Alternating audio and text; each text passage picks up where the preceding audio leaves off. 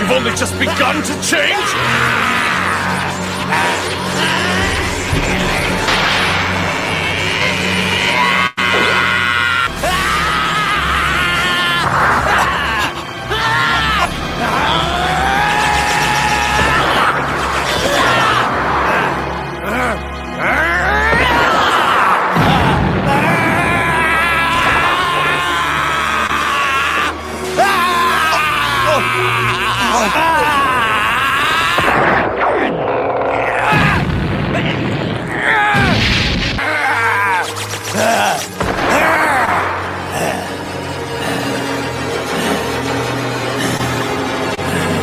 It's out of a nightmare!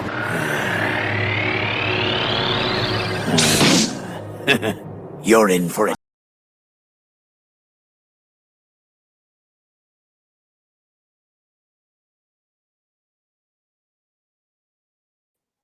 All right, what's going on, everyone? Back with another one. We're live, and the title of this stream is Thomas Sowell on Black American Culture.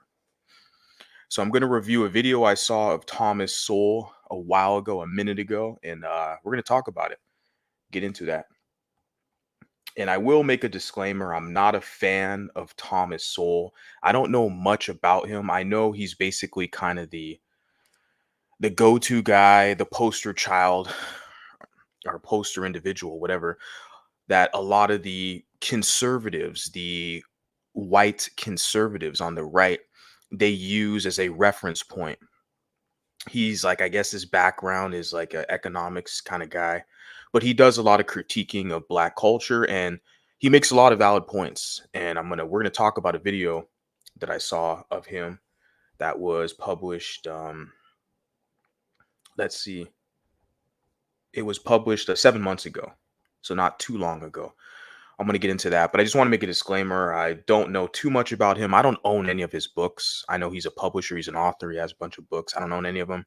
I've seen a couple clips here and there, and I saw this clip I'm going to talk about, and I think it's very worthy for us to talk about it this evening.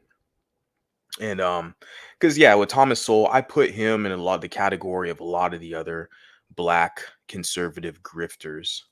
Okay.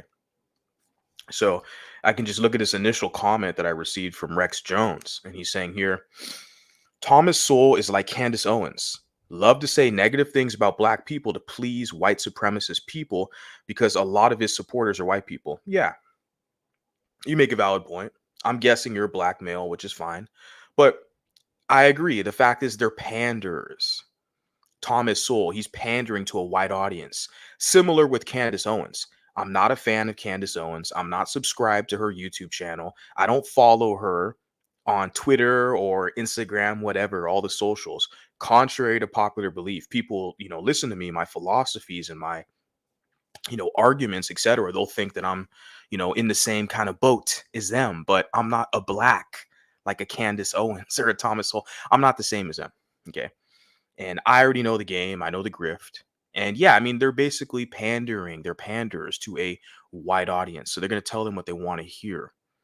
Candace Owens. Now, Candace Owens, I have, shared a couple clips of her because she does make valid critiques of the community, as I do. I'm not a member of the community, never have been. But the community loves to kind of dig their nose into things that are not their business, especially this mulatto stuff. So therefore, they're basically open to critiques at that point. And so I provide my commentary. That's the way I look at it. But yeah, Candace Owens, I feel like she goes overboard, pandering. Most of these people, like there's another guy who I don't like. I'm not a follower, subscriber. His name is Officer Tatum. Like I said, he acknowledges that his child is biracial, which I respect that. But at the same token, he'll talk shit on other biracials. I did a video about that. He'll refer to a mulatto woman as a half-breed, talking crap to appease the whites, even though this same savage, Officer Tatum, has a mulatto child. So I point that out. That's why I've never been a fan or a subscriber or supporter of any of these black conservative grifters, because I see it for what it is. Candace Owens, Thomas Sowell, Officer Tatum, and Jesse Lee Peterson. He's another weirdo. Not a fan of. Has he said some things I agree with? Of course. There's a lot of people on both the left and right. They say stuff that I agree with. But the whole black conservative grift is a very large market in social media. Very large market. And yes, they're pandering to the white crowd because that's the majority in the United States. They want the dollars, they want the money, even if they're in Europe. Okay. They want the money, they want to pander to that audience to get the dollars, the revenue. Okay. Just like the number one TikToker is some dark skinned black guy. I think he's like an African immigrant, but he's like Italian based. I don't know what African country he comes from. I don't even know his name. I just know he's like the number one TikToker. It's a dark skinned black dude. He's kind of a younger guy, probably Generation Z. He's making a shit ton of money on TikTok, millions, has a large following. And yeah, he's gonna pay. It's gonna be a wide audience that mostly supports him, right? So kind of makes sense. But he doesn't do the political stuff like some of these other grifters we see. Yeah, Officer Tatum, Candace Owens, Thomas Sowell. They all Thomas Sowell is like their intellectual godfather, their thought leader of all these black conservative grifters. Sadly, even the biracial ones, even the mulattoes and mulatto ones who are in the black conservative grift. I like Amala. But I see it for what it is. She's a very pretty woman. Okay, but I see it for what it is. It's a black conservative grift. That's why Amala will switch. She'll say she's biracial, then she'll switch and she'll act like she speaks for the blacks. And you look at her broadcast, you look at in the back of her, she has a picture of Thomas Sowell there. That's their intellectual thought leader. They always reference Thomas Sowell as a source. And so I see it for what it is. But we're going to get into that. Let's see what we got here. Shout out to you guys. Respect to you guys in the chat. Respect to you. He said, haven't listened to Stained in a while. Good selection. New metal brings up the high school memories for me. I think you're maybe an Xer because I'm a millennial. And so for Stained, the new metal stuff, I was barely like in like middle school at that time. Yeah, I like that album, Dysfunctional. I think it's very fitting. I like that album, but yeah, it's very fitting to the discussion we're talk about the community and some of my critiques. But I listen to new metal. That's what Deftones. I'm from California, so Korn, Deftones, Tool, Slipknot, all the new metal stuff is definitely, what I love the most as far as like rock and roll stuff. So here we got here. Renata Mulattos is very nice. I'm excited for you. Medical coding is a good field. I think he's talking about Celine, medical coding in the fall last semester before I got my associate's degree. I don't know if I want to get my certificate in medical coding or just get out into the workforce. Yeah, travel and work, make your money, says early millennial for sure. You put right here, it's African immigrant, but Italian based. Yeah, some TikToker. I don't know what his name is. It's a TikToker guy. You guys know who I'm talking about? I can just Google search and put most popular TikToker. I'm pretty sure he will pop up.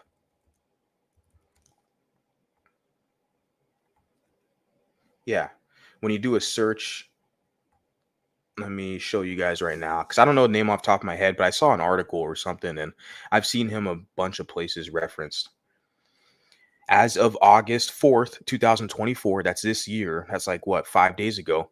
Khaby Lame is the most followed person on TikTok with 162.9 million followers. He's an Italian comedian and creator who often mocks TikTok's life hacks. Look at this guy, dark-skinned Bantu. When you look at him, do you think of an Italian? I get it. He's an Italian citizen, Italian national. He's possibly born there. I get it. I don't know. But he's clearly a West African Bantu. But this is the guy. This is like the face, right? The most popular TikToker on TikTok. So I just want to say that for reference. That because not only is there a conservative grift, there's also what we call coon content. Okay. So like in YouTube specifically, they have like this what do they call it's like reactions, but they do it to music. Like first time listening to, like I did Stained, I did heavy metal. Like it's a very popular niche on YouTube. You have some minstrel show where it's some black who's trying to pander to whites and act like a coon for whites to get the audience. They'll be like first time listening to Korn first time listening to rock and roll because, I'm a black from the hood and all I listen to is Nipsey Hussle and Kendrick Lamar, right? So the first time I heard this rock artist and they have this like clownish, jokerish like expression that's a thumbnail, right? That's how they pull you in, the clickbait.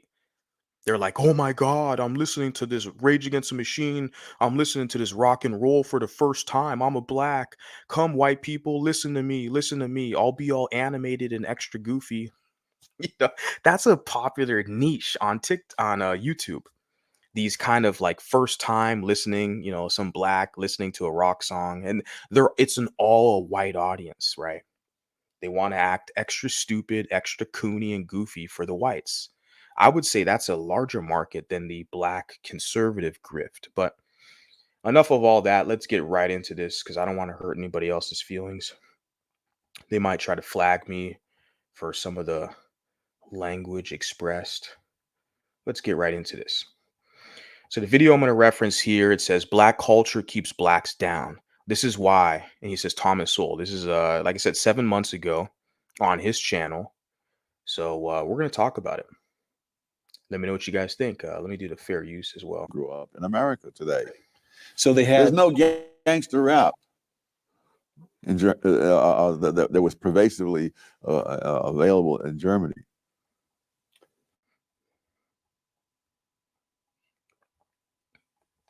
I mean, the average of black kid today, I think, is probably better off, certainly materially, than say Ben Carson was when he was growing up. Ben Carson, the famous Black surgeon at neurosurgeon. Johns Hopkins, Right. who is immensely accomplished in every way. Yes. Right. I would say that certainly the black kids who are growing up today have a higher material standard of living than I had. The difference was that the schools were good. The culture today, the culture has mutated and morphed. What they reference is the culture today. It's like this pro-colonized, pro-victim, pro-victimhood, pro-colonized kind of weird, mutation of this proud victim stuff today. But not only that, like they'll position themselves as being proud victims. At the same time, they'll resort to savagery and act like they're, tougher and more hood and better than everybody. And they want to fight everybody and all this shit. But when they get fucking smashed or shot in the back, 20 times, then they cry like white supremacy. It's like, well, wait a second. I thought you were about that life. I thought you were tough out here. I thought you from the hood, you're gonna fuck everybody up. You a tough guy.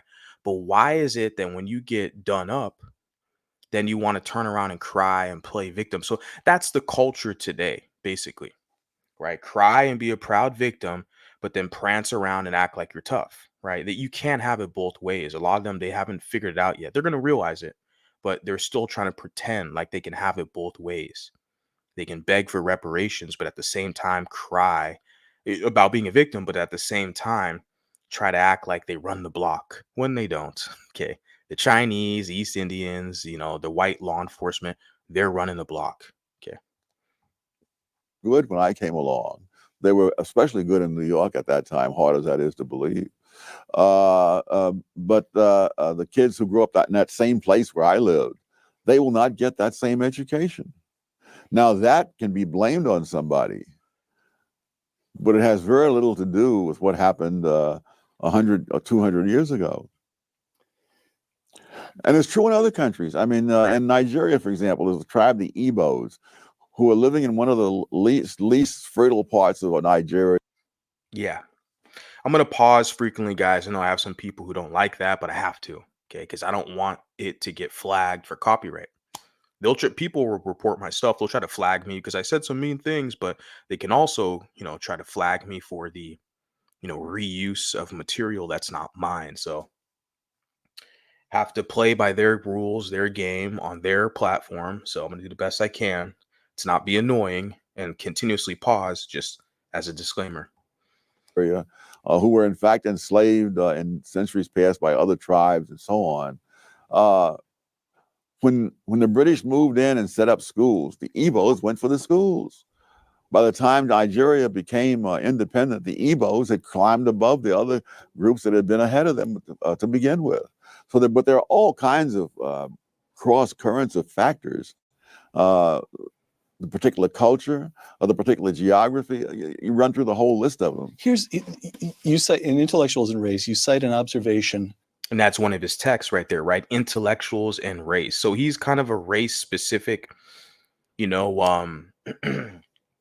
commentator, Thomas Sowell is. But you notice on the right, people who will attack you, they'll say you're an identity politics. That's a buzzword the right uses. You notice they never reference that when talking about Thomas Sowell because he's a good boy. He says what they want to hear, right? He covers all the ground. So they'll never call Candace Owens, identity politics, right? As long as she's critiquing the blacks, right? Candace Owens or Thomas Sowell, they're never going to call those individuals, identity politics. It's only when the politics don't align with them and their standard operating procedures, then all of a sudden they're going to use that term. Oh, you're talking identity politics. You guys see that? Pay attention. You'll see these buzzwords because someone tried to reference it with me in the shit I'm doing. I'm like, bro, I've already been around. I've analyzed this information. I already know exactly what it is. I'm just pointing out the trickery and fuckery that these individuals both use to try to neutralize mulattoes and keep us as a subordinate class, right? But we're here now. We got the microphone. Let's continue on. By the intelligence expert, IQ scientist James Flynn, that just stopped me cold. After the Second World War, you've got large numbers of American troops remaining in Germany. For that matter, there's still several tens of thousands there today. And both black and white American soldiers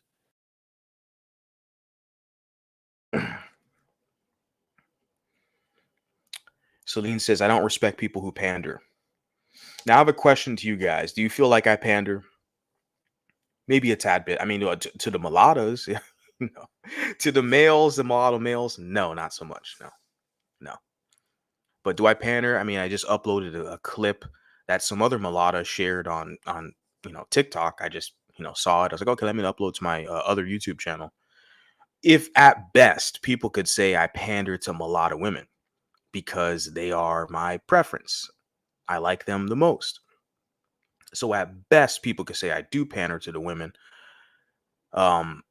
I don't know how I don't understand how that's like a bad or negative thing. Like it's worked out for me and what I'm doing, but I don't know. And like you can say, Candace Owens panders to a white audience, but she has a white husband.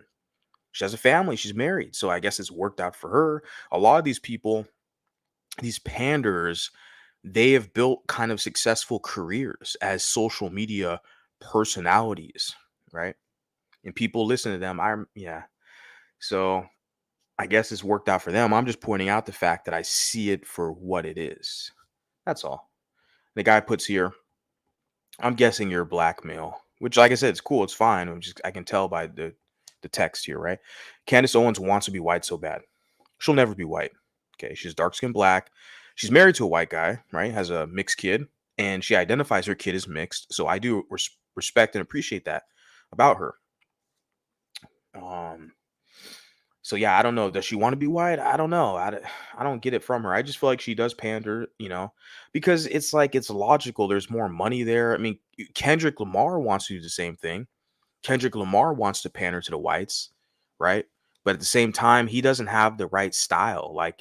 And he's kind of stuck with blackistan, especially now with this whole Drake shit and his whole not like us. Like he's basically stuck forever with the blacks. And also because he pulled that stunt with a few years back where he brought up this white lady at one of his concerts at his shows. He tried to grill her because she was reciting a line from one of his songs and she said the N-word. Nigga, you can't say nigga no more because you ain't a dark-skinned black nigga, right? And this lady, it looked like a college-age Caucasian gal, and there's videos all over the internet. You could find it. Kendrick Lamar brought her up on stage. She was in the crowd, and he tried to grill her and basically be like, you can't say that word. You're a colonizer. You're white. Some weird shit like that. And I'm sitting there thinking, how could any self-respecting white person, male or female, support some savage like that who wants to humiliate you? I don't get it. But you got, whatever, man. Whatever. I don't get it. But yeah, Kendrick Lamar is stuck with the communita and the fucking West Coast Chicanos because they from the West Coast in LA. So they're gonna support this dark skinned band too. Kendrick. Have fun, right? Yeah. Yeah. It's not I'm out of there, man. That environment, so it's all good. I already know it for what it is. You got a bunch of fakes. And yeah. Candace Owens wants to be white so bad. I don't know about that. I think she got what she was looking for. She's married, she has a family, and she's happy. And she's also making her bag. Let me check out some of these comments. Jesus Christ is God Almighty. Yes, I'm mulatto by race, and I'm saved by the grace. Grace, not race. Christ is my protection. Renata, living at home helps me save my money up. I would like to save some for travel. Working part-time right now. You are stretched thin, but I try to put away $100 a week. Nice. Open up a 401k, a Roth IRA. Open up your retirement now, today. Put your money away in your retirement account. This is excellent. I'm proud of you. Save as much as you can, at least 10K before moving out. If you can take advantage of living at home, yeah. Save up 50K. Make sure you have your down payment, your money set up for that. Stack your money, travel, put your money away. That's it. That's a life hack. If you got family to support you, your family's going to help you out. You help them out. That is the best arrangement you can possibly have. You support your family, they support you, and just live your best life. That's it. I encourage everyone to do that. The type of pandering is fine. MV, I don't think you care to pander to blacks or whites. You have a standard. Yeah. Yeah. Like I said, at best, if people are going to say I'm a panderer, they're going to say you're pandering to the mulatto chicks. You're a simp. You're an incel. You're a simp. You're pandering to chicks. Okay, yeah. I mean, shit. The mulattoes are all welcome here. At best, they're going to say that I pander to the mixed race women. Okay, yeah. I'm fucking proud of that. At best. Pandering to the white conservatives or to the blacks, I doubt it. I doubt it. Candace Owens has a lot of self-hatred. Yeah, I don't listen to her because she's she's like a Tommy Lauren. She's a black version of Tommy Lauren. You guys know who Tommy Lauren is? The blonde chick, younger Caucasian blonde chick. And I think they both bumped heads, which is kind of obvious. Market share, right? But Candace Owens to me is like the same kind of energy. And people could say that about me as a male, that I'm negative and this stuff, but I don't listen to any the conservative stuff, man. Especially if they're black and they're conservative, it's just too much grifter shit and pandering out here. I respect conservative viewpoints, but only when they come from a place of self-love. Only AA African American identified Chicanos support Kendrick anyway. I'm not even Chicana. Yeah. I don't know if they're even African American identified because there is, if you go on the West Coast, there is a lot of Chicanos who say nigga and all this shit like that. And it's very bizarre when I like in some of my comments, I've seen these people like these West Coast Chicanos and I'm like, they're siding with Kendrick. And I'm like, I don't even want to get into that right now, man. But yeah, let me just move on to something else because Umar Johnson and Kendrick Lamar are going to hell on their path. Yeah. Yeah, they're both savages.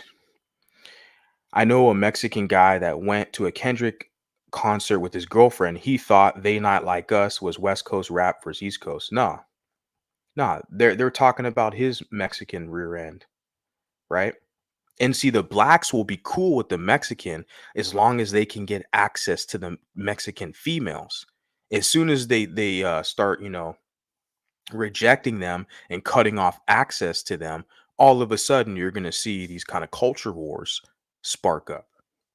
Yeah, because they have this arrangement going on. As long as they can get the Chicana women kind of passed around to the blacks, and the blacks are all cool, Kendrick crowd, yeah, come to our concert. You guys saw that there was like this white lady, but people were saying she's Mexican. Her name was like Bobby or something.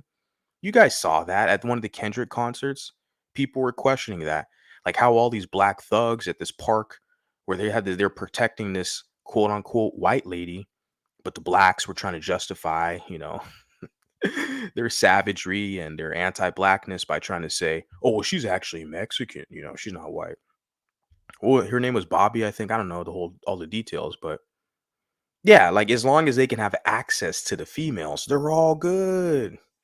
As soon as the men click up and they, cut off access, then you see how they operate. Right?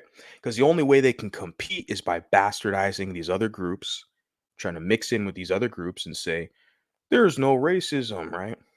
That's their method of reducing racism, is by mixing in and destroying cultures and peoples. Literally. I want to have enough money, put a down payment. Yeah. Save up your money, travel, get your retirement Roth IRA, get your investments, index funds, all that stuff. And then make sure you have enough money for a down payment for a house. Yeah, do that.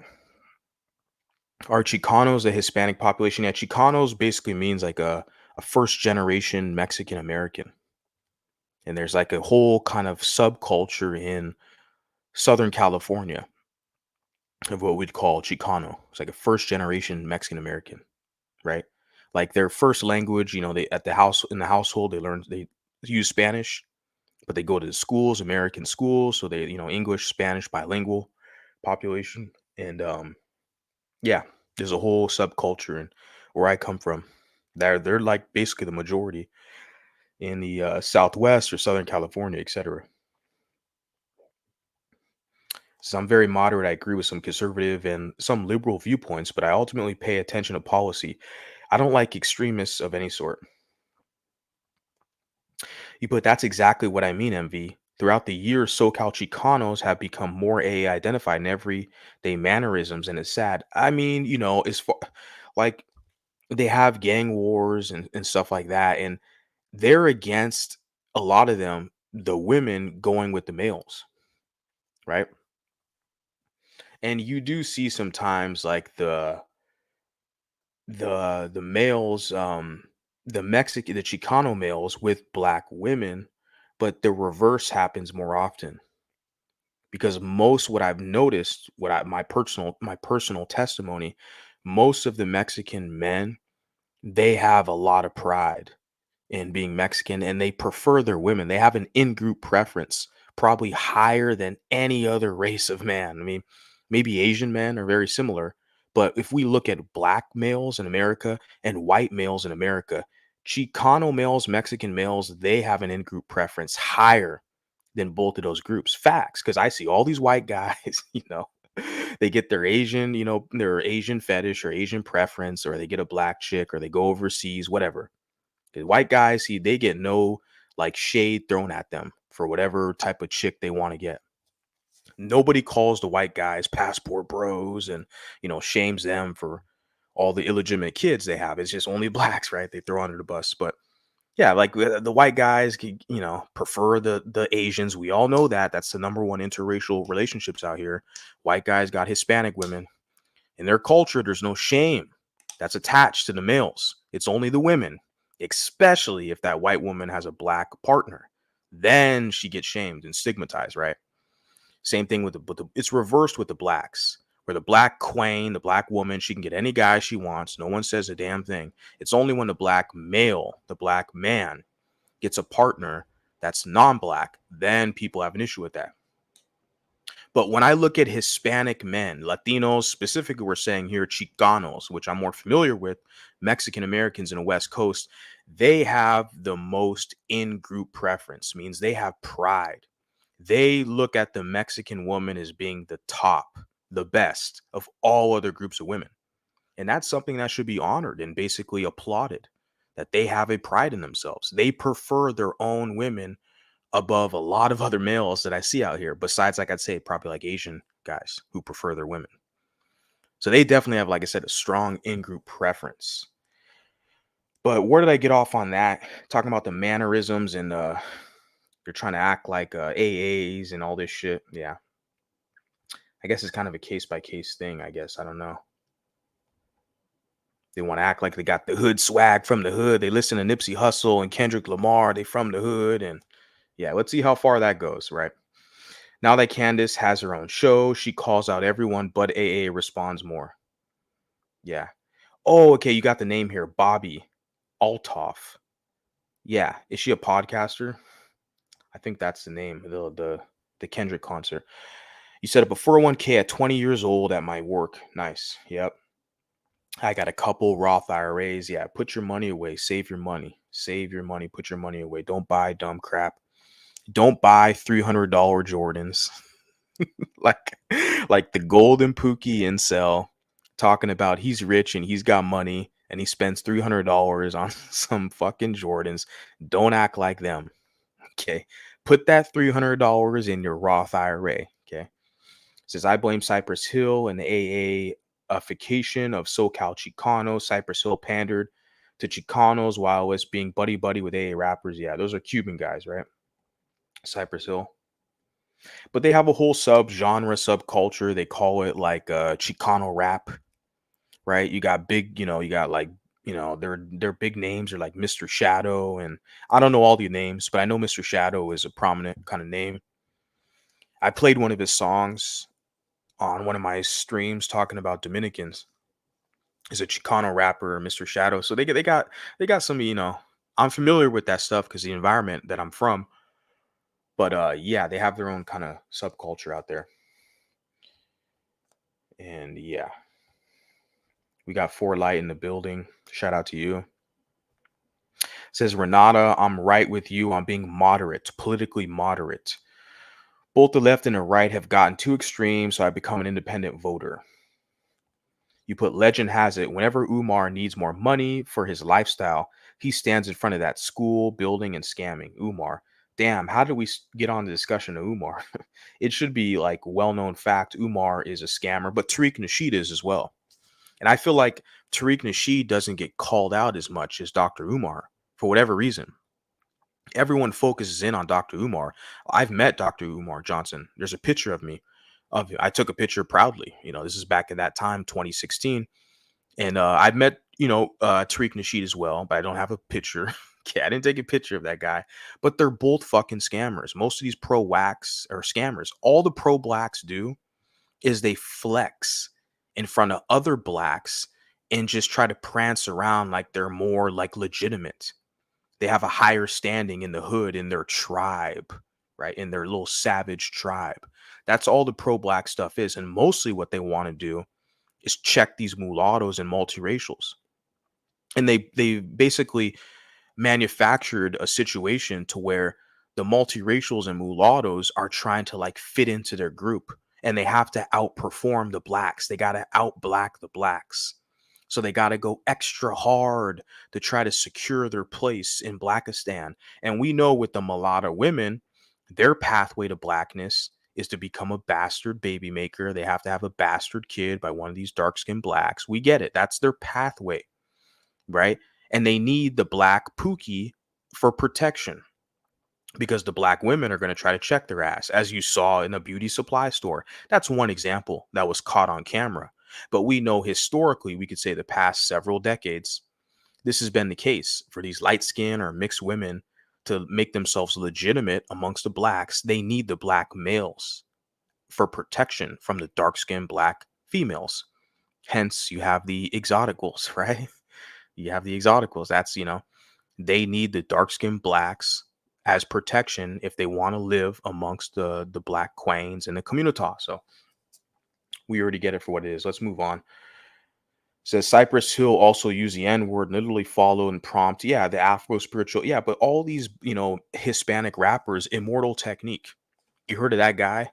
He tries to say he's Afro-Peruvian. You heard of that guy, Immortal Technique, publicly using the word cracker, referring to whites. And none of the whites say nothing about it, right? Which is hilarious. And he has a lot of white fans. I know, because hearing from him, a lot of these whites, they still, you disrespect them, they still support you. That just kind of shows you their position out here. And so Immortal Technique is one of these guys. He's from Harlem, New York. He's like Peruvian, but he tries to act like he's Afro-Peruvian. He's got like 25% African blood. I think his father is mixed race or something like that. So he's like a Mariah Carey type of guy. But he tries so hard because he's from the hood. He's like Fat Joe and Big Pun, one of these Hispanics in New York. He tries to act like he's from the hood and shit. And you listen to the guy, like he says nigga in all his songs. I saw a video of Immortal Technique trying to talk shit about the word mulatto. Don't use that word mulatto. That word's a negative word. I saw this piece of shit say that. This is the same scumbag, Immortal Technique, I'm going to publicly say that, who all of his music, he says nigga, the N-word, nigga this, nigga. All of his songs, he says nigga. And remind you guys, he's just a Latino with 25% African admixture. He has to hold on to that to fit in with these blacks for his little street cred, like a lot of those people do. Okay. And he'll do that. And he'll say nigga in all his songs, but he doesn't like the word mulatto. You got to watch these characters. Okay. He's another one of them. And he got South Park Mexican. Okay. He's a Mexican dude in, I think from Houston, Texas. And he's saying nigga in all his songs. No one says shit. You got Fat Joe. It's a Puerto Rican dude saying nigga, Big Pun, same thing. So like you got like we already mentioned Tekashi 6ix9ine. Like you have all these Hispanic and Latino rappers saying nigga. The blacks aren't going to say a fucking thing. Okay. They need the Hispanic support. They need the black and brown coalition more than the Latinos do. The Latinos don't need that shit, right? And they're already divided amongst themselves based off nationalistic kind of parameters, right? Right. Where there's nationalistic parameters that they have. So, what unites them is their kind of Spanish, like Latino-ness in their language. The Spanish language is the main cultural identity marker, but also the Catholic religion. You can say that, but there's different national parameters. Like they're not all unified. Just like the blacks, all tribalism. But what I'm saying is they do, like you put here, they adopt the culture, try to be all down with the hood, with the blacks, but you have to watch people like Immortal Technique. Okay? These people who want to tell you the word mulatto's bad. It means you're a mule. This is the same piece of shit. Okay, I'm going to publicly say that. He's going to use the N-word. And you got the same thing with these fucking blacks. Like Kendrick Lamar, the rest of them, they'll call each other nigga, all their songs, nigga this, nigga that, but then they say the word mulatto is offensive. These savages have to pay you if you want to entertain them, period. It doesn't make any sense to me. You put politics has become a clown show. It's the people who don't understand politics who get so emotional and mad. I'm not a fan of it. Cool. I think I'm going to read one more and then just kind of move on to what I'm doing here, because I'll be stuck in the comments all night. Shout out to you guys, right? Shout out to you guys always kind of showing up, showing out in the comment sections. My comments are pretty lit over here, so shout out to you guys.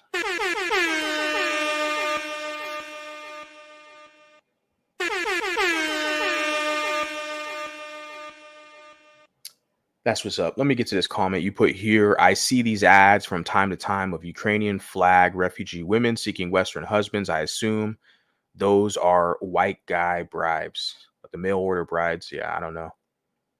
I had a Ukrainian student. She took a few lessons with me, teaching her English. She's pretty cool. Her partner's a white guy though, and she's like traveling the world pretty much, living it up. So shout out to her. Let me get back into this guy's fair use. Had children with German women. And Flynn discovered that those children growing up in Germany showed no IQ differences at all. The black kids and the white kids, the same. Quoting intellectuals and race, Professor Flynn concluded that the reason was that the offspring of black soldiers in Germany, and now you're quoting Professor Flynn, grew up in a nation with no black subculture. Yeah. Interesting right there, right? the black subculture. I don't know when this book was published. They're referencing Thomas Sowell's book, Intellectuals and Race. Like I said, it's not identity politics or race politics as long as the white conservatives agree with you. They yes, they love Thomas Sowell, man. I was at a recent training for my job, and it's a majority white institution, mostly white. Okay, um, I'm gonna just say that because I don't want to give the Fruit Loops any more information than they need. And there was a guy there who was a white guy, older white guy, probably like retirement age, but he's still working. He was like in his 60s or something. And they had a question during this kind of training. Or like, if you could talk to one famous person or have dinner, they said, if you could have a dinner, sit down with dinner, a conversation with one famous person, who would it be? This older white male, probably, I'm saying 60s, this is an old guy, right? He said Thomas Sowell. He quoted Thomas Sowell. I was like, ah, interesting. I know what kind of guy you are now. Like, they love these type of dudes because they're a good boy. Thomas Sowell is a good boy. He says what they want to hear. That's it. So, but they're not going to reference him with, identity politics and you're a race hustler and all this stuff. No, no, no, no, because he says what they want to hear. So they're not going to use the racial kind of or shaming language, etc. with him, right? They're only going to do that when it's the opposition, when they have an opposing view. Then they're going to say, oh, it's identity politics, right? So he says here, Professor Flynn concluded that the reason was that the offspring of black soldiers in Germany, right, grew up in a nation with no black subculture. I was gonna, basically add together the the portion of the mulatto kids in Germany during that time, but I thought, you know what, I don't want to, make these streams super extra long, so I'm gonna basically kind of section it off into a couple different streams. Start off with this one, but I'm going to get into that in another time. Where they call the those children, they call them the Rhineland bastards. They're referencing back in the World War, the black soldiers, black American soldiers who were stationed in Germany at that time, and they interbred and mixed with the white German population. The women there, they had mulatto offspring. And there's a term they call the Rhineland bastards. We'll talk more about that later, okay? I just want to talk about this one first and get through this one, and then we'll get into some of the other stuff. So yeah, the whole thing here is the black subculture, which you have in the United States. And as the lady, someone I think Tamisha is her name, Tamisha Clyde put in the chat about the like with the Chicanos on the West Coast, how they're trying to act like blacks. But in the East Coast, I'd say it's even worse from just my analysis. With the Puerto Ricans or Dominicans, and they try to act like they're blacks. I mean, it's very cringe. And then you got these rappers like what's his name? Immortal Technique, as I reference, where they got 25% African and they cling on to that as if it gives them some legitimacy. As long as they pander to the pro-black shit with the blacks are cool. As long as you're their little subordinate Latino, right? Right. But if you get too popular or too big, as in Drake's case, you're gonna find out how they really feel about you. So let's continue on. Close quote. Which means what? Which means they experienced exactly the same expectations. Is this No. The expectations are external. The culture in which they grew up was not the culture in which black kids grew up in America today. So There's no gangster rap that was pervasively available in Germany. So here's what I'm getting. There is something about black subculture in America today that holds African Americans themselves back. Yes. There's something he said about black subculture today that holds black Americans back. Well, of course, because it's this proud victim shit. When you got Kendrick Lamar, who's literally calling people colonizers, they're using the term colonizer like it's a flex, but they're telling on themselves. They're literally signaling to the world that they're proud victims. They're proud to be defeated and conquered. So if you're calling another man or another group of people a colonizer, well, then that means you're the colonized. You're the punked out here. And they don't understand that the language they're using, like they're proud to be victims or underprivileged or underserved communities, etc. Like, yeah, that's the culture today. It's this kind of communism, the haves and the have-nots, this dichotomy where they're blaming this group for why they don't have what they want or they're standing in society. This proud victimhood narrative is the culture and it is holding them back, literally. And what they're doing right now is they need allies. So they're trying to beg all the mulattoes, like they're holding on to the heels of mulattoes for dear life. They want us to like save them. It's very despicable. And we see what they're doing to Drake. We're like, fuck you people. You're on your own now, as far as I'm concerned. I mean, the J. Cole fans and the J. Cole people, they can stay their ass over there and be punks. But, you know, the people who want to win out here in society, they're like, yeah, I don't think so. I don't think so. But yeah, they're looking for these allies. They think Kamala Harris is going to help them out. This, this lady, and they're looking to the Latinos like, well, you're a person of color. This is why they use this broad language. You're a person of color, so in this society and white supremacy, you still got color in your skin, so you're going to get treated the same. Bullshit. Because I see it for what it is. I'm even seeing these whites. They're very nice to these dark-skinned blacks because they know a lot of them just want to kiss their butt and be nice to them. They see a mulatto like me, bald-headed, got a frown on. They see me walking up in there. They know, okay, this is competition. They're like, I don't like you, this mutt. They know it's competition. Okay. When they see me, they know damn fucking well. I don't give a fuck if you're black or white or Latino, whatever your ass is. I'm going to compete with your ass out here. So they really don't like us. I'm just one guy with a microphone. I'm not special. I never said I'm special. I'm just telling you, when you're a competitor male out here in this society, and you understand the history, you hold your head high, people are going to compete with you out here. And they're very comfortable with the dark skinned Bantu because they know, like I already said, you got these videos where they're basically, oh, first time listening to rock and roll. Oh, white people, listen, watch, subscribe to my channel and all this shit. They're very comfortable with the Bantu. But when they see the mulatto who's confident with their head high, ready to compete, all of a sudden, they have an issue.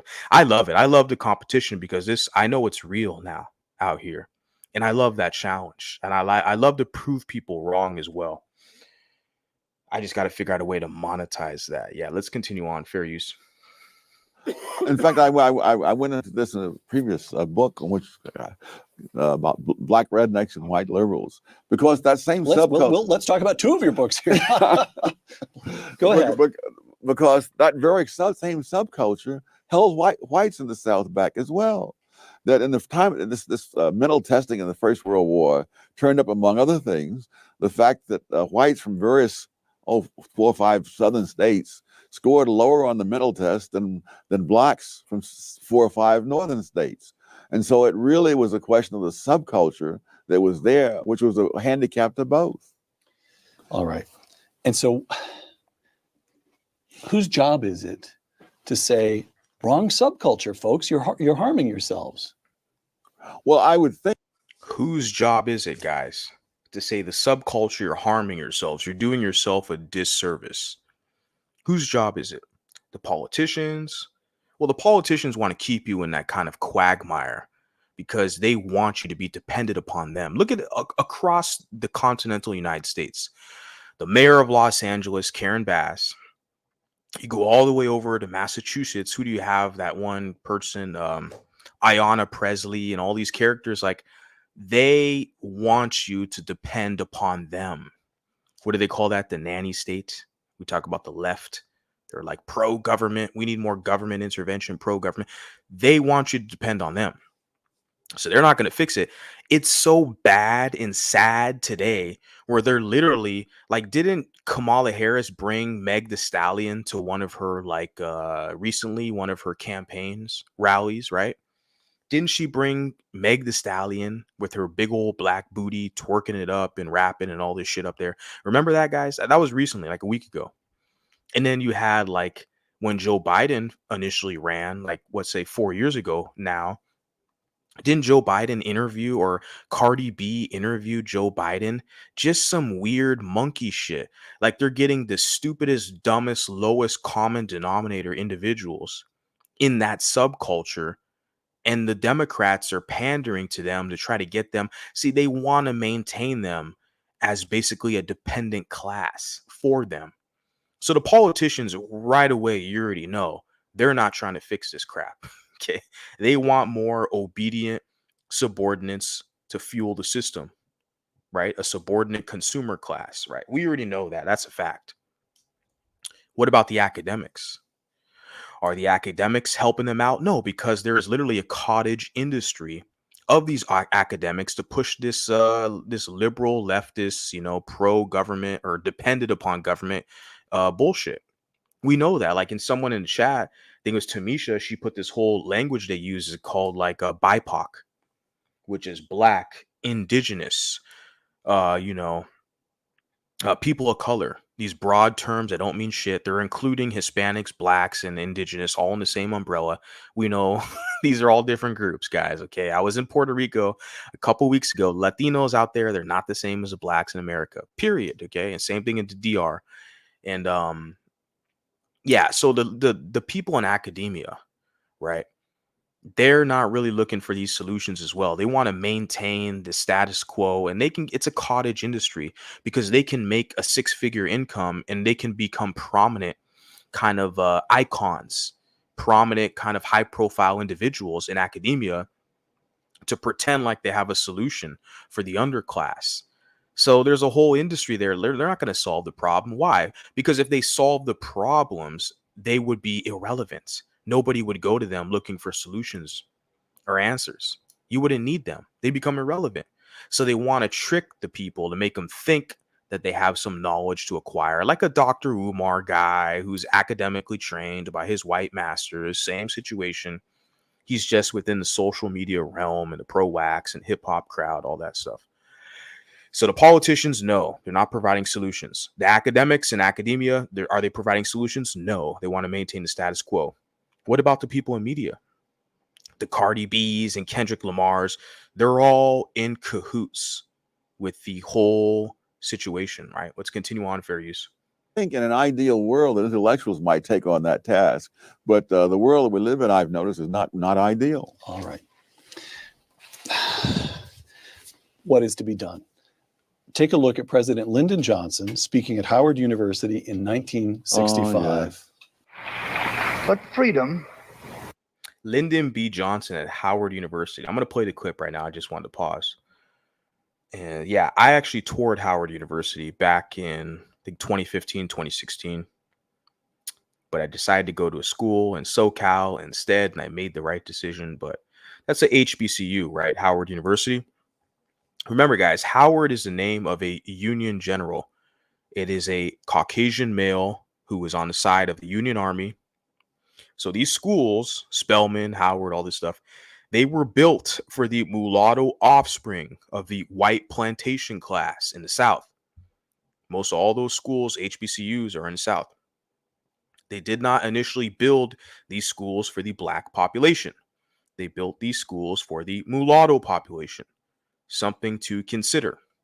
Okay, let me continue on, fair use. Is not enough.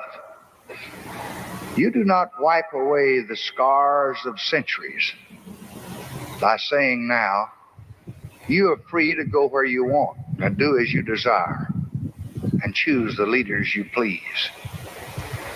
You do not take a person who for years has been hobbled by chains and liberate him, bringing up to the starting line of a race, and then say, you are free to compete with all the others, and still justly believe that you have been completely fair. It's pathetic. It's not a question of, there's no you who has the control to be completely fair or completely unfair. I mean, the circumstances are. So someone once criticized the mental tests on grounds that the tests were unfair, and I think it was David Reisman who said the tests. All right, shout out to you guys. Let me see what we got here. This is pretty funny here. Dr. Umar said he only like mixed people if they psychologically black. Laughing emoji, of course, because he can use them as pawns for his pro-black agenda. Remember, if you're a mixed person, you're biracial, mulatto, if you're Blaxican, if you're like, we could say black adjacent, you have some African, heritage, you're Afro Latino, whatever you identify as your nationality, ethnicity, etc. You have to understand, you deal with these pro dark skinned blacks, these Bantus like Dr. Umar, they look at you as a crash test dummy. They're so arrogant and cocky today, nowadays, they'll literally publicly mock you and laugh at you and say, yeah, they look at you as a crash test dummy. So yeah, Dr. Umar, he's trained in psychology. That's his discipline, right? So he knows if you identify as black, he can use you for his political motives. Yeah, so he only likes you if he can use your ass. How does that relationship work out for you guys? How does that sound? How is it that it's like, he only likes you if he can use you? A lot of people sign up for that shit. Sad. Shout out to you for light, shared the live. Appreciate that. Definitely. I know a lot of your people over in your camp and your spot. They watch my stuff. I see a bunch of their comments and stuff like that. So shout out to you. You put here Renata Mulata, shout out to you. You put interesting that Umar Johnson chooses to keep his master's name and idolizes Frederick Douglass, a mulatto. Yeah, the Frederick Douglass Marcus Garvey Academy. Isn't that his school? Giving his school a plug, right? His imaginary school that's not even in operation yet, if I'm not mistaken. Yeah, named it after a mulatto guy. Yeah. Yeah, typical. You put here, I just got called a simp for calling a 40-year-old mulatta pretty on YouTube. Yeah, and who's the mulatta? I'm interested to know. Because, like, I'm going to be real. Like, the hottest chicks, the most beautiful women I see on all the platforms are these mulattas. I just don't know who's prettier than them. I just don't see it. For me, especially where I'm at in my life, yeah, most of the chicks I've dealt with, I'm from California, were Mexican chicks for sure, because there's a plethora of them. There's more of them in, Los Angeles, San Diego, Orange County than there are mulattas. But where I'm at in my life right now, it's like, yeah, I mean, I look all over everywhere. It's the mulatto chicks stand out, man. These are the hottest chicks. So if they call you a simp, I mean, so what? I mean, they call me an incel and simp and all this shit. It's just all words at the end of the day. It's like the word racism. They'll say, you sound like a white supremacist. You sound like a racist. Okay, are you going to pay me? Like, you people, the people using these words, they have no influence or power in society. They have to pay now. I know they got some money in their pockets because they're giving it to the Chinese. Every opportunity they get, okay, all these blacks crying about white supremacy, they got a bunch of money in their pocket. They're giving it to Chinese every day. All these fucking blacks talking about white supremacy. They give all their money to Arabs, East Indians, and Chinese. They need to give me some of that money too. They can cry about white supremacy, racism, colorism, featureism, all this shit. They can cry all they want. They need to give me some of that money too. I'm trying to get these other mulattoes to wake the fuck up and realize that as well. They need you more than you need them. They need to pay you now, period. They've benefited too long for you being lumped in with them, adjacent to them. They benefit from the whole relationship. They need to pay you now. And they do have money. They're giving it to their white massas, to Chinese people, to everybody else. They got money for $300 Jordans and all this other crap. They need to pay the mulattoes now. I'm trying to tell you, mulattoes, you got to get something out of them. Okay, if you're going to deal with them. Be Real is literally a white Cuban. Yeah, he's not even Mexican or Chicano. He's a Cuban guy, right? So he's practicing LFA and claiming it's Latino culture. It's Afro-Cuban specifically. He's white. Yeah, I don't know. Yeah, Cypress Hill. Let's see what we got up here. We got shout out to you. Jezebel puts legend has it whenever Umar needs more money. Oh, I think I read this one already. Yeah, he's standing in front of a school. Yeah, building a scam. Yeah. Yeah, the pro-black stuff is all just scam-tastic at this point. And what do they call them? The biracial Africans. right? Not biracial Europeans, right? Because you have a ton of those. I mean, I have a lot of followers who are from Europe, specifically England. You're like, they're not, Umar's not going to call them biracial Europeans. He's going to call them biracial Africans because they're pushing that black supremacy, one drop rule crap, right? Well, the blacks, we accept you. The whites, they're not going to accept you. And then you got a white job working for white people. You got white family who helps you out. And it's like, but the blacks still try to pull that shit. Like they're so righteous and nice and loving and welcoming and warming. They have such flourishing communities where they welcome you in, I love that. And people fall for that shit. Like, this is not the 1960s and 1970s. You got to be careful. You listen to these older cats. Okay. You listen to these older cats who are from that era, the 60s and 70s. You're a younger mulatto. You younger people listen. You got to be careful. You listen to them. Okay. Because they romanticize the struggle, serving blacks, trying to fit in with them and their group. The younger folks, I'm a millennial guy, 90s baby, and I know the Z's listen to me and all this stuff. Look, you guys already know what the deal is right now. It's these older folks, okay, who are still thinking it's like romantic or it's honorable to be a fucking subordinate, okay, to the former slaves. It's the millennials and Z's who want their own autonomy and identity and their own purpose and destiny out here. And what they're going to do is they're going to cry to their white massa to get you shadow banned and canceled and all this stuff. But it's you'll figure out in the long run it's ineffective. There's a need for this. There's a market. There's a niche. Okay, there's a void that needs to be filled. There's too many people who thirst and hunger for this information. Okay. So they can maybe shut you down here, but you'll go somewhere else and people will find you there. They'll tune in there, and it's going to be self-sustaining moving forward because our numbers are growing. This is only growing. It's not decreasing. So let me continue on. You put MV. You're correct about Mortal Technique. He's a quadroon. Yeah, he's like 20, and he latches onto that. He calls himself, I'm an Afro-Peruvian and all this crap. He's like 20. His dad or his mom, whatever, is mixed or some crap. But, he's, Latino from New York, so he's got to act extra hard to fit in with the blacks. I get it. What I don't respect about him is he wants to run his mouth about the word mulatto. See, I left him alone. I didn't care. Okay, he did his little, pro-wax shit with the blacks and all his hip-hop stuff. I didn't care. But when he tried to talk bad about the word mulatto and how people shouldn't use it. But I'm like, well, wait a second. But you use the nigga word in all your rap lyrics. So you gotta these people, they work with these fucking blacks against you, and that's the thing. We gotta question this stuff, guys.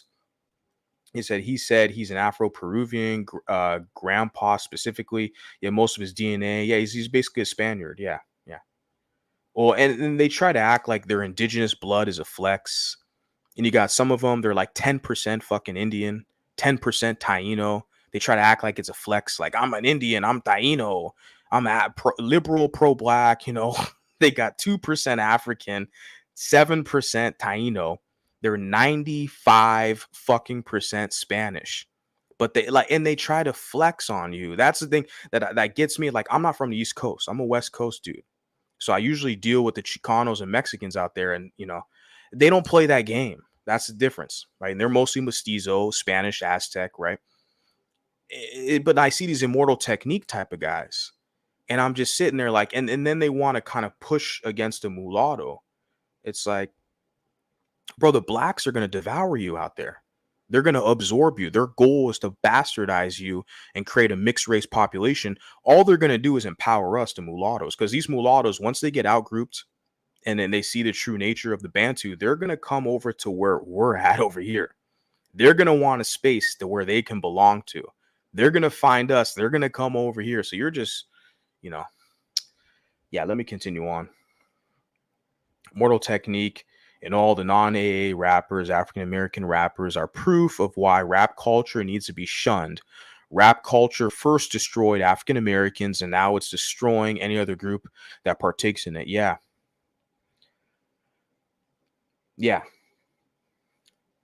Interesting point you make there.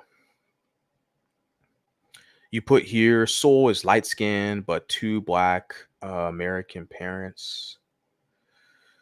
The Rhineland bastards were what the Nazis called the offspring of German women and French African occupying soldiers in World War I, 1920s. Thank you for that.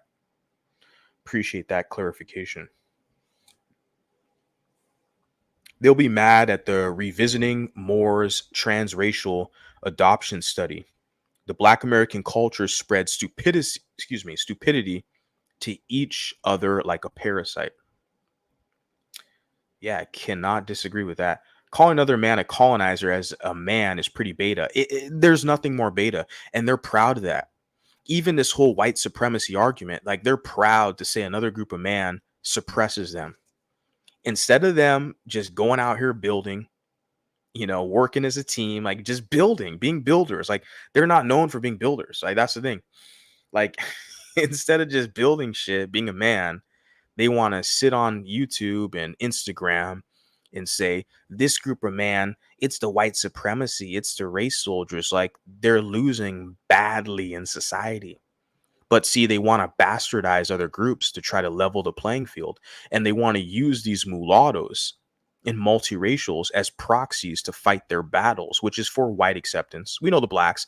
I already told you, like, all these YouTube videos, these menstrual shows where like, oh, this black guy, like listening to this rock and roll song for the first time, reaction, whatever.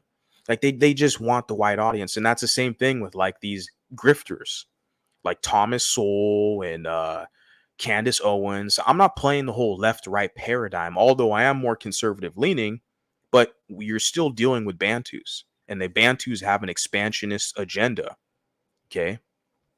And they want to use the mulatto as a proxy to get closer to their white massa. This is what we see here. So, but then they want you to play the same victim game as them, but it doesn't work the same. Like I was over on TikTok the other day on a dude's live, Dominican guy, shout out to him. And there was, some black Haitian person jumped in the live trying to like shame these Hispanics for being Spanish, talking about, oh, that's you because you're colonizer blood or some weird crap like that. And I'm like, and I had to jump in like, well, wait a second.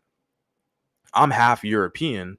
Like, how the hell are you going to shame me or any Latino or Hispanic for being Spanish or like what they call the perpetual victim class, what they call colonizer blood? How are you going to shame us for our heritage and DNA? Like, and I pointed out to this individual, like, you're just mad you're not one of us. You're mad you're not mixed. Like, you don't have European heritage. That's all it is, guys, when you deal with these individuals. Like, this whole colonizer argument is completely mind-boggling. How are you going to shame someone for their heritage and DNA? But when they do it to them, what do? They cry colorism. They cry featureism, right? That's what they do. Oh, mulatto vanguard, you only talk about the blacks. You don't talk about the whites, right? That's what they say. Because they want you to do their work for them. Nothing's balanced out here. I mean, on TikTok is super anti-white. All these people do is talk shit about whites all day on all the platforms, right? On YouTube and Instagram and all these fucking platforms, all they do is talk shit about whites. None of this crap is balanced anyways. So if I get up here and put some smoke out here and apply some pressure, they get very scared all of a sudden, like, oh, wait, you got to check him. Oh, man, you try to shame you. Oh, you don't say nothing about them whites. Nothing's balanced. Most of these mulattoes are kissing Bantu ass, right? Throwing their white parent under the bus like a J. Cole or something like that. And that's why they don't like Drake. They don't like Drake because Drake hasn't done that. Drake doesn't throw his white mom or his white, supporters, whatever, under the bus to appease the blacks. But see, J. Cole will do that. That's why they like J. Cole. That's why they're cool with him. But Drake, see, it's an issue with Drake because he doesn't throw white people under the bus to appease the blacks. Right. You guys see how it works? I'm Mexican American and Native American, and I'm from the West Coast, and I don't act black. I'm proud of my culture, but I respect other people's culture. Tamisha puts, an easy way to recognize a non-black hotep is if they use the term BIPOC. Yeah, but that's like more so liberal communist jargon. That's kind of academically charged. It's not street level. You're not going to find these pro-whack street people use the term BIPOC. but that BIPOC, that acronym specifically, is connected through academia. That was introduced through academia. I don't have the exact sources of who, coined that, but that is academic for sure. Because I remember there was a union up there in Seattle. They kind of, they blocked me because when I was doing some gig work stuff like the DoorDash and like Instacart and all that stuff several years ago when I was living in California. I was doing gig work, and they had a lot of like advocacy stuff to get gig workers getting more money, try to kind of pressure these companies to pay them more. And I joined through social media. I joined some of their groups. They had one called Working Washington. It was a Washington-based kind of advocacy group for the gig workers to try to get them more money. And I just remember seeing black people up in that chat crying and complaining, about how hard it is. And, the gig company's got to pay us more. And I was like, this is not that type of arrangement. This job, this gig, you accept the gig. What they're going to pay you. This is not like a full-time job, guys. In this market, like this gig stuff is you accept the job, you do the job, and you get paid and you move on to the next. Like, they tried to make it complicated. They wanted to hold these companies for ransom, basically, to pay them like living or what they call living wages. Like, but you accept the gig. I don't get it. But what I'm saying is that when I was involved in that, like I attended some of their little Zoom meetings before they blocked me because I wasn't pushing the liberal shit. They're super communist, Working Washington. Okay. And they use it. One of the guys, a white guy, of course, used the term BIPOC in that group. They're trying to talk about these discrepancies between pay and, underserved communities and all this jargon they use in those circles. And this guy, this white guy, used the term BIPOC.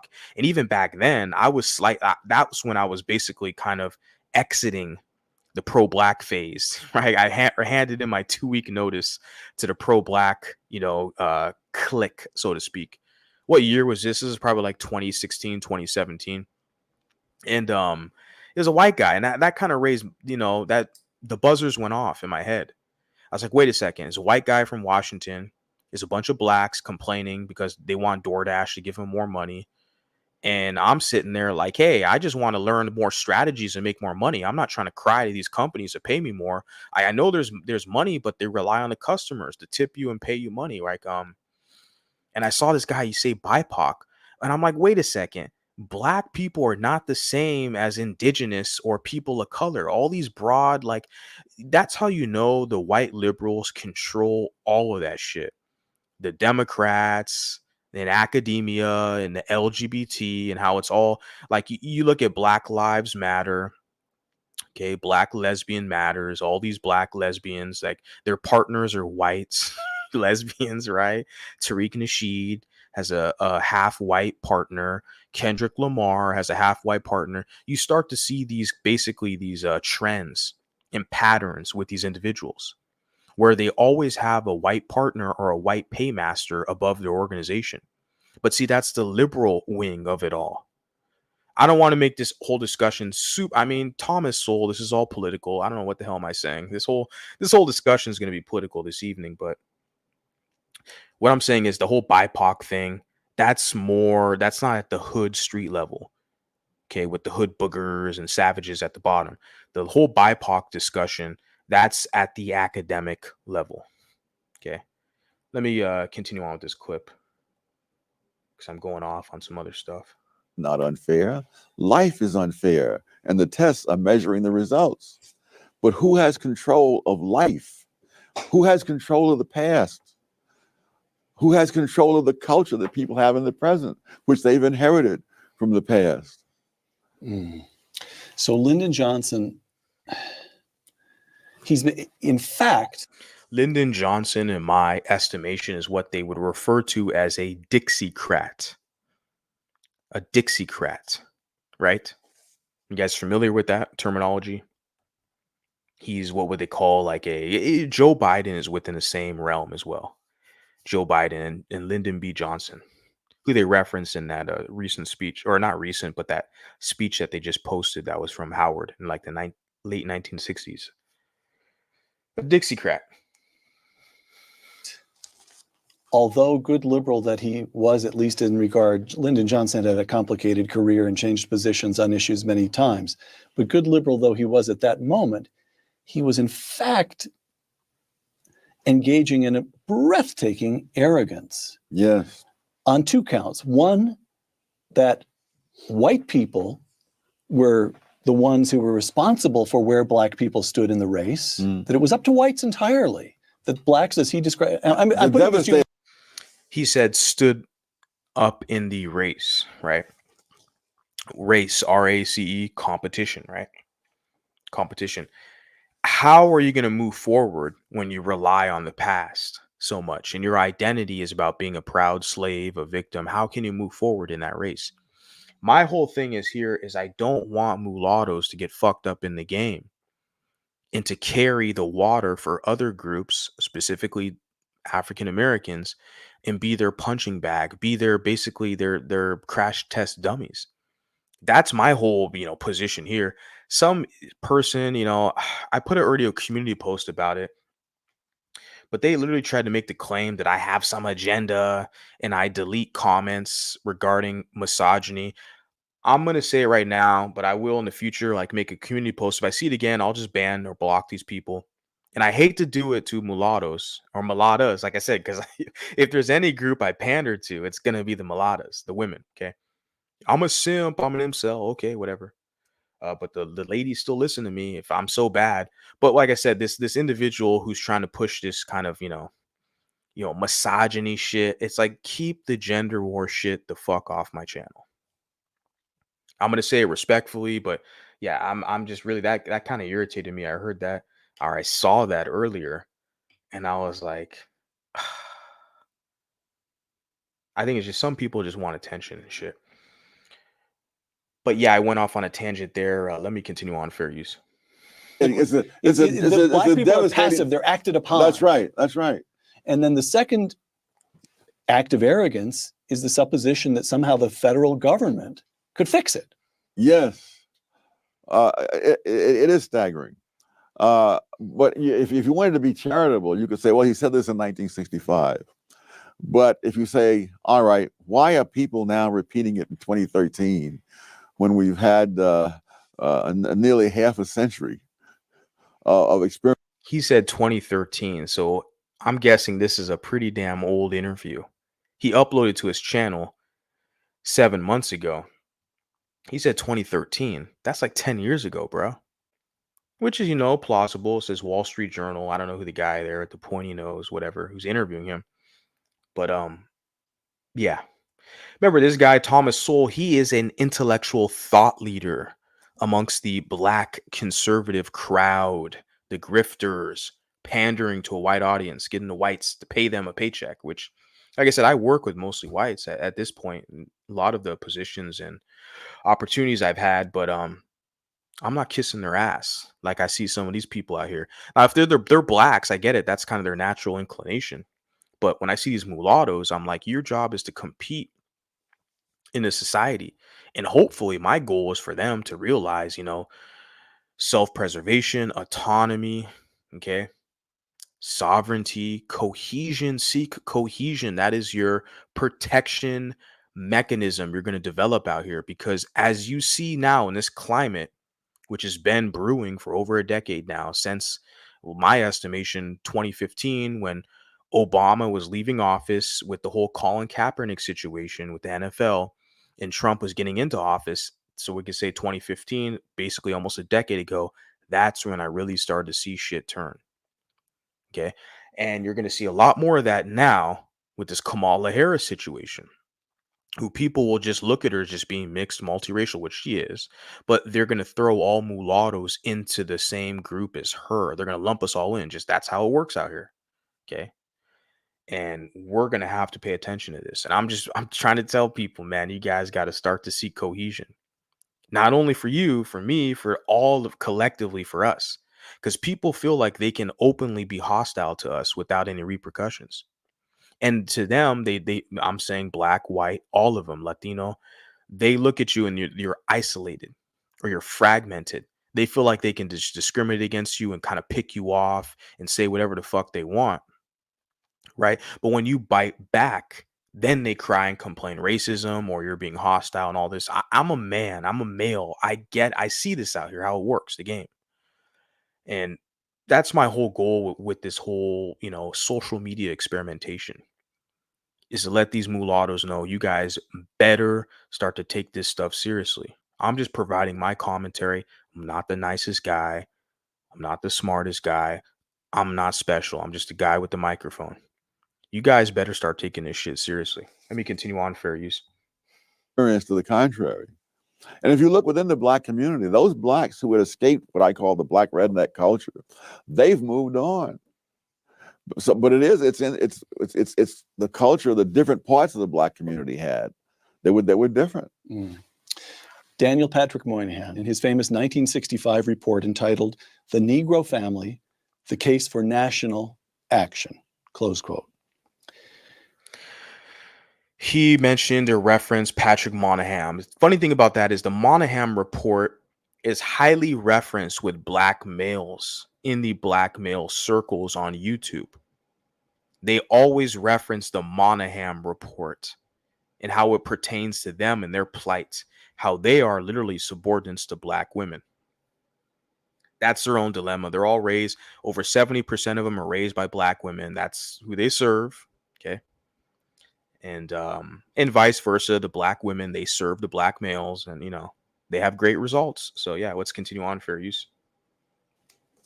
Longish quotation, but it gets to something, I believe. Moynihan, the fundamental problem is that of family structure. The Negro family in the urban ghettos is crumbling. A middle class has managed to save itself, but for vast numbers of the unskilled and poorly educated, the fabric of conventional social relationships has all but disintegrated.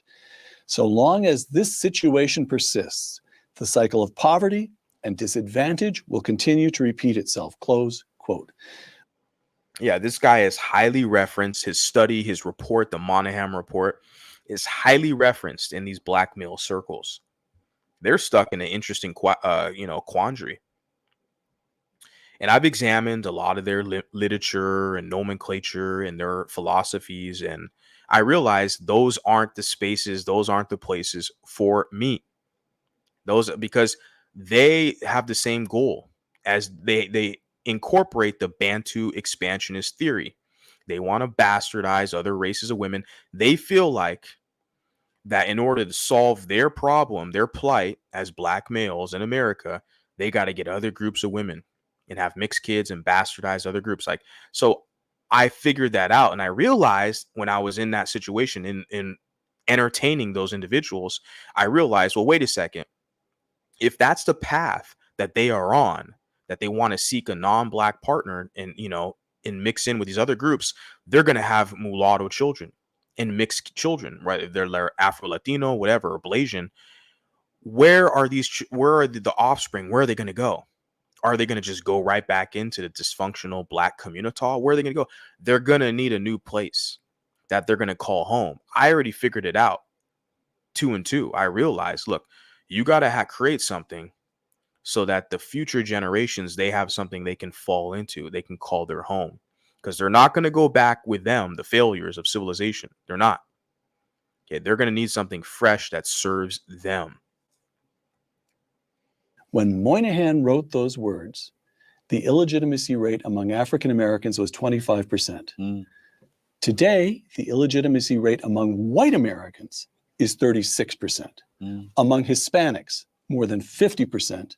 And among African Americans, more than 70%. Yeah. He didn't reference or quote Asian Americans. Their numbers are probably 10%, if that, at best, less than that. He said whites 30+%, Hispanics 50, African Americans 70%. Hey, but you got Meg Thee Stallion. I mean, you got Kendrick Lamar. You got Sexy Red. So who else you got? Who else you got? So you got that. So what else do you need? That's the culture. You're winning, right? You're winning. My whole goal is to just not get mulattoes fucked up in the game. Make sure you get a better deal. And I'm saying that because I know, because I was like a lot of you guys, I was a sucker. I thought they actually were decent people. They had to structure a community. They actually had pride in themselves. I was a sucker. I was fooled, hoodwinked. A lot of us have been. But it's a new day today. It's a new day today. Let's continue on fair use. Aside from throwing up your hands in despair, what is to be done? The first thing to be done is to understand that this was a result of policies begun in the 1960s. This is not a legacy of what happened 100 years before the 1960s. He said this is a result of policies that were done in the 1960s. What, the New Deal? They referenced Lyndon B. Johnson, the New Deal, right? In the Monahan report, but they're not, he's saying it's not in relation to what happened 100 years ago, talking about slavery. But when you talk to Afrocentric and pro-blacks, and they talk about how their culture today, what's known as the culture, the sexy red, all this disgusting depravity, they're always referencing slavery. You guys notice that? They're talking about their position, their plight. It all goes back to the slavery days and the plantation and all this crap. So they're just zipping right past, the Johnsons, Lyndon B. Johnson's New Deal, the Monahan report, and all this stuff, all these policies at that time. But, when the New Deal was that Roosevelt? Was Lyndon B. Johnson? Is that the New Deal? I think it was a New Deal, right? If I'm not mistaken. I don't want to get, Great Society. Okay, I apologize. New Deal was Roosevelt. I apologize, guys. It's getting a little late for me right here, but I should be more, astute to this. Yeah, the New Deal, good thing I corrected myself. I don't want to look completely fucking stupid. The New Deal is the proposed by another Democrat, Franklin Delano Roosevelt, proposed a New Deal policies. But the Great Society was an initiative, a domestic program that was launched by Lyndon B. Johnson from 1964 to 1965. I apologize. I corrected myself in a timely manner because I don't want to sound super stupid. Like I said, I'm not the smartest guy out here. I know enough to where I can get my ass up here and blab my mouth and kind of generate an audience. But yeah, the Great Society was a plan, a proposal, initiative by Lyndon B. Johnson. With that, a lot of their issues they have concerning the quote unquote Negro family, with the Monahan report, etc., falls into the policies that were proposed in that time, which was off the civil rights era. Right. But they don't talk about all that stuff. The Great Society, Lyndon B. Johnson, they move all the way past that and go all the way back to the plantation days. Right. They're trying to drag your ass back there, too. If you're a mulatto, right, they're trying to drag your ass back there. Oh, we were slaves, too, with them on the plantation. OK, well, you shit. If you want to get reparations from them good white folks, OK, well, some of that money that they're giving you, you're going to have to pay mulattoes now. Fuck out of here. I mean, you think I'm the only one saying this shit? I see there's other people out here talking like that, saying, hey, they got to pay you now. They got to pay all this free advocacy and and all this crap. Like they're making it more difficult for you out here. They're making it more difficult. They got to pay you too now. Okay. Let me finish this off. The breakdown of the black family is not a legacy of slavery. No, if you the classic study of this goes all the way back to the era of slavery, and they find that most black kids, even under slavery, had lived with two parents, and that was true all the way up until the 1960s.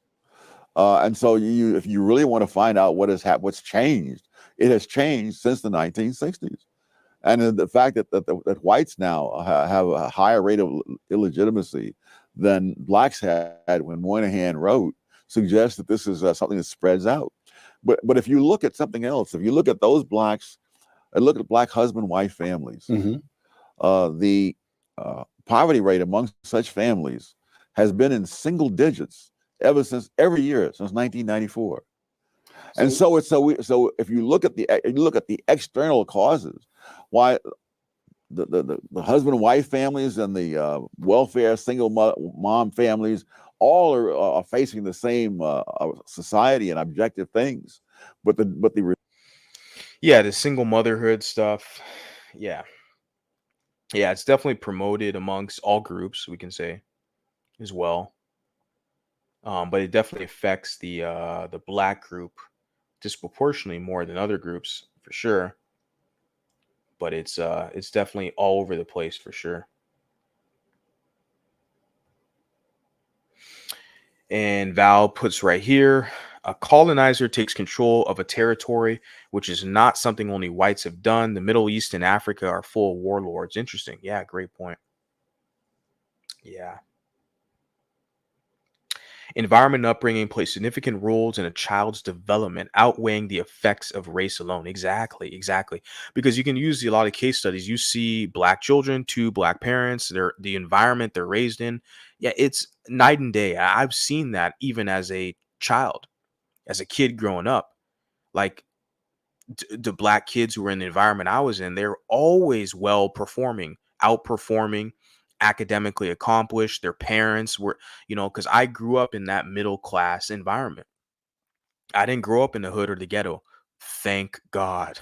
I'm in a position now where I can, make money, put my money away, travel, do whatever I want. Not do whatever I want, but I mean, eat whatever I want, pretty much have a lot of freedom, jump in my car, drive wherever the hell I want in this country. And thank God, yeah, I didn't grow up in the hood, struggling, paying $300 for some Jordans, with no car, like the Golden Pookie. We'll get more into that later. You put right here, Kamala knows how to get the black vote. Yeah, rapping and twerking. Yeah, putting hot sauce on her chicken. Four Light says twerking like a wildebeest. Yeah, Meg the Stallion. Yeah. Just put your hot sauce on your chicken. You'll be cool with blacks, right? Kamala Harris only acts black when it benefits her. Yeah, yeah. Well, the blacks only act black when it benefits them, right? When they want to act all extra hood to fit in with the pro wax and shit. Because you got guys like Dr. Umar. He's got a doctorate degree. You think he acts like all that pro black and black shit when he's around his white professors, right? Getting his diploma? No. All these pro blacks, Tariq Nasheed, all the rest of them, they only use that blackety biggity black fucking acting black shit to flex amongst the blacks. Once they get around their white paymasters, around white circles, they don't act all super black. That's the first thing I realized dealing with these characters. That acting black and that pro wax shit, they only use that as a flex to try to punk the mulattoes, as they're doing with Drake, right? The same strategy they're doing with Drake, that's what they do to all you people. They only pull rank and pull that black shit with the mulattoes. Once they get around a bunch of Latinos or a bunch of whites or non-black people, these blacks, they know how to act, all of a sudden. They know how to speak good English. They know how to dress. Like they have manners. You examine these people. You already know. Yeah, they only act black. All the biggity biggity blacks. Okay, they only pull that shit to pull rank and for the mulattoes. Right. Right. Cardi B is somehow more disgusting than Meg the Stallion, but not worse than Sexy Red. Yeah, Sexy Red's the worst, isn't she? You look at her, you know she smells. Right. Cardi B, you're like, she sounds like an idiot. She can barely speak English, even though it's her first language, and she's stupid. I don't want to clown on these people, but yeah, Cardi B is, pretty dense, right? But then you look at like Sexy Red, you're like, you look at her, she smells, she stinks, right? You put here 95% of moving forward in life is taking small steps at the individual level to improve your situation. Maybe 5% is changing social structures. However, the culture assumes a reverse. Yeah. Hustling backwards. Yeah. Let's see what we got here. Moving forward. Hey, shout out to you, DC. Love to see you up in here. You put Umar keeps saying Drake needs to clarify if he's a black man. Drake doesn't have to do shit. Drake is more successful than that bum Dr. Umar. Drake has to continuously do what he's doing, which is succeed and let the blacks, let the savages hate like they do. That's the culture. Drake doesn't have to do anything except keep doing what he's doing. He's got a private jet. He's making money. He's a top rapper, top streamer on Spotify. He's doing good. It's funny how Umar, this depraved bum begging single black moms for cash apps, this bum begging for cash apps is trying to act like he's in a authority position to tell Drake, you need to clarify you're black or not. I don't serve you savages. I don't answer to you people. Okay, you're going to pay me if I'm going to deal with you. I don't respond to you people. See, and Drake is doing exactly what he needs to do. Make his money, continue to succeed. Period. Shout out to you, DC. Like to love to see you here. We got right here. Val says results black participants emphasized least with black, white, biracial people who were perceived as identifying as white or who explicitly self-identify as white. This association was mediated by perceptions that black, white, biracial, and black people's fates are linked. Overall, black people were most likely to emphasize with black, white, biracial people identifying as black. Yeah. Yeah. Not sure where the source you said pub med study. Okay. Interesting. I'm going to definitely double check that. Mixed people at large are pedestalized by black people in a black community. I've never been treated like a subordinate by black people. Are you mixed? Eggs, ham. Interesting name. You're mixed. You never been treated as subordinate by blacks. Two things got to ask. Okay. Number one, are you mixed? Number two, what generation do you come from? That's it. Okay. And of course, you're just internet guy, or gal, I'm guessing guy, eggs, ham, I have no idea verifying any of this information, but a lot of the mixed people, mulattoes I came across on YouTube, honestly, they've been sucking off Bantus. So, over here in this corner, okay, it's, yeah, you're going to find a different crowd over here. You put here, if we call ourselves mulatto, they hear, I hate being black and I'm white. Yeah, right. You call yourself mulatto, but for some reason, according to them, you're white or you want to be white. Yeah. Well, they just need to pay you at this point. Okay. I've seen Kendrick fans planning to get Drake attacked and deleted. They take a stupid beef way too seriously. Yeah. Yeah. Yeah. That's typical for them and their little group. Kendrick fans act as if he's lost. They're overly defensive and have no chill. You would have thought he lost a rap battle. Umar forgets the whites that are from Africa, white Africans, Elon Musk. Yeah. Yeah, I know he calls people like a biracial African or some shit. And you got like Chinese who are born and raised Africa, East Indians born and raised in Africa. They're Africans now, right? And he said whites, specifically like South Africa and even other parts, Zimbabwe, and then people who are like Egyptian, Arabic background. I met a guy. I remember I was working with a dude before in the security business in Irvine, California. He was a cool cat. He was an Egyptian cat. But yeah, he was African American because he's from Egypt. He looks kind of Arabic. You could tell he kind of looks like mixed or whatever. He's an Egyptian guy. But yeah, he's from Africa. He's African American. So he's one of these biracial Africans. That's why, yeah, when you deal with the Umar people, just make sure they cut you a check. Okay. Or just use them for content, monetize the content, and then it all works out. But they got to pay you. The dominant traits are what the white man fears. This is what caused the one drop rule. One drop rule has already been defunct since 1967. The only people who push the one drop rule today are African Americans, not even continental Africans or Caribbean Africans.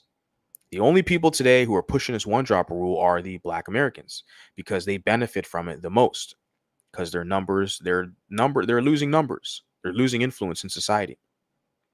All these other groups are coming into America and competing. So they still want to latch on to the mulattoes to have them be their subordinate class to do their bidding for them. So the one drop rule is only pushed, and it's a method they weaponize the one drop rule to keep the mulattoes as a subordinate class so they can push them out of blackness as they're doing with Drake. They talk about FBA, it's lineage. Drake has got FBA lineage. His father is Black American. But you notice how these savages try to outgroup Drake. Oh, he ain't like us. He ain't a part of the culture. So that's weaponizing the one drop rule. They want to pick and choose which mulattoes they want to claim when it benefits them. So we already see it over here on this side over here. We already see it for what it is. Like the knucklehead, liberal, biracial, pro-wax over there, you can kind of trick them. But over here, we already see it for what it is. You don't even listen to the older ones. Once someone's a certain age, they can't change their mindset. You put a genetic superpower, the Aboriginals of Earth, politically called blacks. Right. Is your boss a white man? Probably. So how mighty and powerful you are working for another race of man, right? And Ron Garcia says, I respect this man right here talking. Yeah, me. Shout out to you. Yeah. I was saying be real practices. Yeah. Afro religion, Afro Cubans, but be real. Yeah. Be real is, yeah. Yeah. Cypress Hill. Elvis Presley. I don't even know. I saw that recent film with Elvis Presley. Oh, yeah. I know who you talk about. Yeah. Demetria. Yeah. She's fine. She's thick. Yeah. She's fine. Mulatta. Yeah. Yeah. She's a good looking woman. Yeah. She's like a newscaster. She's on TV. I think she's in Las Vegas station. Yeah. Yep. I know exactly who she is. You put a lot of white leftist Hispanics act like and try to make you believe they are Montezuma's grandson. A lot of the Hispanics, the Chicanos, they try to act like they're that one dude, the Emilio Zapatillas, like they marched, their great granddad marched with him in like the war or some shit. I knew one of my buddies, I know that's kind of a common theme with a lot of them. They try to act like their family played a role in, their Mexican Revolution, which I'm sure of course, a lot of them did. That's part of their history. But I think a lot of them kind of toot their own horn to act like they were more involved than they were with that. Yeah, he said Montezuma and then the Emilio Zapatilla. Let me see what we got here. What I really mean about BIPOC is all of its non-black users are BC subordinate to their agenda. That's why I call them non-black hoteps, because they pander to hoteps. Yeah. But they're not technically subordinates, though. They run the show. Like, they run the show. I mean, you look at Black Lives Matter. They're all married to white partners, and all the pro-blacks, like Tariq Nasheed and all this stuff, they're married to, like, non-black partners. Even Phil Advice Show, big social media following on YouTube, professional YouTuber, has a Mexican wife. So it's like, they're giving all their money that they get, their resources, and they're giving it to non-black people. It's like, who's really running the show? Like, do you honestly think they're going to be underneath these blacks and these blacks are paying them? Like, they don't have an economic infrastructure. Like, who you're paying, that's who you're literally serving. Okay. You got to pay for water, pay for food, pay for the electricity. Those are the entities that you literally depend on. So when you have these, groups in the BIPOC, I don't know, man. The way I see it, I see these other groups who are on top of that whole situation, because they have it to where all these black politicians cape for immigrants. You notice that? All the black politicians, they're so black, pro-black and BIPOC, all these blacks, but the liberal Democrats, they cape super hard for immigrants and immigrant rights. And none of those people, those immigrants, are black. When I'm saying immigrants loosely, I'm talking about south of the border, Mexican, Latinos, Chicanos. All these black politicians are caping hard for these Mexican immigrants. And you're sitting there, how the hell does that make sense? Like, they're not caping for blacks. They're caping for Mexican immigrants. These are the Democrats. So, and they use the same the BIPOC language. So clearly the agenda is not serving blacks. It's serving something else, another entity. Okay. Yeah. Let me see. Yeah, they love intersectionality. That was developed by Kimberly Crenshaw in the late 80s. Yeah, intersectionality. And that gives them this victimhood leverage. It allows the blacks to make them feel like it's okay for them to be a racist, because they can say they're a victim. Oh, because they're a homosexual. Oh, because they're a woman. Oh, because they have a disability. Oh, because they have dark skin. Oh, because they grew up in poverty. So they have different parameters. They use this victimhood leverage. And the philosophy of intersectionality allows them to use that. They use these different, metrics of this victimhood leverage to where they're like, well, since I'm struggling so much, since I'm a gay black and I identify as a woman, well, I can be racist towards you. You know, I can talk ish to you and be racist towards you because I'm a gay black with a disability and I identify as a female. Like, that's literally their thought process in intersectionality. They push this crap. And these are liberals, these are lefts, okay? Communists, pro black. And yeah, the intersectionality is their choice philosophy that they use to where it kind of gives them this justification for their behavior, this victimhood leverage. Shout out to you. The real mulatto is in the house. The real mulatto. The one and only real mulatto. You put, you don't know Be Real's full ancestry. Many white Hispanics have non-white ancestry, so they're admixed. Okay. If they want to do it, why not? Only one dropper see the world, so black and white. Yeah.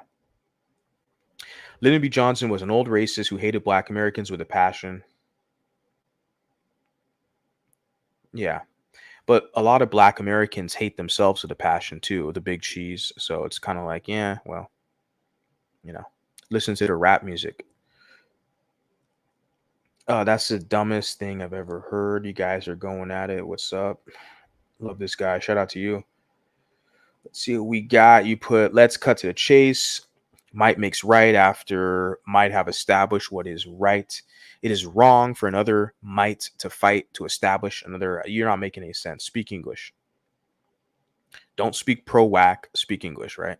It always cracks me up when I hear the black community say if it wasn't for them, the Mexican American Latino wouldn't have nothing, because they say, yeah, they use that argument for all Hispanic groups. For all groups in general, they say that about Asians, but yeah, specifically Hispanics. They say that about Dominicans as well, or Puerto Ricans. They're like, if it wasn't for the black Americans and the civil rights, you people wouldn't have the right to vote and do this, blah blah blah. No, because prior to the Westminster versus Melendez, most of the Mexicans in California were registered and identified as white. Even today, most of the Mexicans, their birth certificate and their legal documents, it's white. Okay. And so, yeah, they were basically within the white group. I mean, they could be a subgroup for sure. They had different schools, but that's what the whole Melendez versus Westminster situation was all about. Okay. About the segregation of Latino and white schools. So yeah, the blacks try to play games and act like somehow they benefited them so much. If it wasn't for the blacks, the Latinos, and all this stuff, I mean, if that's your guys' battle, Latinos. You guys fall for it. You fall for the hoodwinking. That's on you. I can't. There's not too much I can say. I'm really zoned in and focused on this whole mulatto situation, but the same strategies they use against mulattoes to keep us as a subordinate serving the pro-wax, they're using that on the Dominicans and other Latino groups. Okay, I've already seen it. I've already reached out to a lot of people, hence why you're kind of over here. I've connected with a lot of people the past few months. Like, look, they're using the similar strategies, and I'm just gonna say that. I gotta move on though, because I got a lot of people putting comments. You got good morning, Angel Wings. Shout out to you. And you put here, I respect Thomas Sowell because he gets paid by finessing white supremacists, by pandering to their narratives and the talking points. Yeah, typical black comment. Yeah. Eggs ham. Even if black intellects agree to white conservative views on things, it's cringe to dabble in their circle. It says something interesting I've noticed the past few days is that Kamala is getting more support from youngish white conservative influencers than I would have guessed. Interesting. Yeah. Eggs ham. I don't know. Why do you use a name like that, though? I don't get it. Just whatever. Sock puppet. They can't ever agree with white conservatives without sipping too much of the white Kool-Aid. What about the black Kool-Aid? What do you get from that? I'm always laughing at this. Like what do you people have to offer society besides a cool little dance move? Like, I saw this Japanese woman who won the break dancing in the Olympics. This is the first year they enter. You know, they introduced breakdancing into the Olympics, and then they gave it to a Japanese woman. And it's like the blacks be like, "This is our culture, our culture." It's like, well, this is what you have to offer, breakdancing. Like, what do you offer? Oh, okay, well, drinking the black Kool-Aid, what do you get from that? I'm just curious because you position this argument, this kind of dichotomy between black white. You're talking white conservatives sipping too much white Kool-Aid. Okay, that's cool. I get it. I've already from the beginning of the stream, I said it that a lot of these black conservatives, they're basically ass kissers. They're grifting, they're pandering to get a white audience. I get it. It's very obvious. You see these people. But what the hell do you have to offer them? You don't even have an economy. So that those people, they shouldn't even have to grift off whites. Candace Owens or Thomas Sowell. Like, what is it about you? You don't have anything to offer them. Okay, you have black Kool-Aid. What does that give them? What do they get from that? This is what makes me laugh. You have nothing to offer anybody. And I'm like I said, I don't give a damn about either you people. Like, I'm talking for the mulattoes. Like, you got to make sure you get paid if you deal with them. They need to give you something in this point where we're at 2024. No more freebies. You put black conservatives are bird brained, but they sure make a lot of mulattoes. Yeah, they all do, don't they? Yeah, all of them. Yeah. Candace Owens, Officer Tatum, Coach Greg Adams is another one. Yeah, they all pretty much, most of these black conservatives, they got white partners. They're, so yeah. Cool. Let me finish this off. These non-black women are checking for the brothers because black men as a group are making more money. Cool. Get your money up, do what you do. Just stop crying to the rest of us. Let's finish this off. Results are radically different because the cultures and values are different. So you would roll back welfare. I guess that's the principal policy. So what would Tom Sowell do? One, you'd eliminate welfare, you'd reform welfare. What would you do? Roll it back. All right. And what about affirmative action? Eliminate it. Just gone. Yeah. He says eliminate affirmative action. Eliminate it. Colorblind policy completely. All right. What prospect for that do you see? None. No black leader of any standing. I'm talking about a political leader as opposed to an intellectual such as yourself. You've got, there's you, there's Walter Williams. Do you get the sense that there's a growing generation, a rising generation of African American intellectuals who say, enough of this, I'm with Tom Sowell? Well, I don't know. This is what 2013 produced. Rising intellectuals. He's saying black intellectuals who are going to join this guy here, Thomas Sowell, this old guy. They're going to use him as their intellectual thought leader. I guess maybe me, if I was honest, maybe I should buy some of his books and read his material before I make my own assessment without analyzing his material. But I've seen enough. I've looked, analyzing social media, and I see these black conservative grifters. I just don't. I don't. They'd have nothing that stands on their own. Their philosophies is to say what white people want to hear and to intermingle in their group, rely on them as a market. And for them, it's sustainable. Yeah, they can, get their own little careers popping and all this shit. But yeah, I'm doing something entirely different. This is all mulatto based, homie. Don't know what else to tell you, people. I don't know what else to tell you. Okay. Because I already see it for what it is. Like, yeah, let me continue on. Hope that they'll go that far. There's no point. That would be asking a lot. There's no point being reckless. But I think there are people like Shelby Steele and many others, Larry Elder. You can run through a long list, and there are more such people now than there were.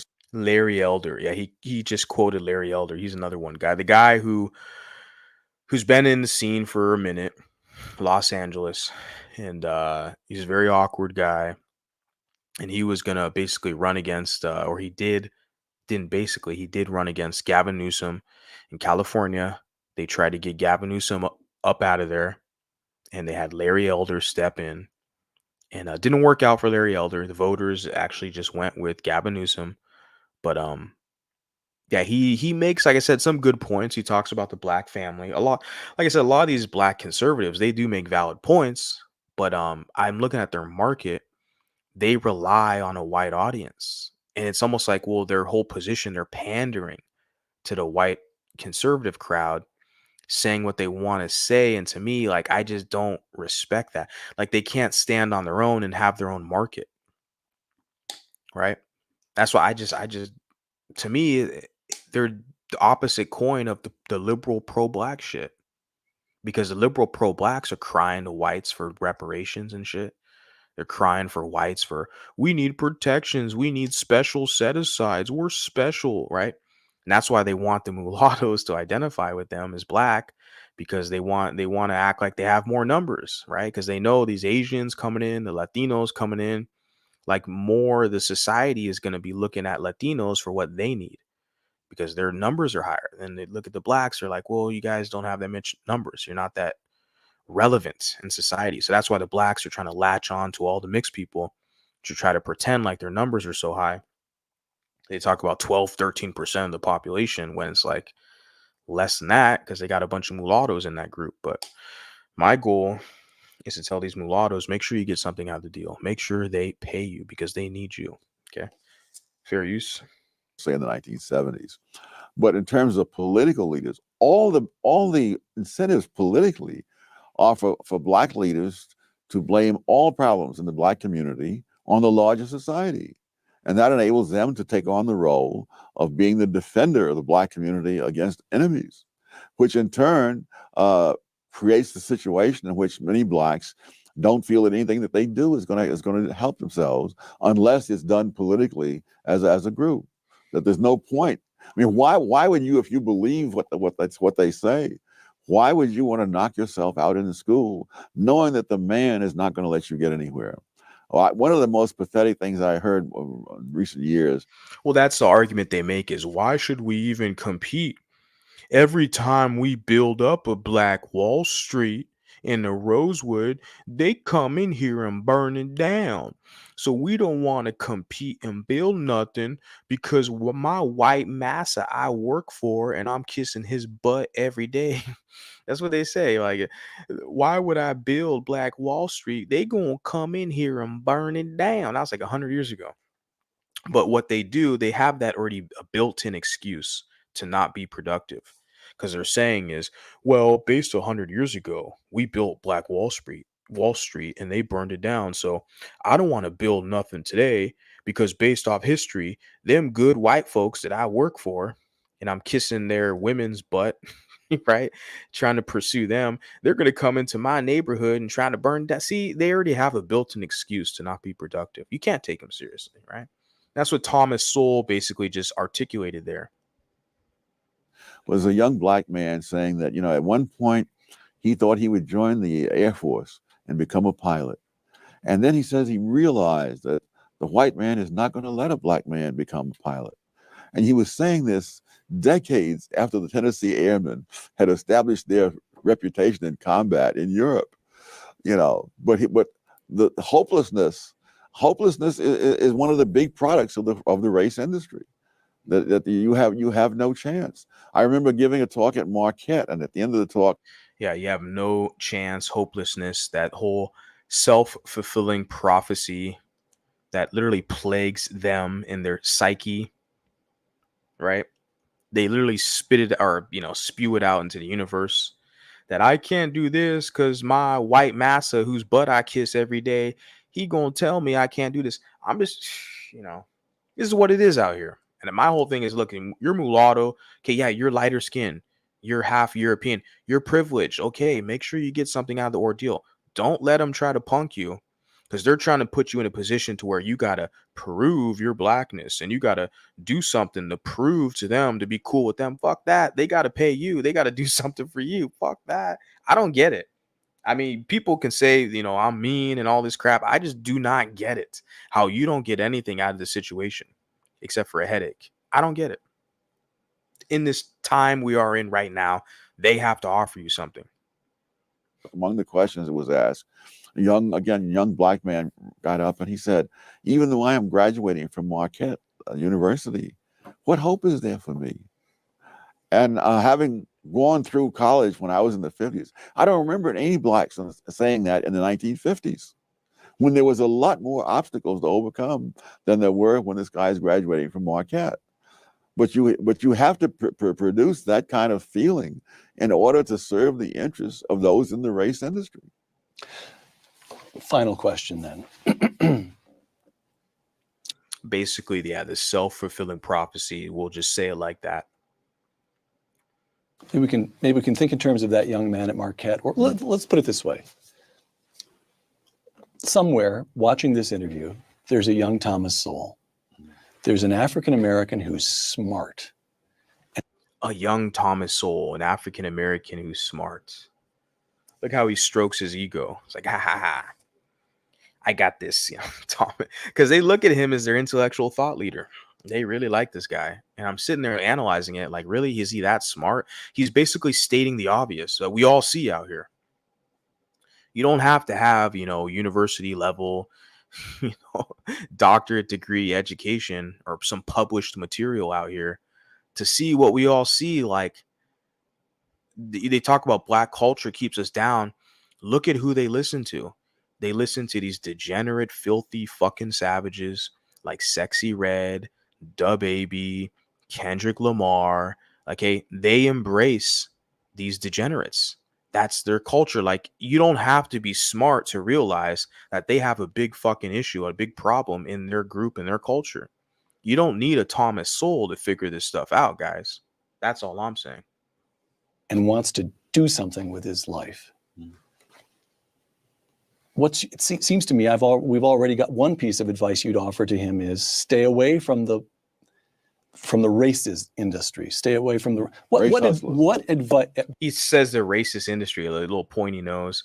Like, it's funny because this is the racist industry. They're using this guy as a tool. They're using, like, he's a tool for them, right? He's there, they prop him up, they promote him and Larry Elder and Candace Owens. Like, he's their tool they use. So it's like, it's funny how they try to act dumb, like the racist industry, the liberals. Oh, it's on that side, on the left. You're playing the same game. And the mulattoes like myself, yeah, we see it.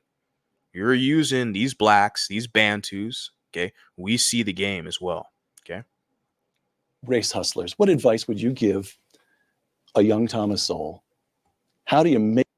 Yeah. Are the young people going to listen to him? Yeah, I mean, if they're like kind of conservative, kind of grifter types, I guess. I don't know. Just want to talk about that because definitely hurt some feelings. I got a lot of pro-blacks in the chat this evening. Should I drop the link? You guys tell me. I don't know. There's another comment. I got a lot of comments here from you guys. Shout out to you guys. Renata, Mulata, Val, DC, all you guys holding it down. Celine, Patriot or Christian knows Christ, Simple Mind, all this stuff here. Yeah. I did want to get into a comment from one of my favorite moderators over here, Val. I definitely want to get into that. Let me see. Yeah. If I got it on the screen. I think my computer's kind of acting up right now, acting a little funny. Yeah. Computer's acting up a little funny. Let me close some tabs out and reshare this. Oh, yeah. Might have to restart this for a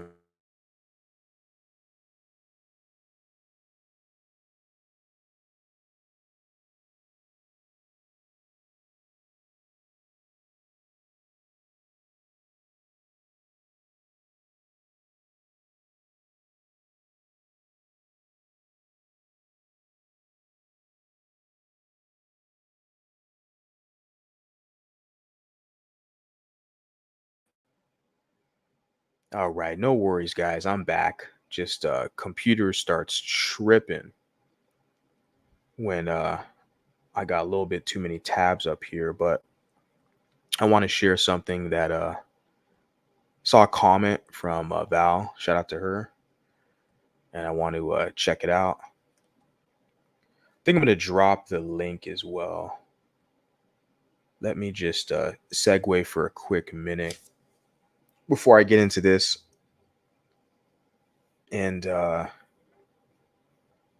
keep this party rolling. So let me see what we got here. We got something. Let me see what we got here. Cool. We can do this. All right, enough of that shit. Let's get back into this. We got a comment here. Shout out to you, Val, for this. Appreciate the comment. I wanted to address this here because I think, I have more time and kind of impromptu, basically. So let me read the comment, provide some context to it. She puts here, I don't know if this is the mulatto man or male because he acts like a boy with a black mother. It is, okay, but that, it's not the fact who his mom is or who his dad is not important. It's the environment he was raised in. That's the key thing here. It says, even though full blacks believe mixed people have this quote unquote privilege in life, the only one is that we have the opportunity to leave this toxic African American community that Thomas Sowell kind of referenced, which I agree with his points there. And, the kind of self-fulfilling prophecy, how, they cry and complain about how they can't do good because the white man, my massa, gonna mess it up. But they don't. I think that's a part of their jealousy. With that said, it's not easy for mulattoes with black mothers, assuming they grew up in the black family, to leave. Now, context, Val, this lady, she has a black mother. Okay. So she has more intimate knowledge on this scenario. So she's providing her commentary on it. And and she puts here, not due to loyalty, but rather the poverty, lack of teaching you life skills, neglect, and depending on where your family is from, improper language speaking. So she's, laying it all out there very eloquently, the way she's, expressing herself. This is precisely what I'm witnessing. And she put this comment in regards to an individual I call the Golden Pookie, who represents, I should say, embodies the ghetto black American culture as it stands. He's a biracial guy, but he represents all the worst aspects of that culture. That's his identity. I know he tries to run around and pretend like he embraces Creole culture, but he's only embracing the Creole culture that's basically been co-opted by Black Americans. That's the part of the Creole culture that he comes from. It's from his Black side. And there's a lot of, Black Americans who have some Creole ancestry, Creole heritage, but they're mostly Black. So he uses that as like his kind of gateway to a separate identity from blackness, but it's really, he is a pro-black. Like, his identity is Black. The Creole stuff is just like extra stuff on the side that he got from his Black family. I want to make that clear because I got real authentic Creoles that, support my channel or follow me, whatever I've been in contact with, who actually look at them, you hear their story, their history, all this stuff. Okay, yeah, it makes sense. They're Creole people. But then you got the Golden Pookie, who's from the hood, and he brags about it, right? Being from the hood, and then he still tries to use this Creole argument, and it's like, well, he's not doing the best job representing what a Creole individual is, to be honest with you, because he's pushing this pro-black hood culture where you spend $300 on a pair of Jordans, but you don't even have a car. It's like, yeah. So yeah, Val, like she said here, like the whole improper language speaking, where he can't effectively articulate himself. So when he has a guy like me, I dissect him, all of his arguments. He puts a community post or a video. I analyze it. I dissect it. And then he comes back with like making threats. Like, and I've recorded all that shit. He's like made all these threats. And it's like, and he's such a coward too. to where the guy wants to make the guy wants to like make like claims about like an attorney. You're gonna get an attorney or something. Like just some weak YouTube shit. Like you just can't take an L humbly when you're outmatched, you're outgunned. You got someone who's more intellectually sophisticated, articulate. Like, just move on. I don't get it. But yeah, that's the cowardice shit where you can't because and I work with, what they call emergent bilinguals. I work in the ESL field.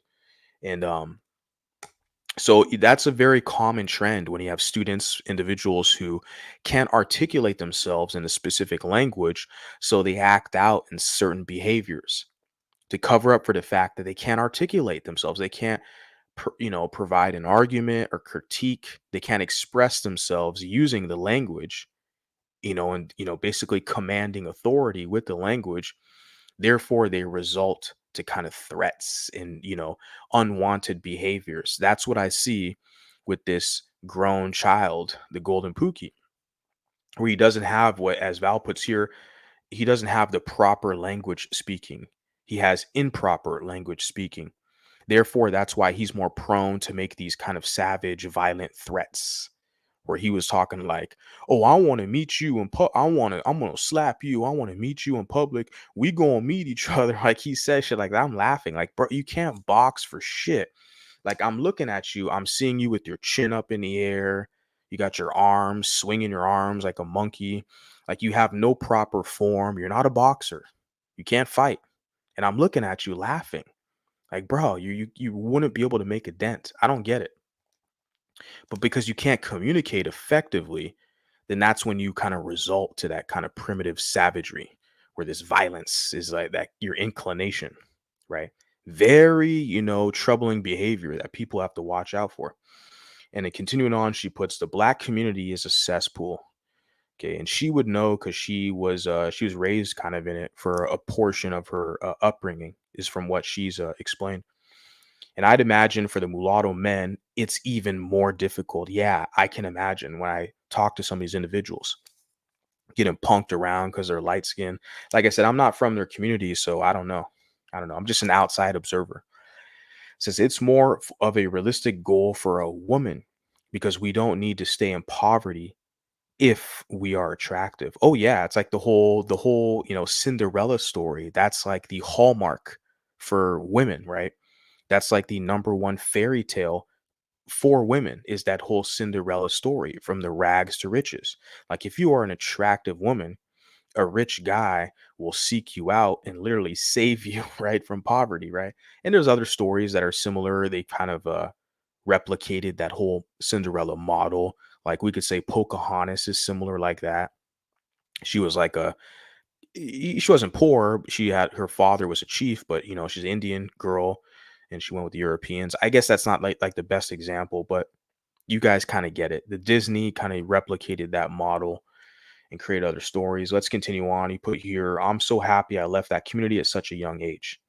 Blacks and some mulatto black identified women will make the assumption that it's because I love whites and want to be white. But you're literally half European. So I don't understand like how they're trying to deny you.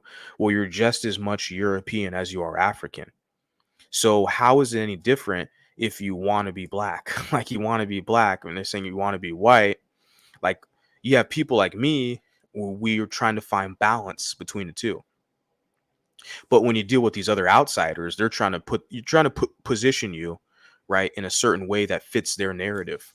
Oh, you just want to be white because you don't want to kiss my black ass, right? That's literally how they position it. You sit here and laugh. You're like, well, damn, man, you got to at least pay me first or something. Fuck.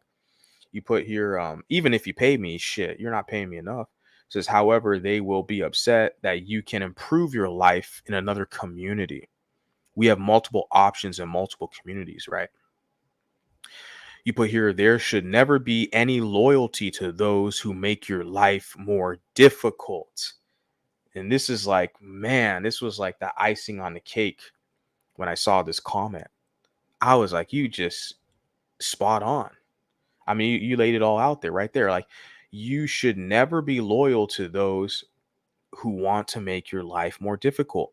And he put here, black people make mulattoes' life difficult as well as other black people, because they don't just make your life difficult as a black, you don't make your life difficult as a mulatto. They make other black people's lives difficult as well, as you see with the results in their community.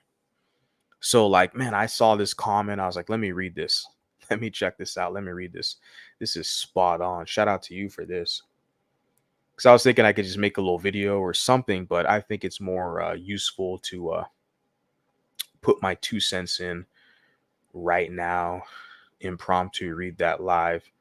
And that all is in regard to the whole, having this, this tie to the community, being a part of that community, especially if you're a mulatto individual. And you have to understand, you're going to be put as a subordinate, in a subordinate position. Now, your pro-wax, they will say that it's, contrary, it's going to be different. You got them sum up in the chat. They're going to sit there and say, oh, well, you people, because you got light skin, you're privileged in the community. You guys are above everybody else in the community. You have benefits from being in a community. You have light skin privilege being in a community. I'm like, no one asked for this shit. I'm just merely existing. If you people hate yourself, okay, that's on you. I can't tell you. Go see a therapist or something. But what I can say is that there's a lot of hate. And like I said, over the past decade, I've already mentioned this earlier. I'm going to say it again. When Obama was leaving office, Trump was, ascending in the political ranks.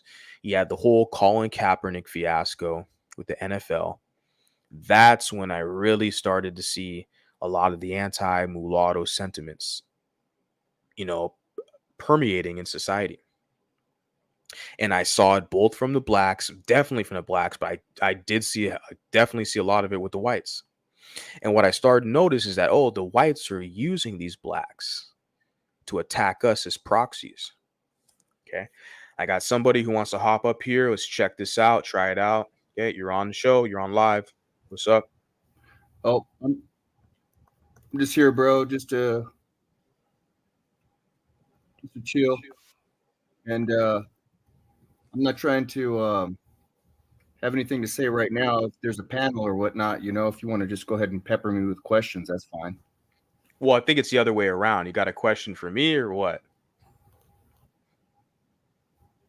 Is there anything pressing, any issue, anything you would like to ask me? I don't know, Christian, if we met before, I'm not sure.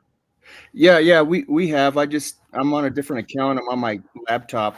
I'm getting a back feed from your live. I'm not sure how to stop that or prevent that. Maybe I need to leave and then come back in because I'm getting a delay. Yeah, you could probably try that. Okay. Yeah. So yeah. This is what thumbnail I got here. Thomas Sowell. Like I said, guys, I'm gonna say I'm not a big fan of Thomas Sowell. Not a fan of him at all. I don't have any of his published literature. I've seen a couple videos, and like I said, he makes some points that I agree with, like currently on the black culture critique. A lot of these black conservatives, what I do agree with them is the whole family situation, how they abandon their family and how they blame other people for their shortcomings. I definitely agree with them on that. But my main critique with them is a lot of them is that they pander too much to an audience, to a wide audience. Now, whatever industry they're in or genre or whatever, I get it. Like if you're a black rock star, like what is his name? What's this guy's name? Jimi Hendrix or something like that. You're making, like, I get it. Your most of your fans are going to be white because that genre, they like that flavor of music. They're going to be your fan base. It makes sense, but something a little different with this whole conservative kind of grift. Like, and I know the most popular ones, you have Candace Owens, Thomas Sowell, but I see some of these YouTubers, man, like what's the guy, Officer Tatum, and he's one of them. There's another like black conservative guy, and it's just like, it's so disgusting how obvious the grift is. And I'm sitting there like, but if you're a mulatto, you got to realize these people aren't your friend. These black conservatives, if they'll throw their own under the bus to impress white people, what the hell do you think they're going to do to you? their own damn like mulatto children or offspring, they're gonna throw your ass under the bus to impress everybody. Like that's why I don't really mess with these black conservative grifters, because I already know Officer Tatum already showed his hand, Coach Greg Adams already showed his hand, all the rest of them. They're not your friend. Like, they are gonna throw you under the bus just like they throw their own damn black people under the bus, just to get a buck and to try to look good for other groups of people. What's up, Al? Hey, how are you? Hey, I'm pretty It's good. been a while, I guess. I want to say congratulations on 30 years within the publishing and Oh, writing business. That's a good accomplishment. oh, yes. Well, thank you very much. Yeah, it's this month's my 30th anniversary as a writer. Just a writer in general, also a professional writer. So nowadays I write on a place called Substack. That's, you know, eh, I used to write for 22 years for magazines and newspapers as a freelance writer and as a journalist. So I wanted to hang on, I guess, even though I retired in 2017 from journalism. I wanted to hang on and try to see if I could last 30 years as a writer. And apparently I have. So I've been primarily doing my own outlets. So after I retired, I wrote a blog for 4 years. And then I wrote down on Substack. So it's changed. It's kind of a different world. I mean, I don't want to go into all the big differences and everything, but it's not the same world when I started. 2024 is not the same world as a writer when I started in 1994. Back then, I had to go and snail mail my articles. I had to get manila envelopes. I even stuffed articles into those plain white envelopes, those regular white envelopes. I mean, and so I've kind of straddled I guess the changes in society, I don't want to get into my anti-AI rant right now, but I'm kind of surprised I've survived. Thank goodness for DIY and having your own outlets and Substack and being able to kind of do your own thing. Thank goodness for that. Well, I have a question for you. Yeah, go ahead. I saw a couple of your community posts in reference to like Dr. Umar Johnson. And the thing is, we see the rise of this anti-biracial sentiment permeating all over social media. And you have a guy like me who's very assertive, blunt with my message and delivery.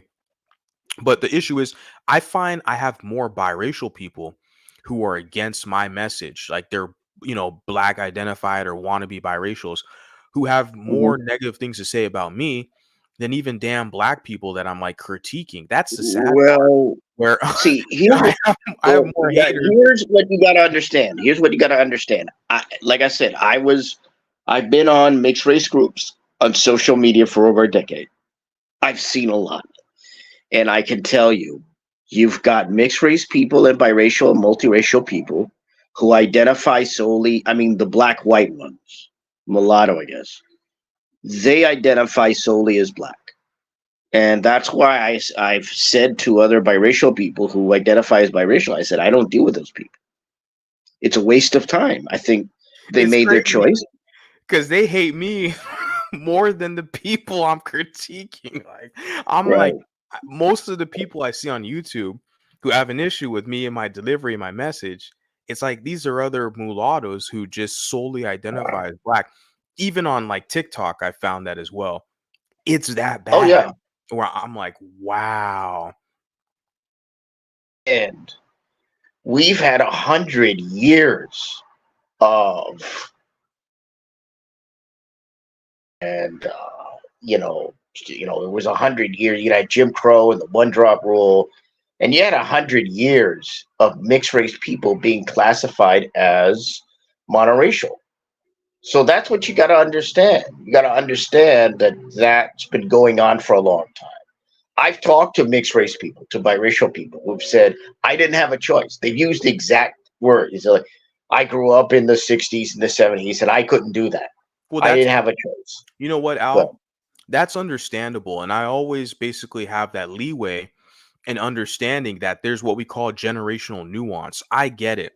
If you're from the 60s generation, 70s generation, I get it. There wasn't enough of us to where they could formulate a community and identify and develop cohesion. I get that. But if you are a millennial, someone in my age bracket or younger as a Gen Z, and you're still like just solely black identified, like to me, there's no excuses at that point. Like there's something else kind of going on, like the virtue well, it's signaling stuff. changed.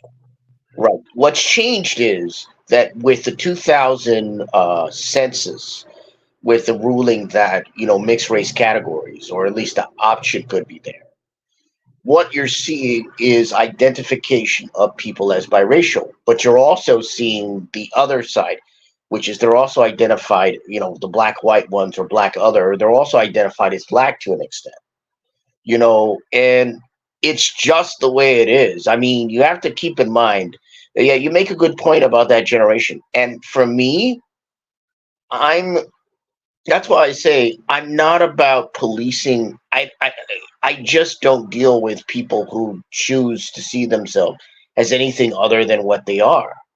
It's a waste of time, and it's a waste. And I think it's ultimately not a good. You can't really have dealings with such people, and the reason you can't have dealings with such people is they don't agree. It And can be, my it can feeling be. is, but Sorry to cut you off. I was going to say it can be no, dangerous, no. and detrimental, because you're basically challenging their thinking pattern. You're shattering their psyche.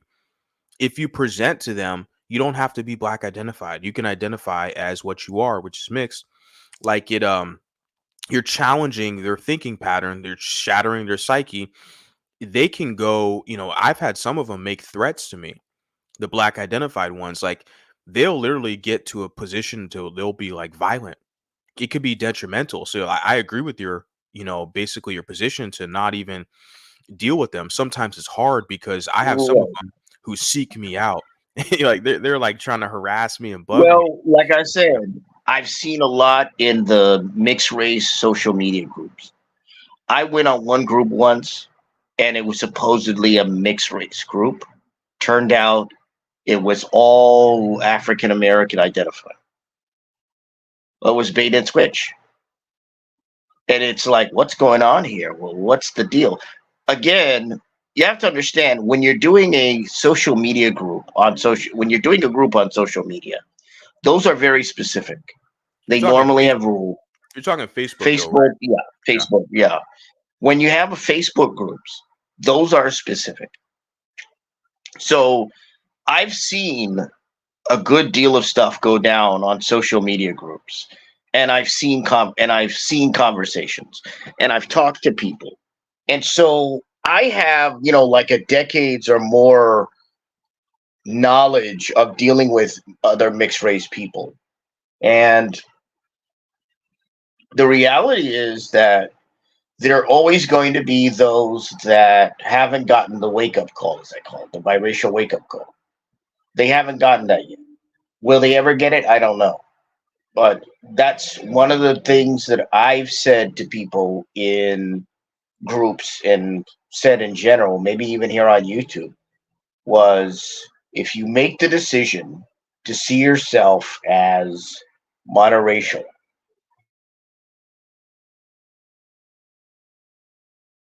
then you have to understand that that will come with a possible price. You have to take the sour along with the sweet. You have to take the good, the bad as well as the good. So it's never going to be a nice, clear, non-bumpy road.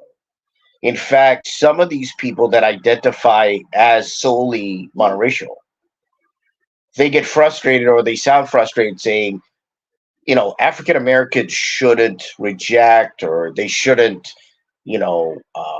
exclude mixed race people. But my point has always been this.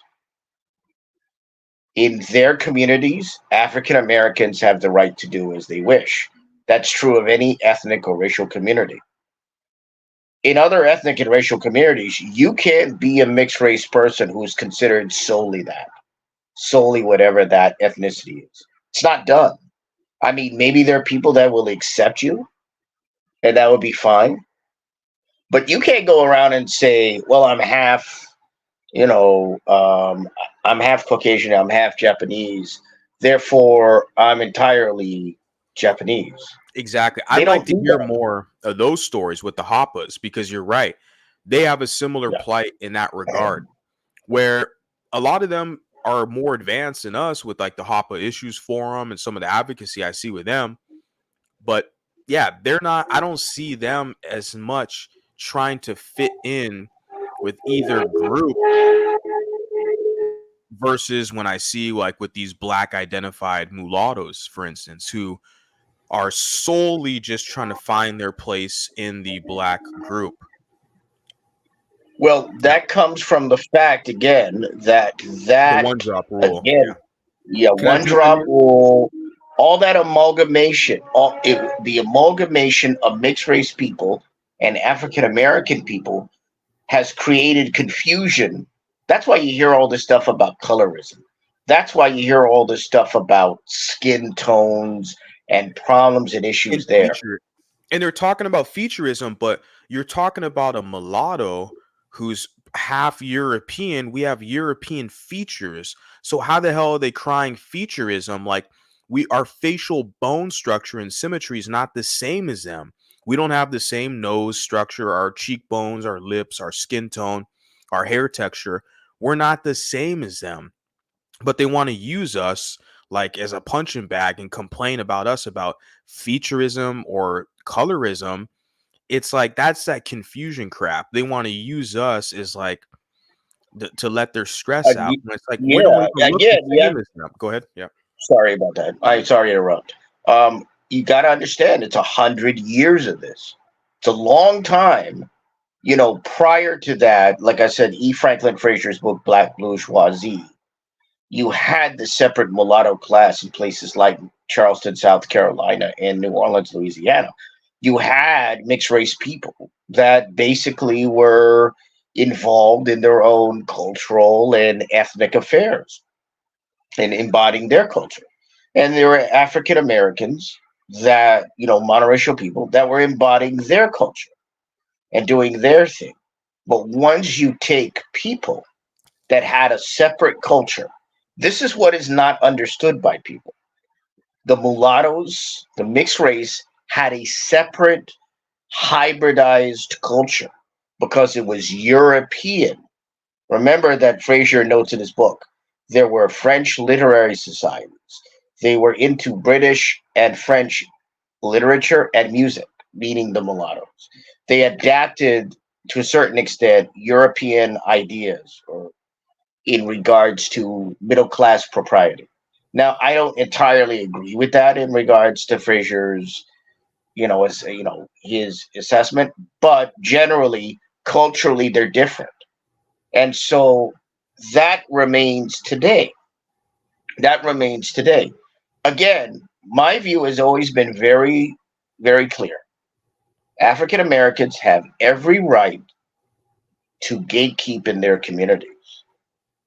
And at this point, I see no reason why any mixed race person, mulatto, biracial, multiracial, should be considered African American. There's no need for it. But then again, those aren't my communities and those aren't my neighborhoods. So I don't get a say in that. As a mixed race person, all I can say is I agree with gatekeeping. I think they have every right to gatekeep. It's Al, their why community, did it it's fail? their neighborhoods. Why did it fail? Why did what fail? Why did the mulatto movement fail? Government policies. Yeah. What movement?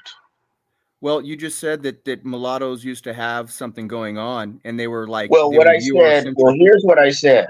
What I said was they comprised a separate class.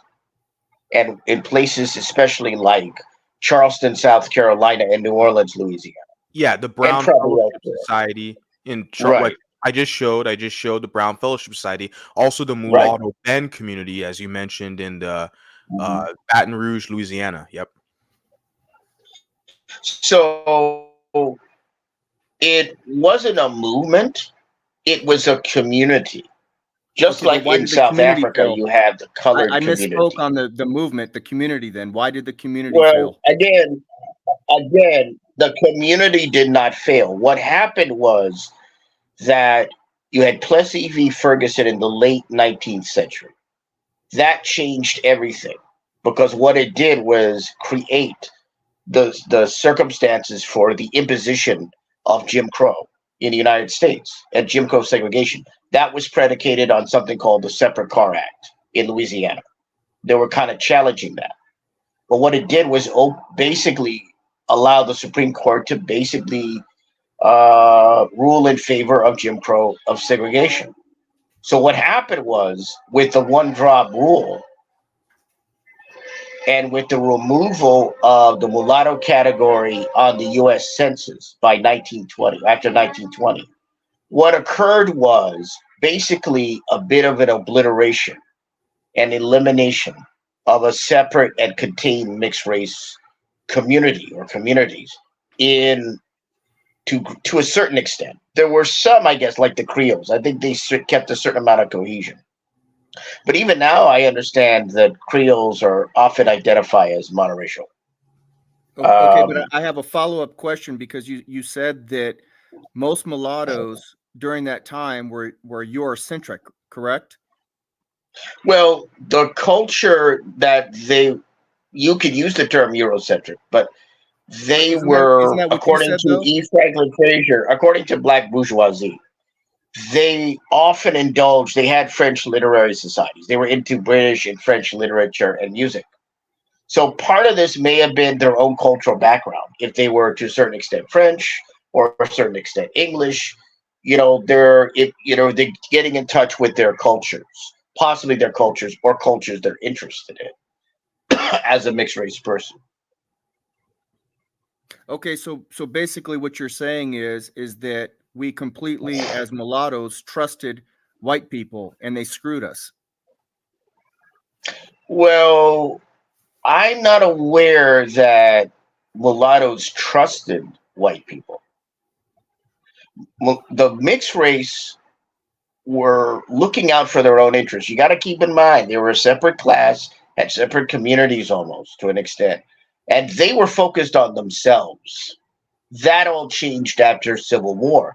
Yeah. If you look at a book like The Accident of Color, they started working with African Americans to Right. help, get better rights. W.B. And Du things Bois, to Booker that. T. Washington. Yes, exactly. Yep. And so you got to understand that, I mean, maybe there were mulattoes or mixed race people that had some trust in Caucasians. I don't know. I haven't really come across that to the extent that they thought, oh, well, we'll be taken care of. But I think they were always seen as a separate class. I mean, that's not really brought out. This Okay, is so why I in that kind of second, stress the history. They were a separate class, separate communities, essentially. okay, So but it in that wasn't separate, about trying to be European even or Eurocentric. It was about being mixed race, being a separate community, separate class unto themselves. okay, but That's not understood. okay, but my point is that in that separate class, in our separate race, what could we all hold on to on a rope to say we're pulling it in the same direction? Because the last time that you were talking about what mulattoes were doing was we were Eurocentric. And so in that Eurocentric, what you were talking about, what was the rope that we Well, were you holding used the on to? term Eurocentric. I did not. Well, that's what I thought you used, that's what we were No, involved I in. didn't say Eurocentric. You did. Okay, well, my bad. That's what I thought I heard. So, What I I mean, said was they were interested in the cultural aspects of the English and French literature and music. Now, if you want to call that Eurocentric, you can go ahead and do that, as you apparently have. But Okay, I well, never all right. used Well, the term. okay, well, whatever that was, okay, that I'm trying to find out what was that. What was what? What you just said, whatever you said with the French and the whatever What I'm the saying That's is, embracing their culture. That's embracing their culture. precisely. We have to Okay, understand in the Louisiana, there's a high portion of French descendants, and a lot of these French intermingled and mixed in with the Africans who are there, hence creating mulattoes. I So get it, but thereby, go ahead. I'm trying to get to a point, and my point is that what was, if any, if we had anything, what was the thing that we could hold on to that brought us all together? Because what I'm noticing is that we were everywhere, but we were nowhere, and that is where we lost it. That's my point. That's what I'm trying to Well, get it to. I don't think depends we on were the everywhere. community that you're. It depends. Yeah, it We weren't depends. everywhere. Depends on where you were. Louisiana Right. was, the Creole Right. hotbed, and then the Carolinas, because that there's a heavy density, Right. the southeast of the United States, of the black population. Therefore, there was a lot of the mixing that did happen in that time. Right. So, hence, the mulatto populations were heavily dense in the Carolinas and the Louisiana area in North America. We're not talking about Dominican Republic, Cuba, Puerto Rico, Brazil, and other parts. In the Gold Coast, they call the Euro Africans in the Gold Coast. But I rest my case. Go ahead. Okay, Right. but if I'm just okay. So my white side, I'm Greek. Okay, all right. So let's just say I'm a mulatto, and I got with other mulattoes. No matter Are you how many mulatto? there were, Are you mulatto? Just be honest with us here, okay? why would I lie about that, dude? I'm just asking. I I don't know. mean, do you want to meet me in person? Do you want to meet my father and my mother?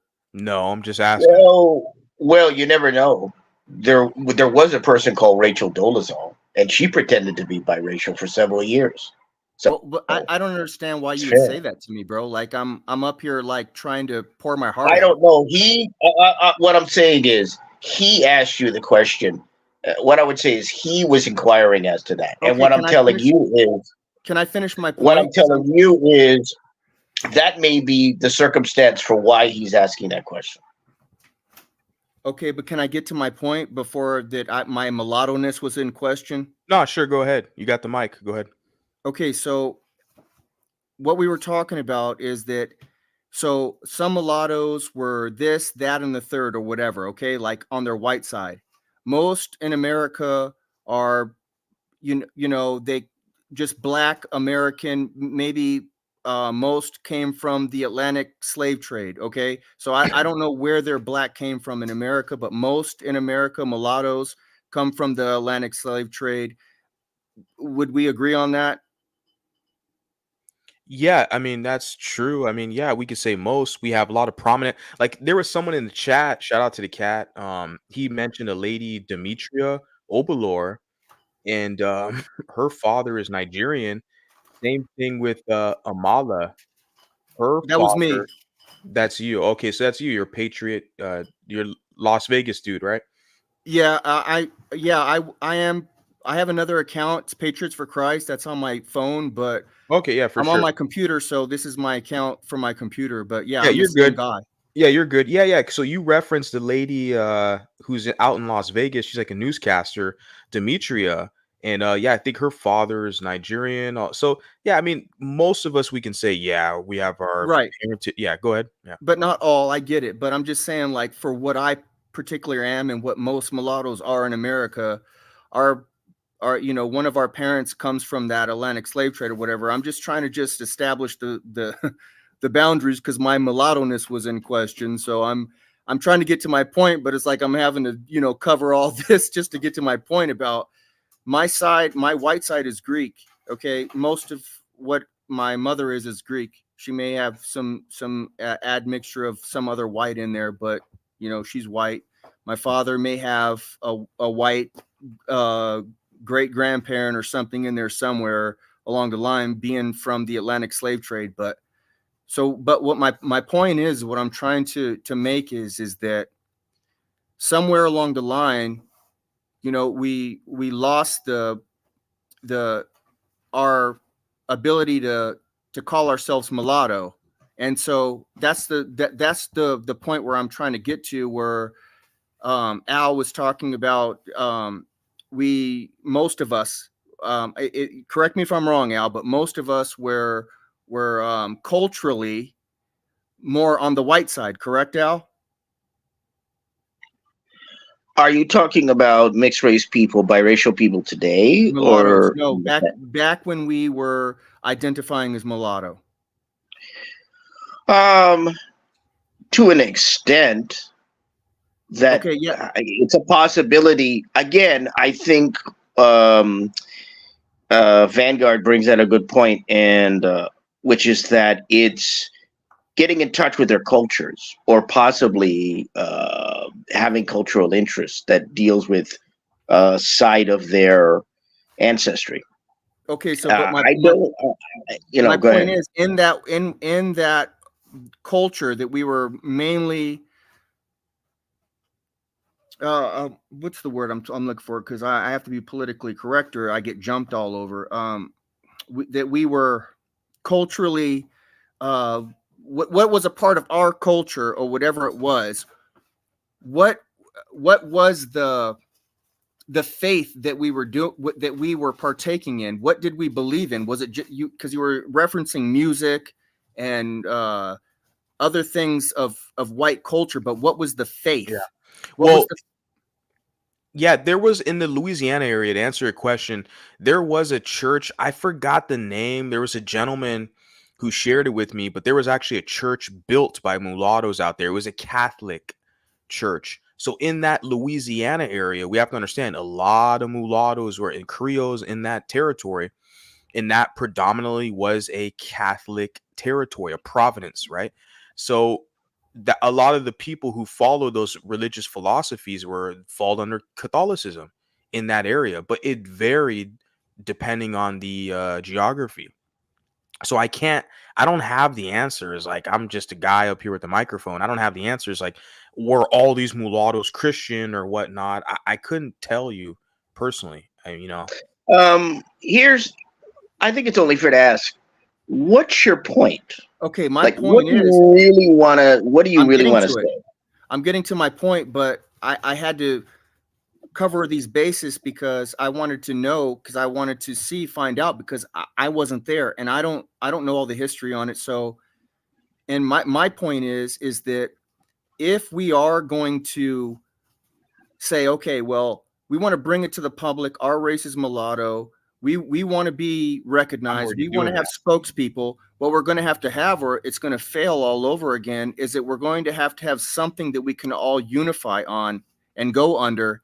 And I just don't believe that it can just be white culture or black culture. We're going to have something in our own culture. I agree. And so me personally, hold on, Al. Let me finish, Al. And me personally, what I believe that we need to have is our own mulatto church. I'm not talking about under Catholicism or, Protestantism or Lutheran or whatever. We need to have our own mulatto church, just like the Latins have their own church, just like the blacks have their own church, just like the whites have their own church. We need to have our own church, and we need to unify under that. Now, I'm not saying that every single mulatto has to be in the Christian faith, but I believe that it's going to have to be a large percentage of us that have to be, because it's the only thing that's going to unify us to where we can stand up and have protections. That's my point. So that's what I thought you were going to say. So first and foremost, the religion of mixed race people varied. Some of them were Anglicans, some of them thus Episcopalians, some of them were other kinds of groups. What you're saying is irrelevant. Bull. That's a load of bull, Al. what you're saying is irrelevant. The What you're saying point, is irrelevant then, because well, everything I that think you you've need to said calm gives no down and solutions. listen. Again, you need to calm down and listen. Okay? You raised a point. This is your belief. And your belief won't matter because people don't unify as communities solely around religion. That's not the gathering place. That's not how communities are shaped. Those aspects are simply one part of communities, right? Or not a part of communities. Some, a number of communities don't have religion or religious aspects, at least organized religion. So what you're proposing doesn't make sense because that's not how other ethnic and racial groups organize. They don't organize by getting religious. They organize through politics. They organize through their own ethnic group, their own people. How'd that work out last time, Al? They organize through other social means. They don't rely on a church How'd or that work some out last time, religion Al? to organize their life. So, I mean, what you're saying really doesn't make any rational sense. How'd that work out But last that time, has Al? nothing to do with it has nothing to do with ethnicity or racial community. It just has to do with belief, and belief How'd is that work out personal. last time, Al? Well, again, apparently you don't understand what happened. What happened was the laws changed, and that impacted biracial people. So there was Exactly. no How do laws change, Al? failure. How do Excuse laws me. change, Al? There was no How do laws failure. change, Al? How do laws So if change, you Al? think that biracial How do people laws change, Al? failed, How do if laws you think change, Al? biracial people How do laws failed, change, Al? then we don't really have How do anything to laws say change, Al? to each other. How do Because what you're laws saying is you're change, blaming Al? mulattoes Answer the and blaming question. mixed race people for How what do happened laws change, years ago. Al? How do laws change, Al? You could keep asking that question. Answer it then, I smart don't guy. need to answer it. I don't Because you need to don't know, answer it. do you? You don't know, Well, do you? I We're know, talking about but here's the politics. thing. But here's the thing: the laws changed. That was the problem. How do laws Things change, Al? changed. How do laws Laws change? If you want to changed. talk about laws Supreme Court changing, decisions Al, happen. You how have do they change? Because I can tell you how they you need change. to You don't calm know, down. Al. Order in the court. Order in the court, guys. Let's relax. Let's have a civil discussion, a civil conversation. Let's take turns, one at a time. Let's continue the discussion. I don't really think there is a discussion here because what this guy seems to be doing is somehow thinking that there was a pass-failed system when it came to biracial people, when it came to mixed race people, when it came to mulatto people. Mulattoes sympathize with the black plight. We look at the 1920s, W.E.B. Du Bois, Booker T. Washington, to help build the schools. They thought that with academia, they could uplift the black race. And a lot of these mulattoes in that time period really put in and helped the black plight. The white society saw that and said, hey, let's just remove their designation. Let's remove their category. I'm talking about the elites, like the Anglo-Saxon Club with Walter Plecker and others. They said, let's just move these Creoles and mulattoes into the black group. Let's make things easier. That's what they were saying. Let's remove their unique classification. Let's just keep them in the black group. And here we are today. We have all these black people crying about colorism, crying about featureism, and look where we are today. But yeah, it's a mess. It's a mess. That's the point that I think this person needs to understand. It was a combination of Supreme Court decisions, legislative decisions, and other kinds of decisions that led to the changes that occurred for mixed race people. They were subsumed in the African American category. It had nothing to do with the mixed race people. It wasn't their failure. They didn't do anything wrong. They were people fighting for their rights. They were people conducting their own cultural affairs and their own community affairs. So what you want to do is assess blame on mixed race people. You want to somehow belittle and besmirch them. And again, I'm beginning to wonder just why you're here. Because you don't seem to respect mixed race people, and you don't seem to respect biracial, multiracial people. And you don't seem to know the history of biracial, multiracial, and mulatto and so forth people. So why are you here? Mulattoes were hoodwinked, okay? Mulattoes were hoodwinked. They sympathized and they caped for the communita, and it led them into a position of servitude, as we see today. And now we're looking around asking the question, how the hell do we get here? How is it that when you deal with pro-blacks, it's all this pro-dark skin, pro-African, but then they push these conspiracies about mulattoes that we're secretly working with the whites to undermine the blacks. How did we get here? How are we in this position? We look at these mulattoes, like, why is it that you guys think it's normal to be around these individuals to prove your blackness? And the same dark skins, they don't have to prove shit. They just show up to the party, show up to the club. They can be a degenerate, a thug, a savage. They don't have to prove nothing to you, but you have to prove to them for membership access. How did this happen? I'm trying to figure this crap out myself. I'm just one guy with a microphone. I'm nobody special. Go ahead. Well, again, I think we're kind of getting off the conversation. So I'd like to return back to, kind of a conversation. And I want to raise a kind of different point. I had made a post, I'm no longer a content creator on my channel shut down, but I used the community wall for promotional reasons. He did a live yesterday, though. Come on, Al, be honest. No, I didn't do a live. He did a 30-year anniversary. No. I didn't do a live I didn't do a live from that account. No, I have another account that does promotional and marketing videos. So I do promo videos on my other account, my official account. The other account, that one is defunct. I don't do lives there. I don't do any content there. That's why I say I'm not a content creator. Anything I do is promoting what I do outside of YouTube. So I don't do anything on YouTube other than promote what I'm writing or what show I'm on or what have you. But that having been said, so on that channel, yeah, I did a promo live, but I don't do content. So anyway, the point that I wanted to make is this.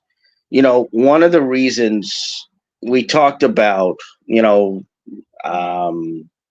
identification, that people identify as monoracial and so forth. And the one thing that I've said to people myself has been, and I'm not an advice giver, but the one thing I've said myself is, again, I had mentioned this earlier, you have to take the sour with the sweet. You have to take the good with the bad. So if you want to see yourself as African American, as a biracial person, you will have to deal with possible issues. I'll give you an example. There is a apparently mixed race lady who was in a beauty store. I don't know where this beauty store was, but she was beset. It was in Dallas. Oh, in Texas. Yeah. Oh, in Dallas, Texas. Okay. I figured it was in the South. So this woman is walking through this store, and these other women, this mixed race woman is walking through. These other women are screaming and yelling and going nuts over this woman. Now, I don't know the backstory here. I don't know if they had personal issues, because it seems odd to me that they would automatically say, oh, you're mixed race, you're mulatto. They use the term mulatto, in fact, and use the pejorative term half-breed. But this is one of the things that I've told people over the years is I said, you have to deal with the potential problems that come if you want to consider yourself monoracial. Now, I don't know this woman. I think she was just going through a store and going through a shop. Bitch, you bitch. What you doing in here? You so rich. And this. Now, Listen to some of what was said. That's a little of what was said to this woman. Again, I don't know the personal circumstances. I don't know the personal background. Maybe they had issues before. Can't say. So I can't, that has to be contextualized, right? But the point is this. If you need an exhibit A in what I've told people over the years, that is it. I've told people, you will face problems. Because I've had, especially mixed race women, tell me about what they had to put up with when dealing with African American women. So, and even, and again, those are stories, okay? Stories. But I hadn't seen it in the flesh until I saw that video. And that video is slightly, for that woman, might have been scary because these women were, these women were going off. Just listen to the hate in their voices, the rage, the anger, the fury. That's why I felt bad for that woman. I defended her, and people were saying like that, because people try to, how do I want to phrase this? Because the lady in the video, she's like a sex worker, okay? She's like an OnlyFans lady. So she sells, like she has provocative, explicit content. And a lot of her partners that she's doing these acts with are black males. It's all over her Twitter. You see it. So people were kind of saying like, why am I defending her or something like that? But that's not the point. Like, she's an adult. I don't care like what she does, her business, her partners. It was the fact that you look at how the woman was attacked just for existing, walking into a business. And she was attacked because she's mulatto. And I saw that. I was like, okay, I got to talk about that. And so, but that stuff does happen. That was like recently, like a couple weeks ago. And it happens to women. Go ahead. Yeah. Yeah. And that's why I said,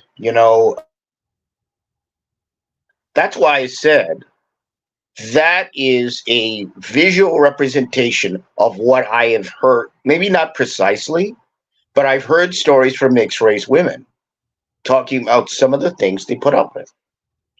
And so I'm aware that this happens, but I never saw it in the flesh. That was that took me aback. What took me aback, even as a guy, was the vitriol, the hate, the nastiness in their voices. I was like, what did this woman do to them that they needed to do that? And those are black supremacists because they sound just like the white supremacists they cry and complain about. Those were black supremacists because that one black individual literally said, "Oh, I'm not going to interrupt my enemy when they're speaking." So she didn't even know this mulatta woman. She just identified her as an enemy right off the bat, just looking at her. That is the type of primitive savagery and racism that a lot of these black Americans show towards mulattoes.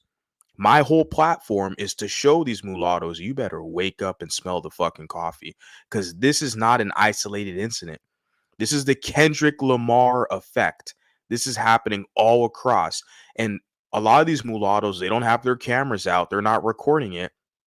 And I talked about how, when I was in the DR, there was a Haitian American who was getting uppity with me, and I got uppity right back.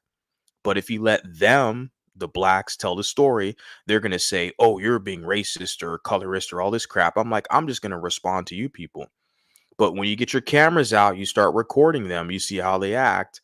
I mean, this stuff happens a lot more than we would like to admit. We just don't record it. A lot of mulattoes think it's normal to put up with that type of shit when they're going to sit there. I certainly hope that you're wrong. I hope you're wrong because there's nothing normal about that. That is abnormal. I've never seen anything like that with a mixed race person on YouTube. I haven't seen it. I've had stories told to me by mixed race women, But these are in social media groups. I haven't seen it in the flesh until I saw that video. And I looked at that and I just said, and everything I've said to people came true. It became manifest as flesh, as image, as reality, as actuality. And I hate that happened, in the sense that, hey, I warned people, because I don't want something like that to happen, so that people get the point. I don't want anything like that to happen. Somebody disagrees with you or has an argument with you, okay, fine. But that was a potentially volatile and potentially violent situation. Those women looked like they wanted to beat the crap out of that woman and were looking to fight her. They were looking for a pretext to do that. And again, I would say, you're a mixed race guy. It may you're not out of the woods either. We may see a situation where a mixed race guy is confronted by people, and it may not be maybe the same kind of hatred or the same kind of fury, but something like that. We already heard about the Kendrick Lamar Drake thing. Not like us. Again, I've said this before, I'll say it again. What you have to understand is that things have changed. And, you have to understand that there is a resentment amongst a portion of the population within that community for mixed race people. It's always existed. It's always existed. And it's just the way that it is. And, again, take a look at this, folks. Girl, child, like I said, I'm not interrupting my enemy while they're getting ready to make a mistake. Okay. She just told her, oh, I'm not going to, interrupt my enemies when they're making a mistake. She doesn't even know this woman. This is just a random biracial woman trying to buy some lashes in the store. And this savage beast told her, oh, I don't want to interrupt my enemy when they're making a mistake. This is a violent, racist, black supremacist attack. Who is going to call it for what it is? Not that many people. Go ahead and make a mistake. She right here. I got your mama. No, yeah, no. No, she right here. No, I already know. No. Like I said, What happened? No. I didn't say anything. Mulatto, half-breed. She's saying she didn't say anything. She's just merely existing, walking through the store, and this happens. And I'm trying to tell these mulattoes, man, you better wake up and smell the fucking coffee. I don't know. I've been doing this content for 2 years. People can say whatever the hell they want. I'm a bad guy. I'm a short, bald incel. I'm fat. All this stuff. That's fine. But a lot of you people are listening. You better wake up and smell the fucking coffee, because this is real shit that's going on right now. They're going to do it to this woman. They're going to gang up on her and attack her. What do you think's going to happen to you? Okay, I mean, I'm just letting people know. Okay, Not black. There you go. What you doing There in you go. here? There you What go. you doing in here? What you Okay. doing in here? Okay, but you're not finna. Fat ass came Okay. Go away. Go right here. Y'all go over here. Look, You're white. go You're white. I'm taking my lashes. So away. She's merely existing in the store. And you have some of these black supremacist sympathizers who are trying to say, oh, she must have said something. She must have did something to provoke them. Because, these savage animals, they wouldn't just attack her out of the blue like they do in all their hip hop songs. Oh, no. She must have did something to irritate these savages. That's why they attacked her. This is what it is. come here. Don't touch me. Come here. Do not fucking touch me. And I did a stream about this a week ago, and I pointed that out, that they were literally that bold to where they literally put their hands on her, invaded her space. They touched her to where she had to prompt them and tell them, hey, don't touch me. Get your hands off me. They were invading her space, attacking her, harassing this mulatto. touch you, baby. Please, You don't. don't like black women. Because I know you probably don't like you won't hit touching me you. though. I bet y'all kick you But up in your I'm- asshole. I bet y'all kick you up in your mulatto hair free. Come on, baby. Come on, baby. Oh, yeah, y'all don't have Bitch. bitch, come on, bitch. No, Come we on, don't come do on. nothing You to come over you. here specifically to fuck with black women. You know you can't stand black women. You mulatto, white, funky, nasty, cake, fat ass bitch. What the fuck, dude?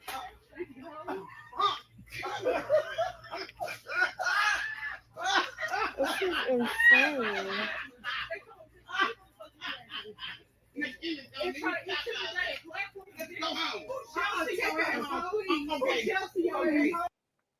Out of nowhere.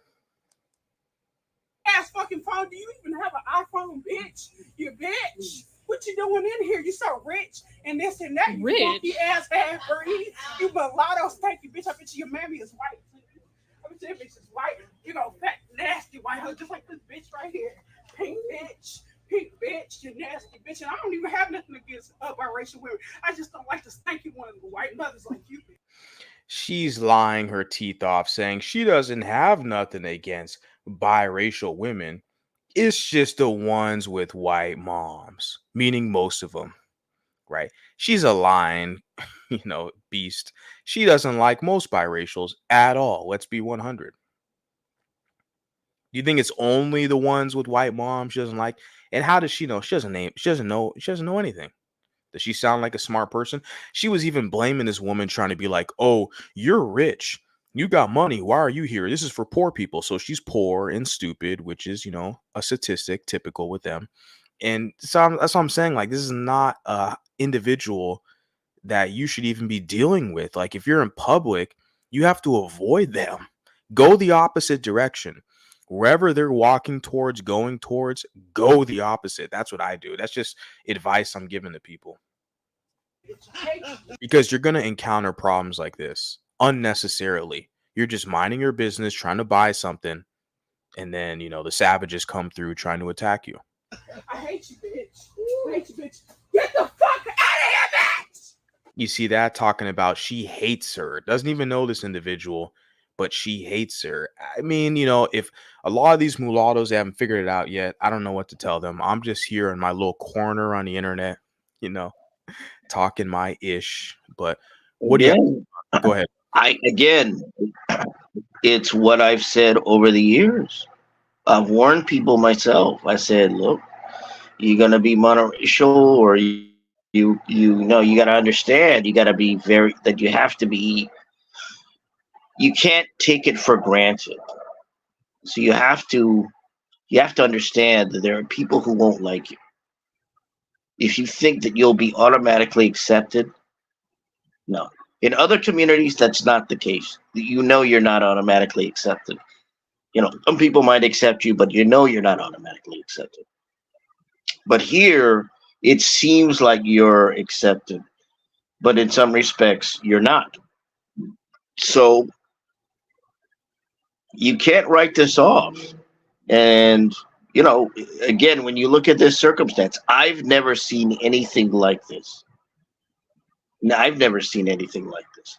I don't know that I've seen a mixed race person attacked in public with racial slurs like this.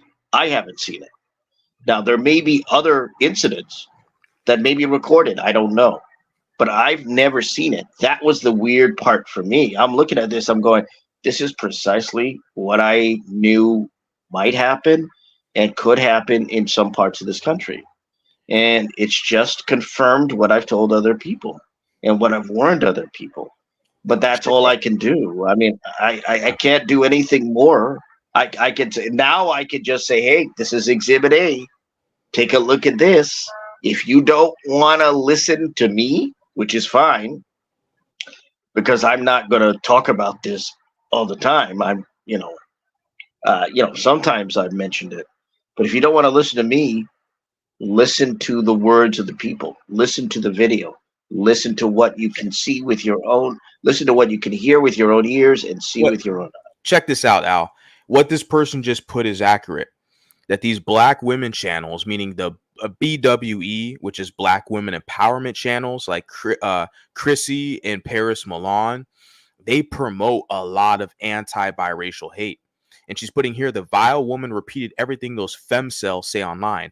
It's the same thing with the males, the Tariq Nasheed, the Black Authority, Professor Black Truth, the Superboy, I think his name is, the Superboy guy. He's a black guy, incel guy. It's the same thing. Like the pro-black channels, the males, they spread a lot of anti-biracial male hate as well, as the women do, the BWE divester channels.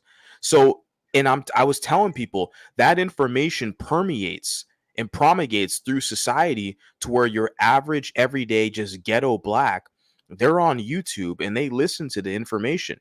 So they basically mimic and parrot a lot of the information these large platforms spew out there. So this information gets out all over the place. So you go to the grocery store or the nail or the beauty supply store thinking you're just going to go buy some supplies. You run into one of these savages who are listening to Tariq Nasheed or Paris Milan, and they see you're a mulatto. These fucking savages are going to attack you now. I've been trying to tell people this for the past 2 years. This is what's going on today. And remember, Tariq Nasheed, Paris Milan, they have hundreds of thousands of subscribers across America. People listen to their content. These are hate speech channels. They're anti-biracial, anti-mulatto hate speech channels. A lot of these mulattoes, okay, they're still sleeping. They haven't got their wake-up call yet. Or if they did, they've just been punked and maneuvered and kowtowed to serve the community. They think it's normal to be mocked like that. I don't understand that. I'm not from that community. I'm not from that group. Those aren't my people. I'm not like them. To me, it's not normal to go about my life doing business, going to the store, whatever, and to run into some animal who's going to insult me for existing. That's not normal to me. I don't think there's anything normal about what we just saw in that video. It's abnormal in terms of the behavior. There's no reason for those women to behave the way they did. And what you're going to see with those BWE channels, as this commenter puts here, they're going to blame the exotical channels. I already saw that on like a post I saw from Paris Milan, who's one of these anti-biracial, black women empowerment channels. They're literally going to blame mixed women and say, oh, mixed women get the negative treatment and get the attacks because they attack black women. They're already trying to position it as if they're on the defensive, that they're justified for their anti-biracial racism because mixed women are provoking them or picking on them. They're already trying to play the victim in this whole scenario. Like, and I've already foreseen this because this is the strategy they do. That's what the commenter puts here.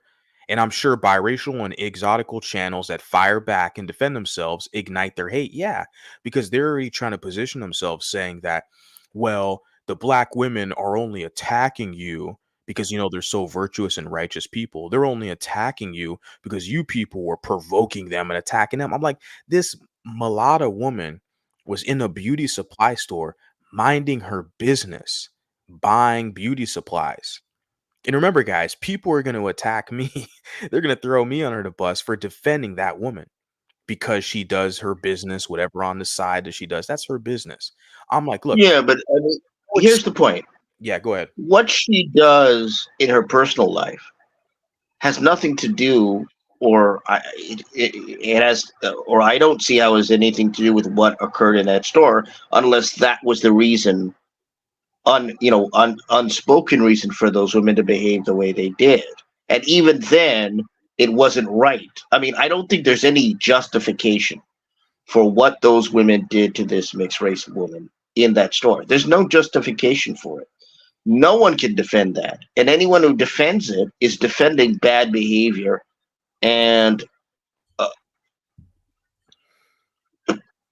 possibly and possibly provoking behavior as well, because that's what they were trying to do. They're trying to provoke it. It's also anti-white racism because they're saying you got a white mom, you're a cave or pink. They use the term cave bee or pink bee in a white mom. So you clearly know this is anti-white, but more specifically because you're mulatto, you're European heritage, they're anti-mulatto. And I mean, I seen the exoticals. They talked about it and stuff like that, and I respect that, appreciate that. And you shared a stream from a guy who's not a friend of Mulattos, okay? But you shared a stream of him talking about that. I saw Mhm. on your community wall, Al. Um, but a lot of people are talking about it. Yeah, because of the video. Yeah, I don't know the guy. I don't know the guy at all. He's a But I black saw the nationalist. video. He's an Oh, old wait. black he's an old black nationalist. Yeah. He's a Oh, 62-year-old black nationalist in the black manosphere spaces. Yeah.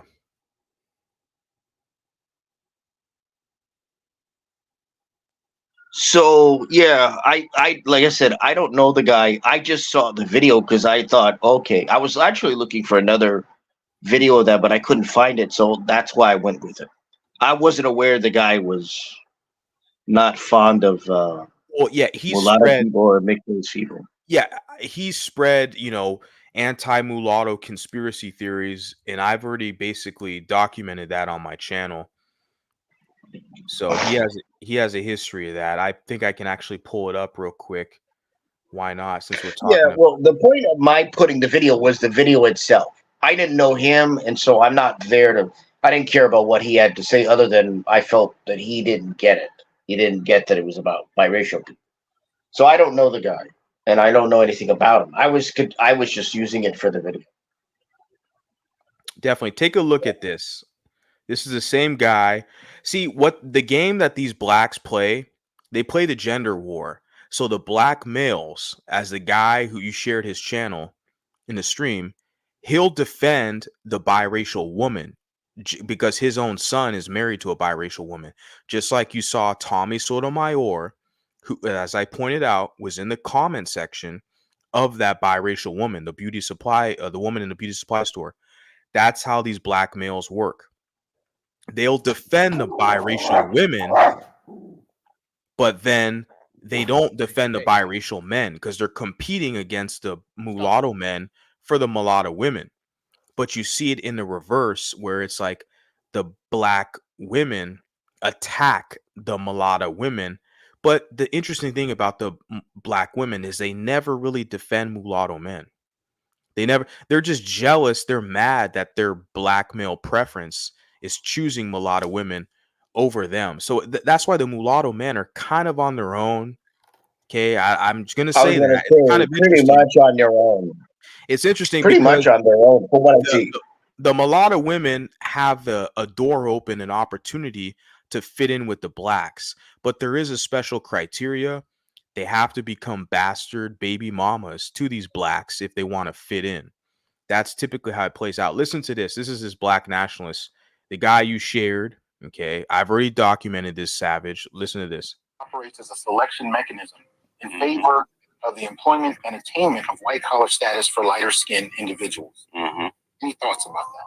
Oh yeah, the lighter skinned individuals are always seen as a buffer group, as a buffer class. He said the lighter skinned individuals are always seen as a buffer group, a buffer class. That's the black nationalist conspiracy theories. And historically, the mulattoes or the lighter skinned people, the offspring of the slave master, were seen as a buffer class. He said historically, the mulattoes or the lighter skinned people of the slave master were seen as a buffer class. This is the black supremacist. Now, remember, he's talking about the mulatto men. He's competing with the mulatto men or the lighter skinned men, not the women, because he'll defend the women because he wants to create more bastards for this Bantu expansionist agenda. So they look at the men as competitor males, but they want to bastardize the women, and that's their method to compete against the males. They do that with Latinos, they do that with Dominicans, they do that with the Anglo-Saxons, they do that with every racial group of men on the planet. That's how they compete with these men. So they got hired first. They were put in positions over the darker skinned people. Over the dark skinned people, they got hired first, maybe because other people were creating jobs for themselves. This is the narratives they push. They're pro dark skinned male, and they cry and complain that the dark-skinned males are disadvantaged. They choose the light-skinned males over the dark-skinned males. But you see how they're always caping for the lighter-skinned women. They're always, and then they create they create broken homes. 70+% out of wedlock birth rates. They're not creating loving families when they deal with these individuals. But they have so much shit to say about the men. They look at us as competitor males in this marketplace. I'm trying to get these guys to wake up and realize, how the hell are you caping for them when this is your competition? They're competing with you in the marketplace. They're not your friend. They're publicly telling you. This guy said this publicly on a platform. And nobody says, these mulattoes don't say nothing about it. He's publicly telling you he looks at you as an opposition. But this is the same guy who will take the position for the biracial woman, right? But he'll say that the men are enemies, like Tariq Nasheed. He'll say the mulattoes, they sided with the whites in the French in Haiti, and they sided with the whites to enslave the blacks. This is what they'd say every damn day. And I just don't see that many mulatto men calling a spade a spade. I'm fucking tired of it, to be honest with you. So this is something historical and cultural that's carried over from our Jim Crow past. Yeah. So what I'm saying is that the guy, you shared his video where he was caping for the woman, as I did as well. I mean, I'm like I said, if anybody's gonna call me a panderer, I'm gonna pander to the mulatto woman. Okay, yeah, I guess people can say you're a simp, you're an incel, whatever. Well, okay, I Go just ahead. wanted to respond to that. Like your point, you said you were criticized for supporting this woman in this video. Yeah, but it's a clear-cut case.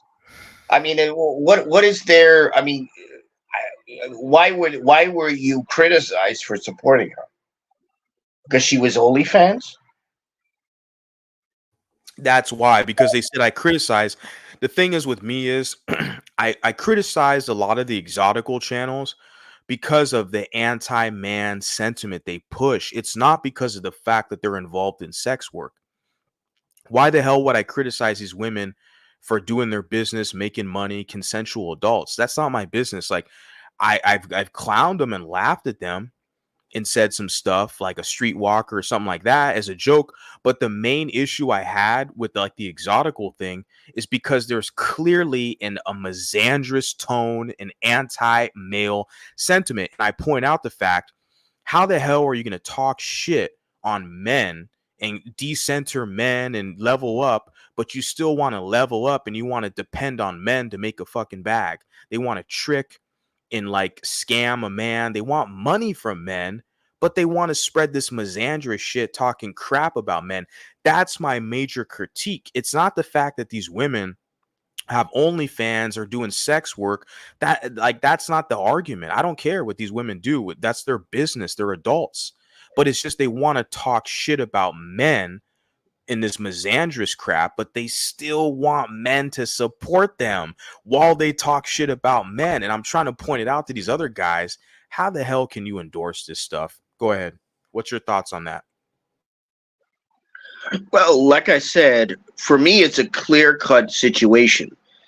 Unless there's some background to this that we're not aware of, this woman was confronted by these other women, and what occurred was wrong.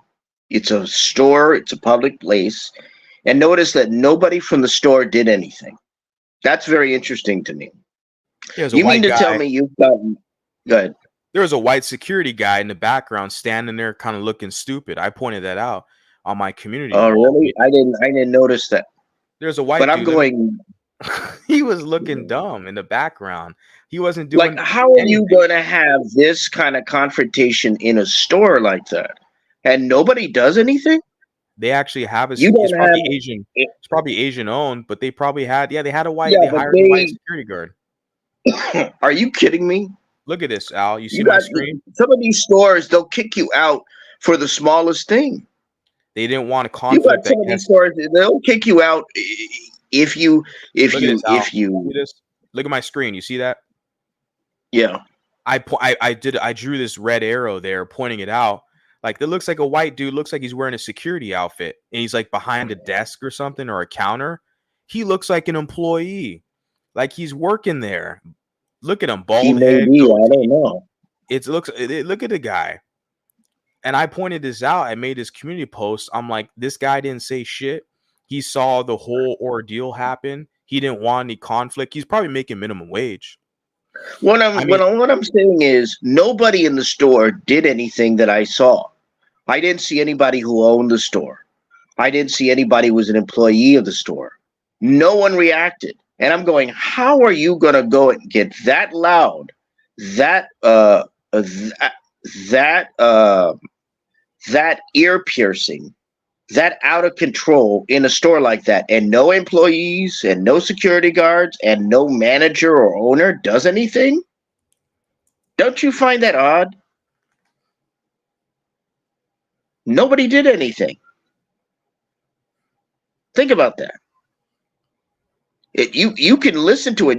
The people here in the chat and elsewhere watching this, you listen to what occurred in that store. Did you see anybody go near these women? No.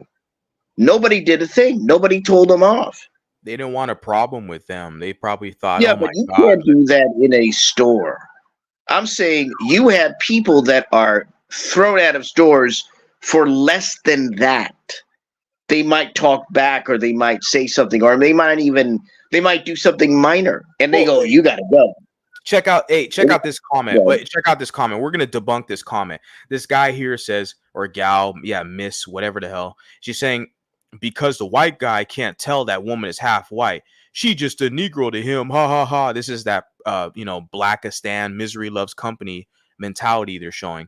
The thing is, those black beasts in the store, they were publicly multiple times saying, you probably got a white mama too, you cave bitch, you pink bitch. They were making all these references to her being, you pink, you white, you got a white mama, you pink, you white, you cave. And the guy is standing there like, of course he looked up and was like, what the hell are they talking about? So don't let these blacks fool you, where she's like, oh, because the white guy. No, the white guy was just getting his little paycheck. He didn't want any confrontation. I've worked in the security business a lot. There were some times where I just kind of sat back and walked away. There were times where I had to intervene, especially if there's children. If there's children involved, I've been in a couple of domestic situations, you got to intervene. But if it's a couple adults arguing, there's been times where I kind of just sat back, was like, okay, you know what? I'm not getting paid enough to deal with this crap. Go ahead, Al. Were you a security guard in a store? I've done retail, done the Academy Awards, done concerts. I've done a lot. I'm not doing security anymore. I haven't done it for over a year. It's funny because they're still out here calling me the Mulatto security guard, and they have like old information, because they doxed me in my like LinkedIn account, but I didn't even update that crap for like a minute. Like they got old information on me, but they're still talking shit, thinking I'm doing security, but I don't tell these internet people. Go ahead. Yeah. Right. So from your experience in security, when you look at what occurred in that store, would someone like you allow that to get to that extent? No, you got to say something to walk in and intervene. That's what I'm saying. That's what I'm saying. No one did anything in that store. That's suspicious to me. Suspicious. No one did anything. How are these women getting away with not so much what they're saying, but being able to just scream and yell to the top of their lungs and behave this way, and no one says anything? There are stores, you even raise your voice, they kick you out. You're gone. These women are screaming at the top of their lungs and yelling, and no one does anything. The thing is, the environment she's in, that's normal. It's normal. They're in their normal habitat. That's their natural habitat. In any store, you don't allow something like that to happen. You don't allow something like that to happen. There'd be some employee, there'd be some manager, there'd be somebody stepping in and saying, you have to quiet down. You have to keep quiet, or you have to leave the store. She knows what's up. Like this lady has been well acquainted with them. Like she's saying, like, look, that's a black beauty supply store. And the thing is, like, she puts another comment here. Let me highlight this. She puts here, Asians don't care unless they're stealing, to be honest. Right. It's like, hurry up and buy, hurry up and buy. As long as they're buying and spending their money in the store, that's all they care about. They're like, okay, hurry up, buy your stuff, and then take your black ass out of here. That's all they care about. I'm looking at the way things are done. I've seen people get out of hand in stores. I may not be I never worked as a security guard. I was never a security guard, but I've seen people get out of hand in stores and places. And there is some security, there is an employee, there is somebody. You mean to tell me in a store like that, no one is going to stand up and say something who works there? Something isn't right with this. You see an image. Something isn't right with this. I'm now getting kind of suspicious. I screenshotted this. You see the image. The guy's sitting there in the back, all comfy. He's getting paid. He's hourly employee. He's like, he's not going to intervene with these idiots. Like, what's the point? He's getting paid. Well, he might not be, but I'm saying some manager, some owner, someone, because you're scaring customers away if you're carrying on that way. People might think there's something violent that will happen. Imagine that's the a area. serious situation. It's a ghetto black area, man. Like I'm saying, like that's the thing. Like I to me, like they don't have a white customer base, a white clientele. They rely on those types, these kind of sexy red crowds, these black hip hop crowds, like. And you got a biracial woman who walks up in there thinking she's cool with the blacks because the black guys like her, right? But that doesn't mean the black women like. See, but the thing is with a lot of them, they need the black males for protection when they go into black spaces from the black women. That's the interesting dynamic that biracial women find themselves in, is if they want to be in the black community, they're going to need protection from black women. So that's why they get connected and hooked up with black males. But that woman, she didn't have her little OnlyFans partners there with her, right? Her content kind of partners. She didn't have them there with her. She was just there with her. Well, she had someone with her. White friend. Yeah, she had someone with her. It was like her white friend, but they kind of mistaked her as like her mom or something. Like, oh, you're with this white. What are you doing here with this white? You got a white mom. You're a biracial with the white mom. So they started attacking her for her kind of whiteness, right? She wasn't in the store with the black guy. See, if she was in the store with a black guy, which a lot of these biracials, they do, and then she'd be good. They already know the game. They got to have a bastard kid by one of these blacks, okay? And then they're good in the black community. Then the black women will leave them alone as long as they anchor themselves in the black community by having black man's bastard kid. But if they're on their own, doing their business, they have a white friend or whatever, the black females are going to attack them. We all see this on display, people. This is all public now, right? But guys, we're late. We're almost like 4 hours deep into this. Kind of get some final thoughts before I close this out, because this conversation went all over the damn place from what it started. But go ahead, you guys can please give me some final thoughts. I'm gonna close this out, and yeah. Go ahead, Al. Go. I insist. I've been talking, so I'm sure that you want to speak. So go ahead. Okay, sure. All right, Al, I just want to forgive you for the mean things that you said about me, saying I don't care about mulattoes. I know you're coming from an ignorant place because you don't know me. You've never spoken to me. You've never even known who I am in life, or you don't know my story. You don't know my backdrop. Okay. And maybe one day you will get to know that. All right. And then maybe you can apologize to me one day if you're man enough, but that's that on that. And I just want to let everybody know that, in the past, I wasn't the person that I am today. I'm a little bit older, but, I'm probably not as old as Al, and I'm probably older than Mulatto Vanguard. And, I pretty much know who I am and what I'm trying to accomplish in life and what I'm here for. And money cannot buy me. And from what I'm looking at in the past is that you had mulattoes that sold out mulattoes for money. That's how laws get passed. These people in government, Congress, the Senate, they're all about money. They don't like you. They just lie to you and sell you out. But you just love them because people love to be lied to. And someone like me, I do not care about money like that. Sure, is money good? Can money help you and your family? Sure. But at the end of the day, if it's not good money, I don't want it. Okay? You can't buy me. There's nothing that you can do. Like I have a dog, and you couldn't give me all the money in the world. You couldn't give me the world to trade for my dog. Okay?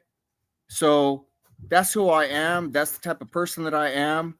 And if I'm ignorant, sure, I'm going to probably do and say some ignorant stuff, but in my ignorance, if I think it's true, I'm going to say it's true, and I'm going to stand on my square about it.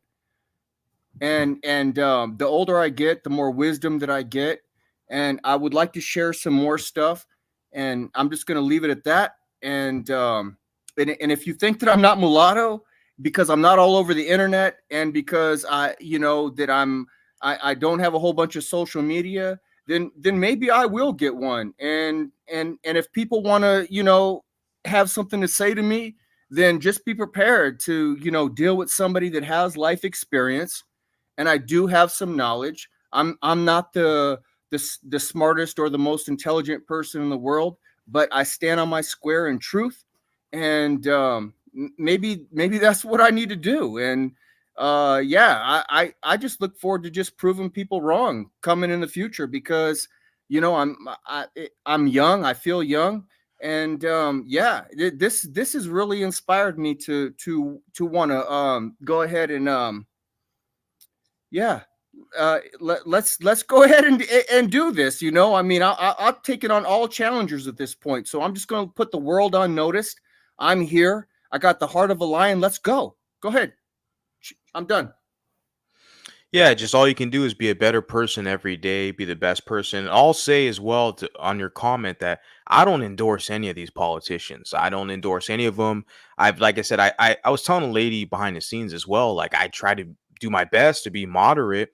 I'm more conservative leaning, I'll be honest, pro-gun, pro-family, limited government. I was telling this lady that, and I talked about the Thomas Sowell thing, and I publicly gave a disclaimer. Like all of these guys, like and gals, okay, Candace Owens, whatever.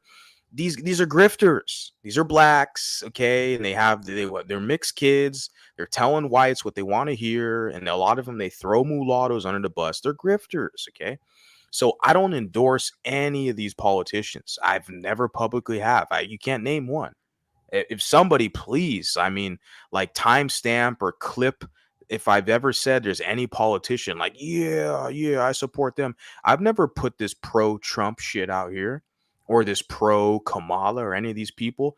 I don't endorse any of these individuals. So I am not a pro kind of politician because they have nothing to offer mulattoes. They want to use mulattoes as a subordinate class to serve the LGBT, to serve the blacks, to serve the illegals. They're not presenting us with anything.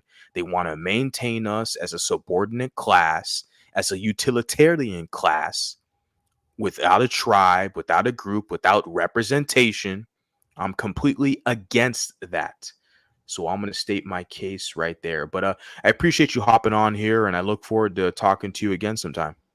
Okay, hold on. I have 3 comments that I want to go ahead and talk about. One says, so defensive and so sensitive, laughing out loud. Alcohol sounds likely involved. Well, I'm going to clarify with her because I took a couple of drinks this evening. I'm not going to lie. I'm just having fun with this. This is Friday night. We're kind of going into Saturday morning. I had a couple of drinks. I think she's talking about me, so don't take offense to it. All right. All good. I'm the moderator here, so it's all good. All right. And I do admit, like, I did get a little bit edgy because you did question my mulatto-ness, and it kind of put me in a very defensive position. Well, I didn't know who you were at first. I apologize. That's my fault. I didn't know who you were at first. I didn't know you made the comment about the lady Demetria, who's like half Nigerian or something like that. I Yeah. didn't at first. I didn't know it was you, but so yeah, this don't even Yeah, worry about it. I and didn't I know. did. I put a little comment in there. You know, I was aggressive. If you look back, because I am Patriots for Christ as well on YouTube. So, you know, I put a little comment on there. If you Yeah, go well, back, yeah. I And you emailed. apologize. I was aggressive. I was aggressive. I'm not going to sit here and say I wasn't. I was. Yeah, it's cool. And I apologize to the chat and everybody for that. You know, sometimes I can get that way. Yeah, But they accept it. It's all good. They you know no worries. You know, this is just but I'm we're just real. talking. I'm a real person. I stand Yeah. on my square, and if I'm wrong and somebody can prove that I'm wrong mathematically, but just don't say that, oh well, this guy he doesn't care about mulattoes, da, da, da, da, but then doesn't back up that claim and just says it. Like, I don't respect that at Well, you're all. talking about Al. It's you and Al, right? Not me. So I mean, Yeah. you guys, you're both men, so you guys can both kind of hash it out in your disagreements. That's fine.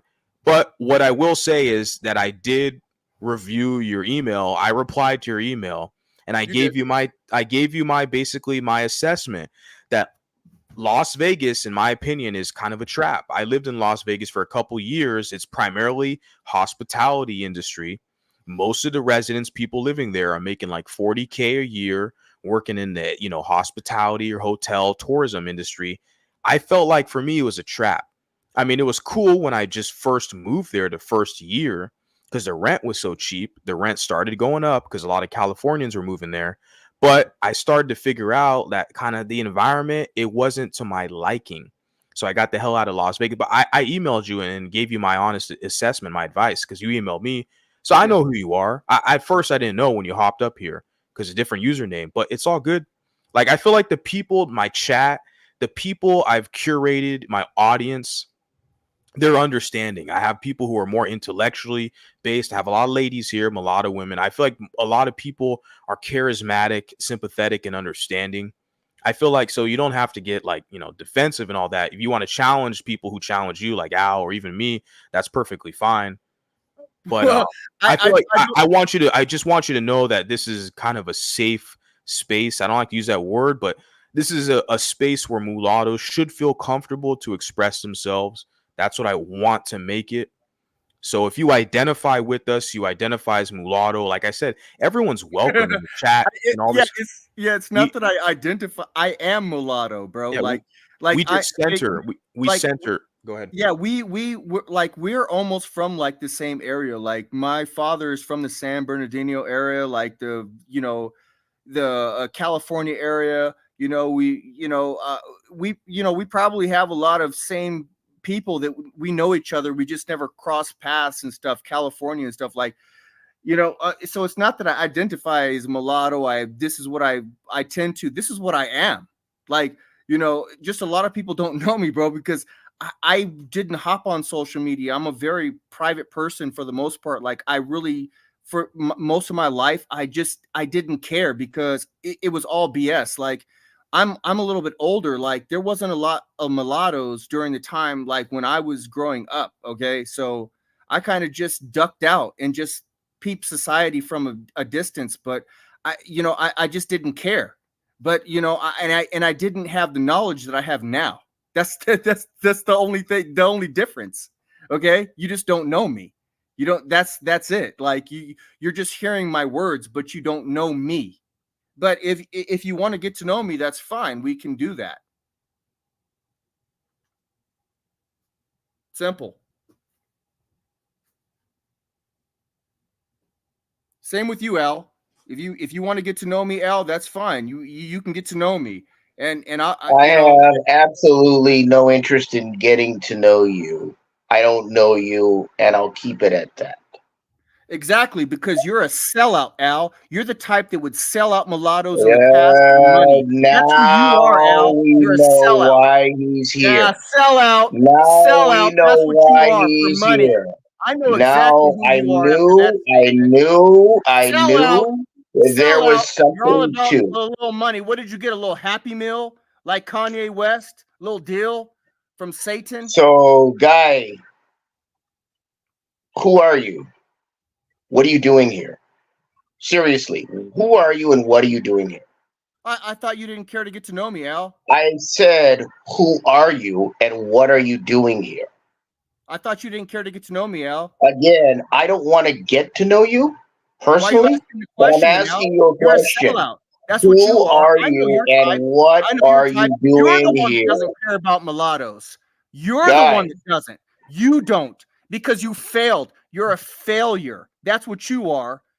That's what you are. I'm here to pick up the pieces from what you you're failed at, not here to because pick up I any am not pieces. able to be What bought. you I are stand on my is, square. That's who you are. And guys, anybody that listens to nobody knows you who you as a are. mulatto Here's the is thing. gonna fail. No one Just knows go who ahead you and just are. take whatever Happy Meal that you got Calm and down, just calm down. fade away. Fade Again, away, calm Al. down. Fade Calm away, Al, down. because people like Calm me and the down. Calm mulatto down. vanguard are here to Guys, actually protect and care dude, about mulattoes, and we're not going to sell out like your again, bitch ass. That's all I have to say first to of this all, clown, Al. good. Now get the hell out of here. I'm out. Peace. Yeah, get the hell out of here.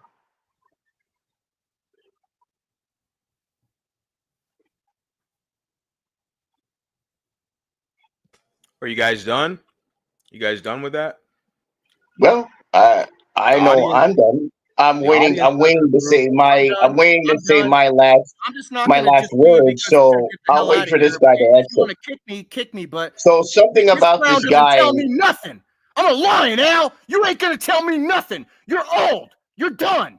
This guy Say is goodbye. Say goodbye, Al, because you clearly a failed. You're a troll and failure. clearly You're a a failure. weirdo. You're a failure. You're a failure, Al. Take your little Happy Meal and kick rocks because you're nobody and Is you're that nothing. the And you ain't best going you to help can do? nobody. Is that it? You a Happy You're Meal? a failure. You sound You're a like you failure. need a Happy Meal. You're a failure in Really? life. Is that the You're a best you can failure do? in life. You're a failure in life. You're a failure in life, you sellout clown. Are you done? Yeah, we don't need Because I any. think Guys, hold up. We don't need any ad hominem attacks, name calling. right. It's not an ad hominem. I I'm not think doing I ad think hominem. something's the wrong with this arguments. guy. Hold up. Critique the arguments, the points you don't agree with. You don't agree with his philosophy. Both of you guys, critique the arguments. No Well, ad hominem attacks. Go ahead. again, right. I agree. So again, now that you've said your piece, I would like to say the end of it. So I need you to go. You said what you were going to say. You talked to the chat. You talked to everyone. You can go. No, I'm not. I don't listen to you. If I get kicked, I get Well, kicked. You're again, not my boss. you said what go. you MV said said what you critique you the said argument. what you So go. said. So go. I I'll don't critique know your who you argument. are. Let me My make this argument. very clear. Let me make this very clear. I've never seen you before. I don't know who you are. I certainly have never talked to you. So you're a complete unknown to me. And that's why I said, who are you and what are you doing here? See, this isn't a space for people to come here and freak out and rant and rave and scream and yell. That's not appropriate. Your behavior here is not appropriate. See, what you tell me or what you're screaming at me, you don't know me and I don't know you. So anything you say about me is just nonsense because it's clear you don't know a thing about who I am. And you certainly haven't seen me here. So I have to be brutally honest. You sound like you have psychological problems. You have issues. And I think you need therapy or some kind of mental health because it's very clear from your behavior here on this Ad panel hominem. that you've got problems. What's the argument here, MV? And your problems what's his don't have argument? anything to Ad do hominem. with this. Hold up, With this Al, relax. channel. Al, relax. Okay. So, Well, I'm relaxing. I think you have to talk to this individual. I'm gonna ask him a question. Okay. My whole thing is Christian. Yes. You mentioned Al's age. Now, I do have a lot of critiques, what I call generational nuance. And trust me, I've caught a lot of flack from questioning people's, their motives. The older generations of mulattoes, like I said, for me, it's mainly the boomer class and above, where I'm like, look, they're kind of fixed in to serve the Bantus. So a lot of people have basically critiqued me for being a quote ageist and questioning the fact that older mulattoes, but I come to realize, look, they didn't have an option. They had to serve basically blacks. But the Al Show, from what I've seen, he's been in these discussions way before me. I saw a post from the Al Show, the guy on the panel, on Facebook from like 5 or 6 years ago in a biracial group. I saw the timestamp. I was like, holy crap, this guy has been talking this biracial stuff way before me. I've only been doing this for like 2 years. So to me, Al's kind of proven himself that he's pushed forward this consciousness of, biracial. I like the term mulatto. He doesn't. He prefers biracial. That's fine. But he's pushed this kind of conversation forward and kept it going. So to me, he's kind of proven himself to, with this consciousness to basically keep this conversation going. But you mentioned the fact that he's old. And like I said, I've had a lot of critiques for these old folks. Okay. But I want you to keep it there. And I want you to mention what it is about the Al Show that bothers you. Let's not get into ad hominem attacks, but attack the arguments and philosophies that you don't like about his position. What it is, try your best to demonstrate. Go ahead. All right, Envy. I appreciate the way you put that, and you're very respectful towards me. The only thing that was a little bit disrespectful that you said to me was you questioned me being mulatto. You'll get over it, though. I already apologized. I know, but I'm just saying you've been very respectful.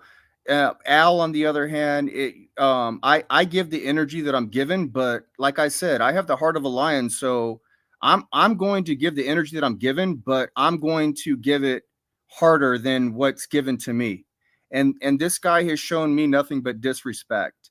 Okay, so that's where that I guess that hardness comes from. But what do you want me to be as a mulatto? Do you want me to be soft? Do you want me to be like, oh, okay, well, all right, blah, blah, blah, blah. That's gonna get us nowhere. Okay, who me?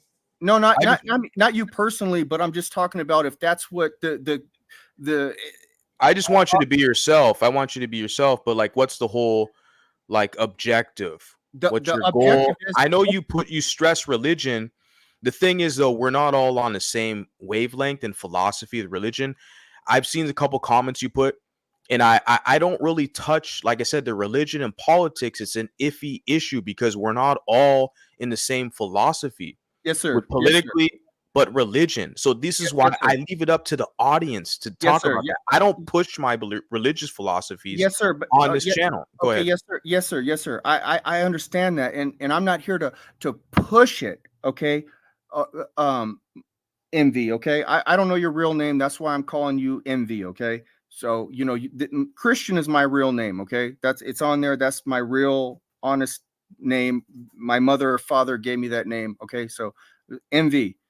Okay. I'm not trying to push anything. Like my whole point is to say this is that's why we failed in the past of keeping our identity. And that's why I pushed Al on why did the laws change? Okay. Because what obviously happened is that you had some sellout mulattoes in the past that sold us out for money. That's clearly what happened. You got more sellout mulattoes today than ever before, man. And that's why. Yes, sir. Everybody's a sellout today, bro, like more than ever before. Yes. I get that. But what I'm saying is if we're going to actually try to get this thing back in order, then yes, we are going to need faith. We're going to need to be on one accord. We can't just be again. Here's the thing. Here's the thing. What about what? That's not MV. Again, that's why I get animated. In the middle of a point, that's decorum. Again, you gotta calm down. You gotta calm down. MV.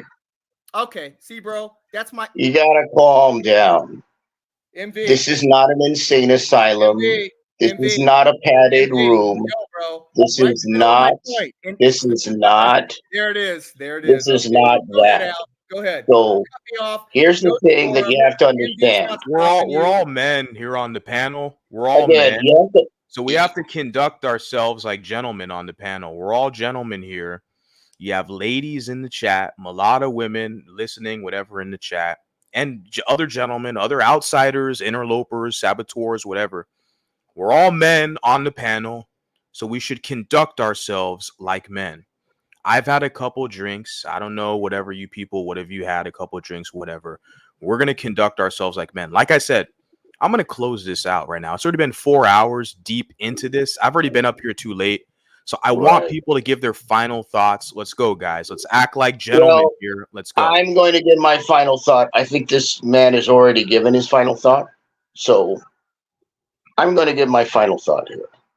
And so what I'm going to say is this. I don't know who this person is. He certainly hasn't come to this channel that I'm aware of. I guess it's his first time. I don't know. Now, people that are new to a channel, it's understandable that they may not know the rules and the mores and the folkways of how things are done.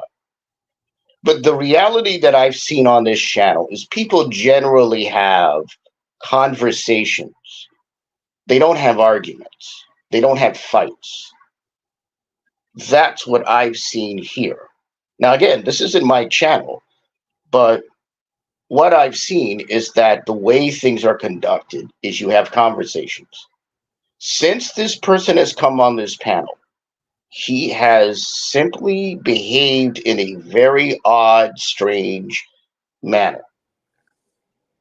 And what that says to me is, I guess people in the chat were saying things about him. I don't know what they were saying because I can't see the chat. But they said he was defensive. What that suggests is that this individual, this Christian, has issues that have absolutely nothing to do with this panel or MV or me. I don't think it's about either of us. I don't think it's about this panel. I think it's about this individual. And what this guy seems to me is lost. And I think he's come here because he wants to find a place where he can be found again, or found in some way. Or maybe he wants to gain something from that. In that respect, if indeed he's biracial, I don't know whether he is or not. I wasn't the one that asked whether he was or not. But if that's the case, so be it. But there's a way to behave on this panel, and there's a way to behave on this channel. If you want to come here and argue and fight, then this isn't the place for you. People don't fight here.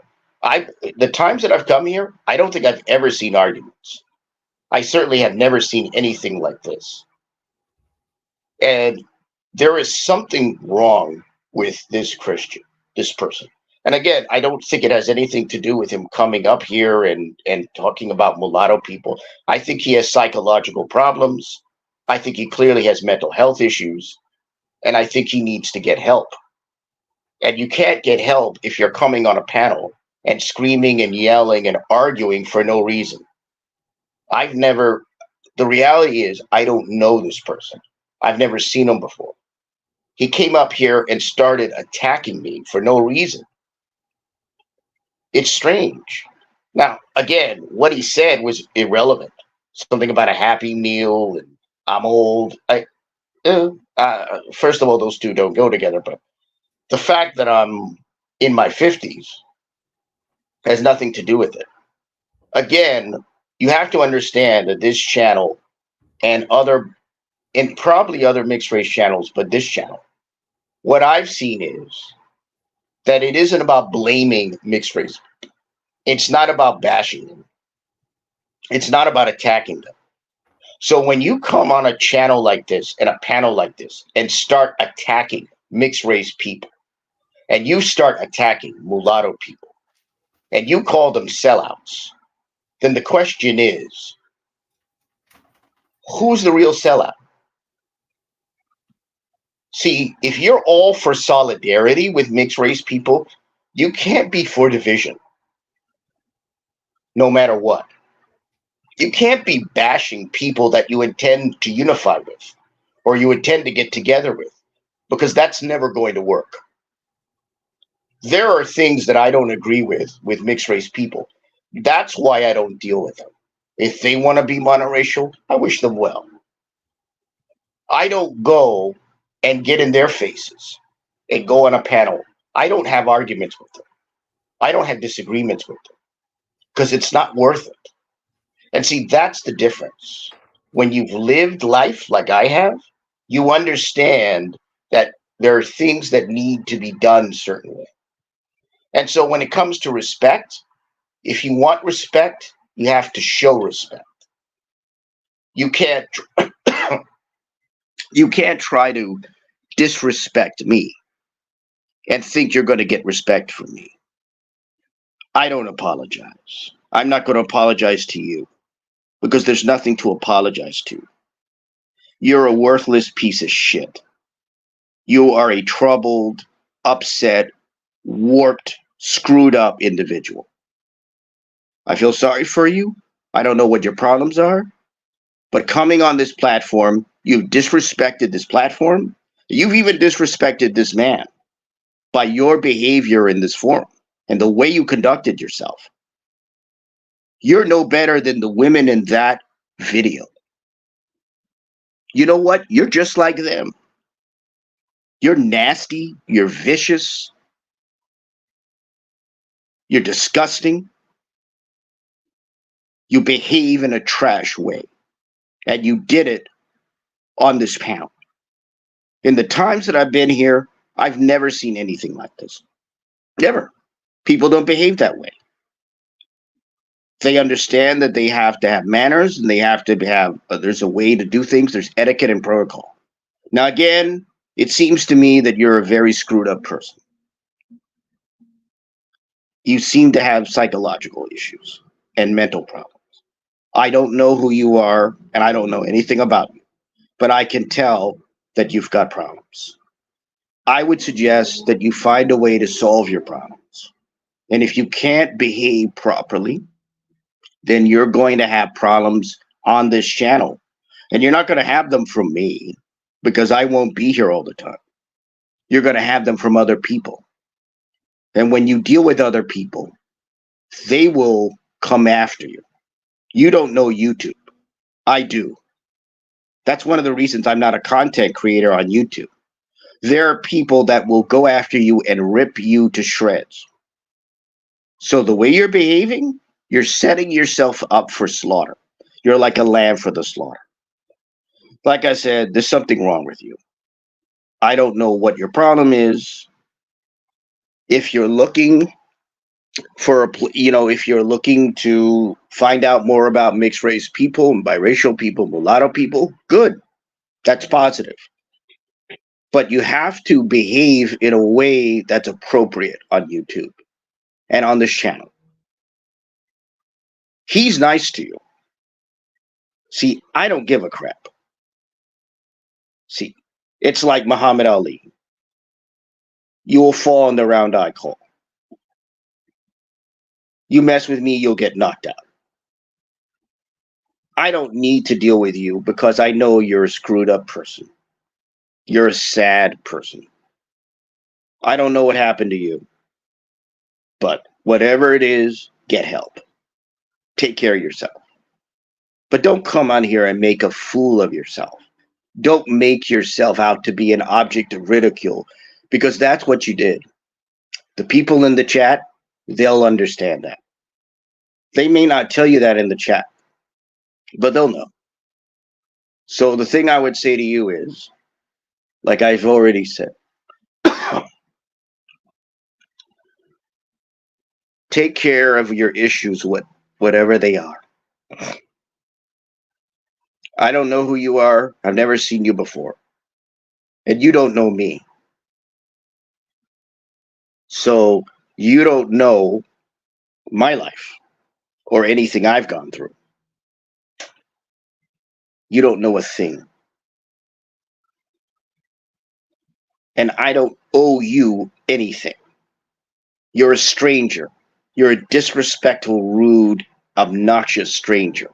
That's what you are. You mean nothing because you are nothing.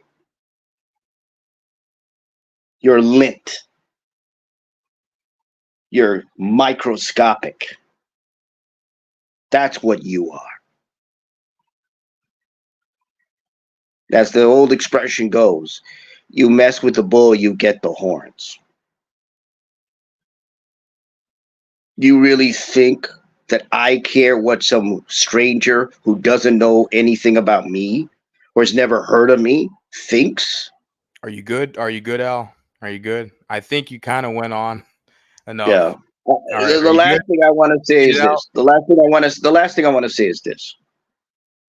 This is a channel for mulatto, biracial, mixed race people. It's not a debating society. It's not an arguing space. If you want to go into some space and scream and yell and argue, I understand there are spaces like that. You should go there. They will have a field day with you and you'll have a good time. But this is not a space like that. This isn't a channel. And if you don't know how to behave and if you don't know how to carry yourself, you're going to get into problems. Not with me, because I won't necessarily be here, but with other people. You're all gonna need a pit bull someday. I'm that pit bull, baby. So you're all gonna need a pit bull someday. I'm telling you right now. Without a pit bull, you're just gonna get eaten alive. If you don't want a pit bull, just go ahead and get eaten alive, guys. It's cool. I'll go ahead and let this Al guy talk his stuff, and everybody can go ahead and hate on Christian. But guess what? At the end of the day, you're going to be crying for Christian. Where's the pit bull? Where's the pit bull? Oh my God, I'm being hurt. I'm being hurt. Where's Christian? That's what you're all going to be crying at the end of the day without me. So go ahead and say you don't need a pit bull. And then when the pit bull just chills and just does his thing because he's good over here living life, but you're all crying and struggling. Oh man, gosh, we're being taken advantage of at the store. They're calling us names and pink and mom and da da da da, and nobody's doing anything about it because you don't have a pit bull. Well, let me. You want to run the pit bull off. So go ahead, run the pit bull off, guys. Do what you do. Let me ask you something. So, do you feel like I was crying when I was reviewing the material about the woman who was getting? Not you, MV. I don't think you were crying, bro. I told you my only issue with you that I had was you questioned my mulatto-ness. You'll get over it. You'll get over it. I'm gonna get over it, MV. Okay. I love you, brother. Okay, I'm gonna get over it. All right. All right, man. Have a good night. Yeah. You're finished with your final. You're finished with your final thoughts. Yeah. Do you know that guy? Yeah, he's been a commenter, and he jumped on my panel a few times. I think he kind of drunk. So he's been there. He's been here before. He might be a little. Oh, I didn't know that. He acted like he had never been here before. I think he drunk a few. I mean, I drunk a couple too, but I'm just sitting here like, damn. Okay. But you don't sound drunk. Yeah. Well, look. Here's just the last thing I'm going to say about this. What I've seen in your channel, you have conversations. You'll go and say whatever you want, but you have conversations when there are people up there. I don't think I've ever seen arguments. I've never seen behavior like that. The thing that I would say to you is this. I don't want this would be careful. Yeah, I don't want it to be sorry to interrupt. I'm just saying I don't want this to be some like ghetto, friggin' channel. There's already too many biracial people doing ghetto's crap. Go ahead. Yeah. Right. So here's my suggestion. Like I said, in the time that I've been here, I've never seen anything like this. And so I would just suggest to you be careful about some of the people you let on your channel because it will reflect poorly on you. Now, that guy's going off. He clearly has psychological issues. I'm sorry. And I think people in the chat can see that. He's got problems, and I don't think it has anything to do with it. Well, I was just going to say, like, he emailed me a couple days ago, and I gave him my honest advice, my assessment of Las Vegas, because I lived there for a couple years. I was like, look, it's a pretty challenging environment. It's mostly hospitality. A lot of people aren't making a lot of money there. It's not what it's kind of meant out to be. It's kind of a trap in my analysis. And I don't know, man. Like, like you said with the chat, I got a lot of ladies in the chat. I'm like, damn, I try to tell them, like, conduct yourself like a gentleman here. Like, not just for me or the guys, who cares? But you have women here. I was like, come on, man. Like, have some self-respect. Just conduct yourself. And I don't know. I'm just a moderator here. I'm just a channel. I mean, I Right. don't say I'm not the nicest guy. I say things that will piss Right. I people off. understand that. But what I'm saying is, Go ahead. look, this is your channel.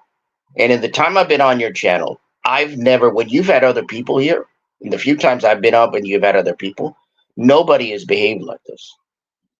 And I'm just saying, from my perspective, I think you have to be careful about who you let up on this chat. That's just my suggestion. Do with it what you will, but clearly this individual has mental problems. He clearly has psychological issues, and he needs help. I'm not kidding when I'm saying this. It's clear. This guy's going off. He's got issues.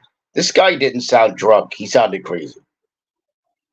And again, it may sound or make for good YouTube or good channel, but you got to be careful about the people you let up on your channel. I hate to say this because I'm anti-YouTube, but you got to be careful. And you know, I know you like to conduct things a certain way. You like a certain kind of protocol, and you like a certain kind of etiquette. And you were very patient with this guy. Very patient. You were more patient than I could ever be. Not that I wasn't patient. I was just calm about it. The guy started screaming at me, and I was like, "Who is this guy?" I answered because I asked him the question, "Who are you? And what are you doing here? Like, who are you?" And the guy kept dodging that, and I'm like, "Something's wrong here." Yeah, something was maybe a little off. Maybe he was drunk or something. I just kind of questioned the same thing. Was like, we can't be put in a position where we're sitting here, like, you know, critiquing everything, like blaming all the mulattoes of the past. Right. Like, because it felt like that to me. That's why I question: are you even mulatto? Like, it doesn't make sense. Right. Like, why you Right. can say that everyone's a failure? Like, we have a lot of good people. A lot of us were maneuvered in a position to be subordinates underneath blackness, and we Right. control government policy. People have to understand the laws changed. It had nothing to do with mixed race people. It had nothing to do with mulattoes. It had nothing to do with biracial people. The laws changed. Supreme Court decision was made. Then state laws were changing. Then the one-drop rule happened. The country's laws changed, and the society changed. So biracial people didn't do anything wrong. They were living their life. They were living in their communities.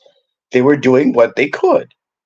So when this guy comes here and starts blaming biracial people and mulattoes, I'm going to question that. And that's what he didn't like, because this guy has a narrative of blame game. And you can't do that on a channel like this or these other channels. If you're about attacking, and that's why I told him, you can't attack the people that you supposedly want to unite with. If all you're going to do is blame and scapegoat and go after and attack mixed race people, then what are you doing here? Why are you here? I agree, and that's kind of what my suspicion initially raised. I agree, like, you can't just, but I mean, I have to say that I definitely critique a lot of mulattoes. Like, that's my whole thing, because I'm my face is all over here. But are you saying that are you saying that the biracial people in the past sold out, and the fault of mixed race people is because they sold out, and it's not the truth? Because I think the argument he was making is that they're politicians, they were bought off and paid and all. I was like, wait a second.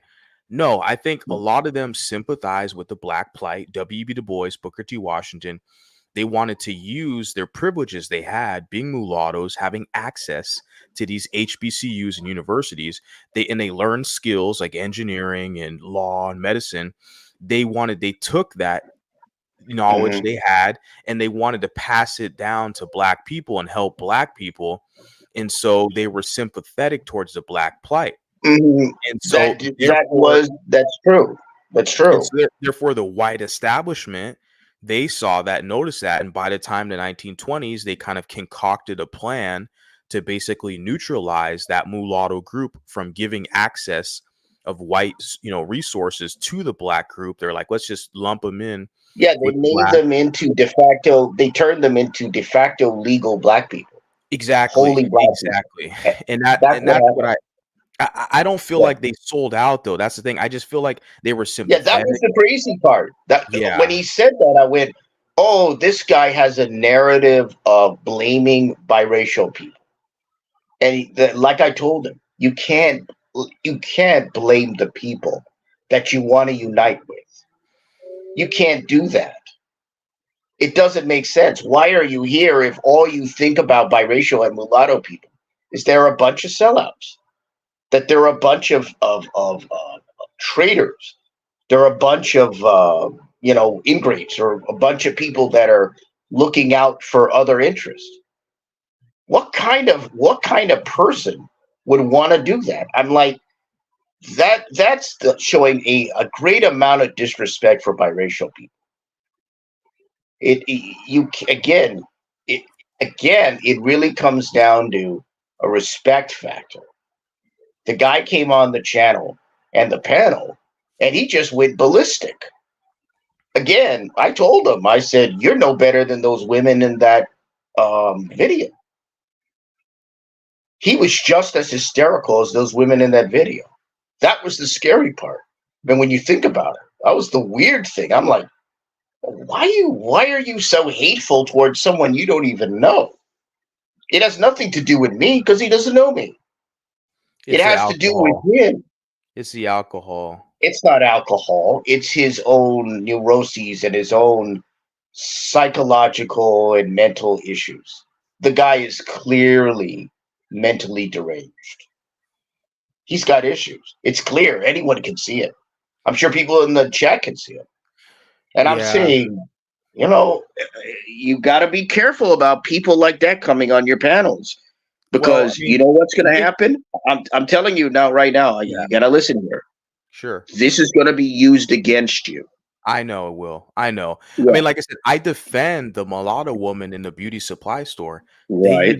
I'm a simp and all this stuff. Like, it doesn't matter. Anything you do, they're going to critique it and use it against me. I went to the Dominican Republic because the references I've seen, there's a lot of mixed race people, mulatto people in the Dominican Republic. They're using that against me. They're trying to say I'm a passport bro.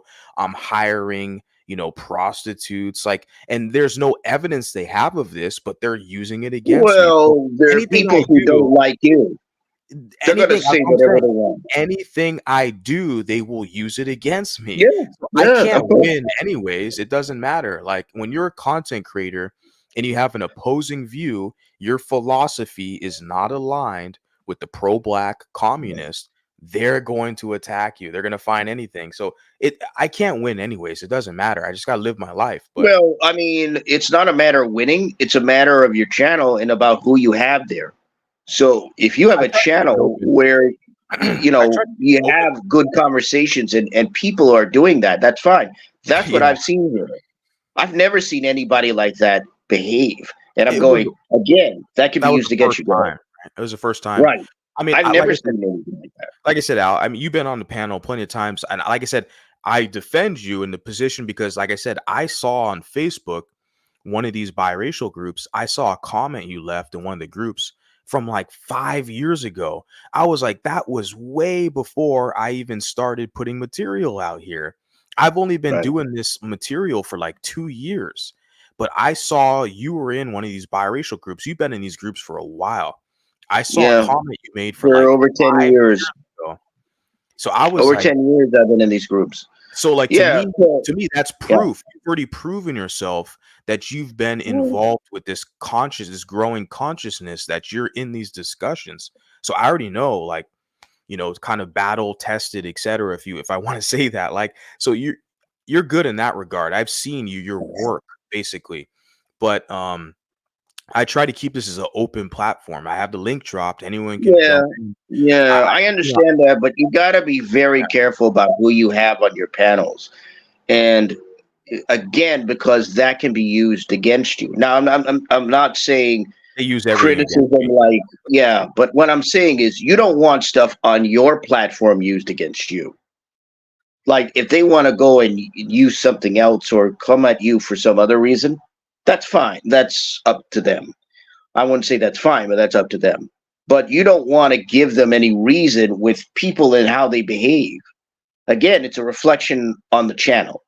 That's the way I say it. And when I try to communicate to him, I was in a weird position because this isn't my channel. But I'm trying to say, look, young man, you can't behave this way. You know, this isn't the place for that kind of behavior. You know. Yeah. And he couldn't handle the fact that I was disagreeing with him. That's fine. Yeah. But you can't come and bash mulattoes and biracial people and then say you want to be for them. You want to be a lion or a pit bull or whatever bullshit you're going to say. Yeah, the audience you can't say that. Support that. The people, the audience, they're not going to, they're not going to support that. I mean, I know I had to call him out on that. I didn't call him out as I called him out on that, and I called him out directly, but not, in a way that was. I called him out directly on it because it's a contradiction, and you're trying to spread a narrative, and the guy couldn't handle that. Again, some of these people, sad to say, some of these biracial people, if that guy was biracial. I don't know that he was. He didn't like the fact that you said that, which to me was, interesting. But what I would say is,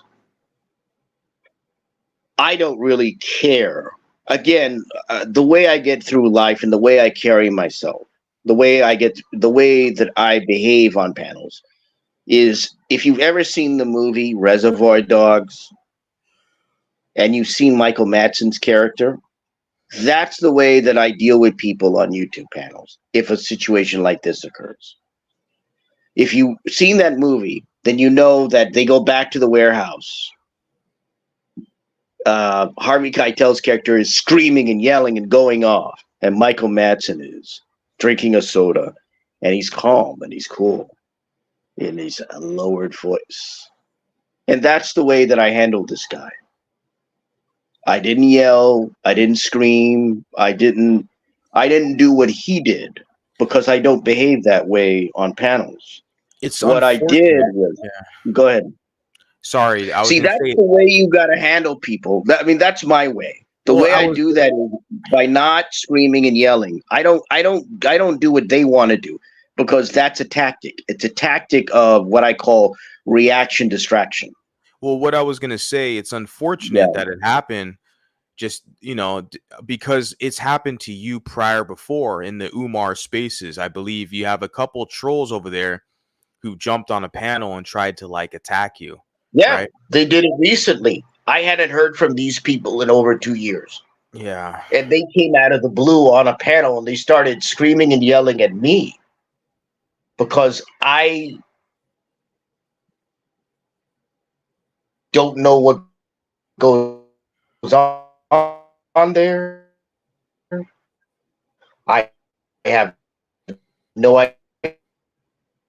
idea who the people are.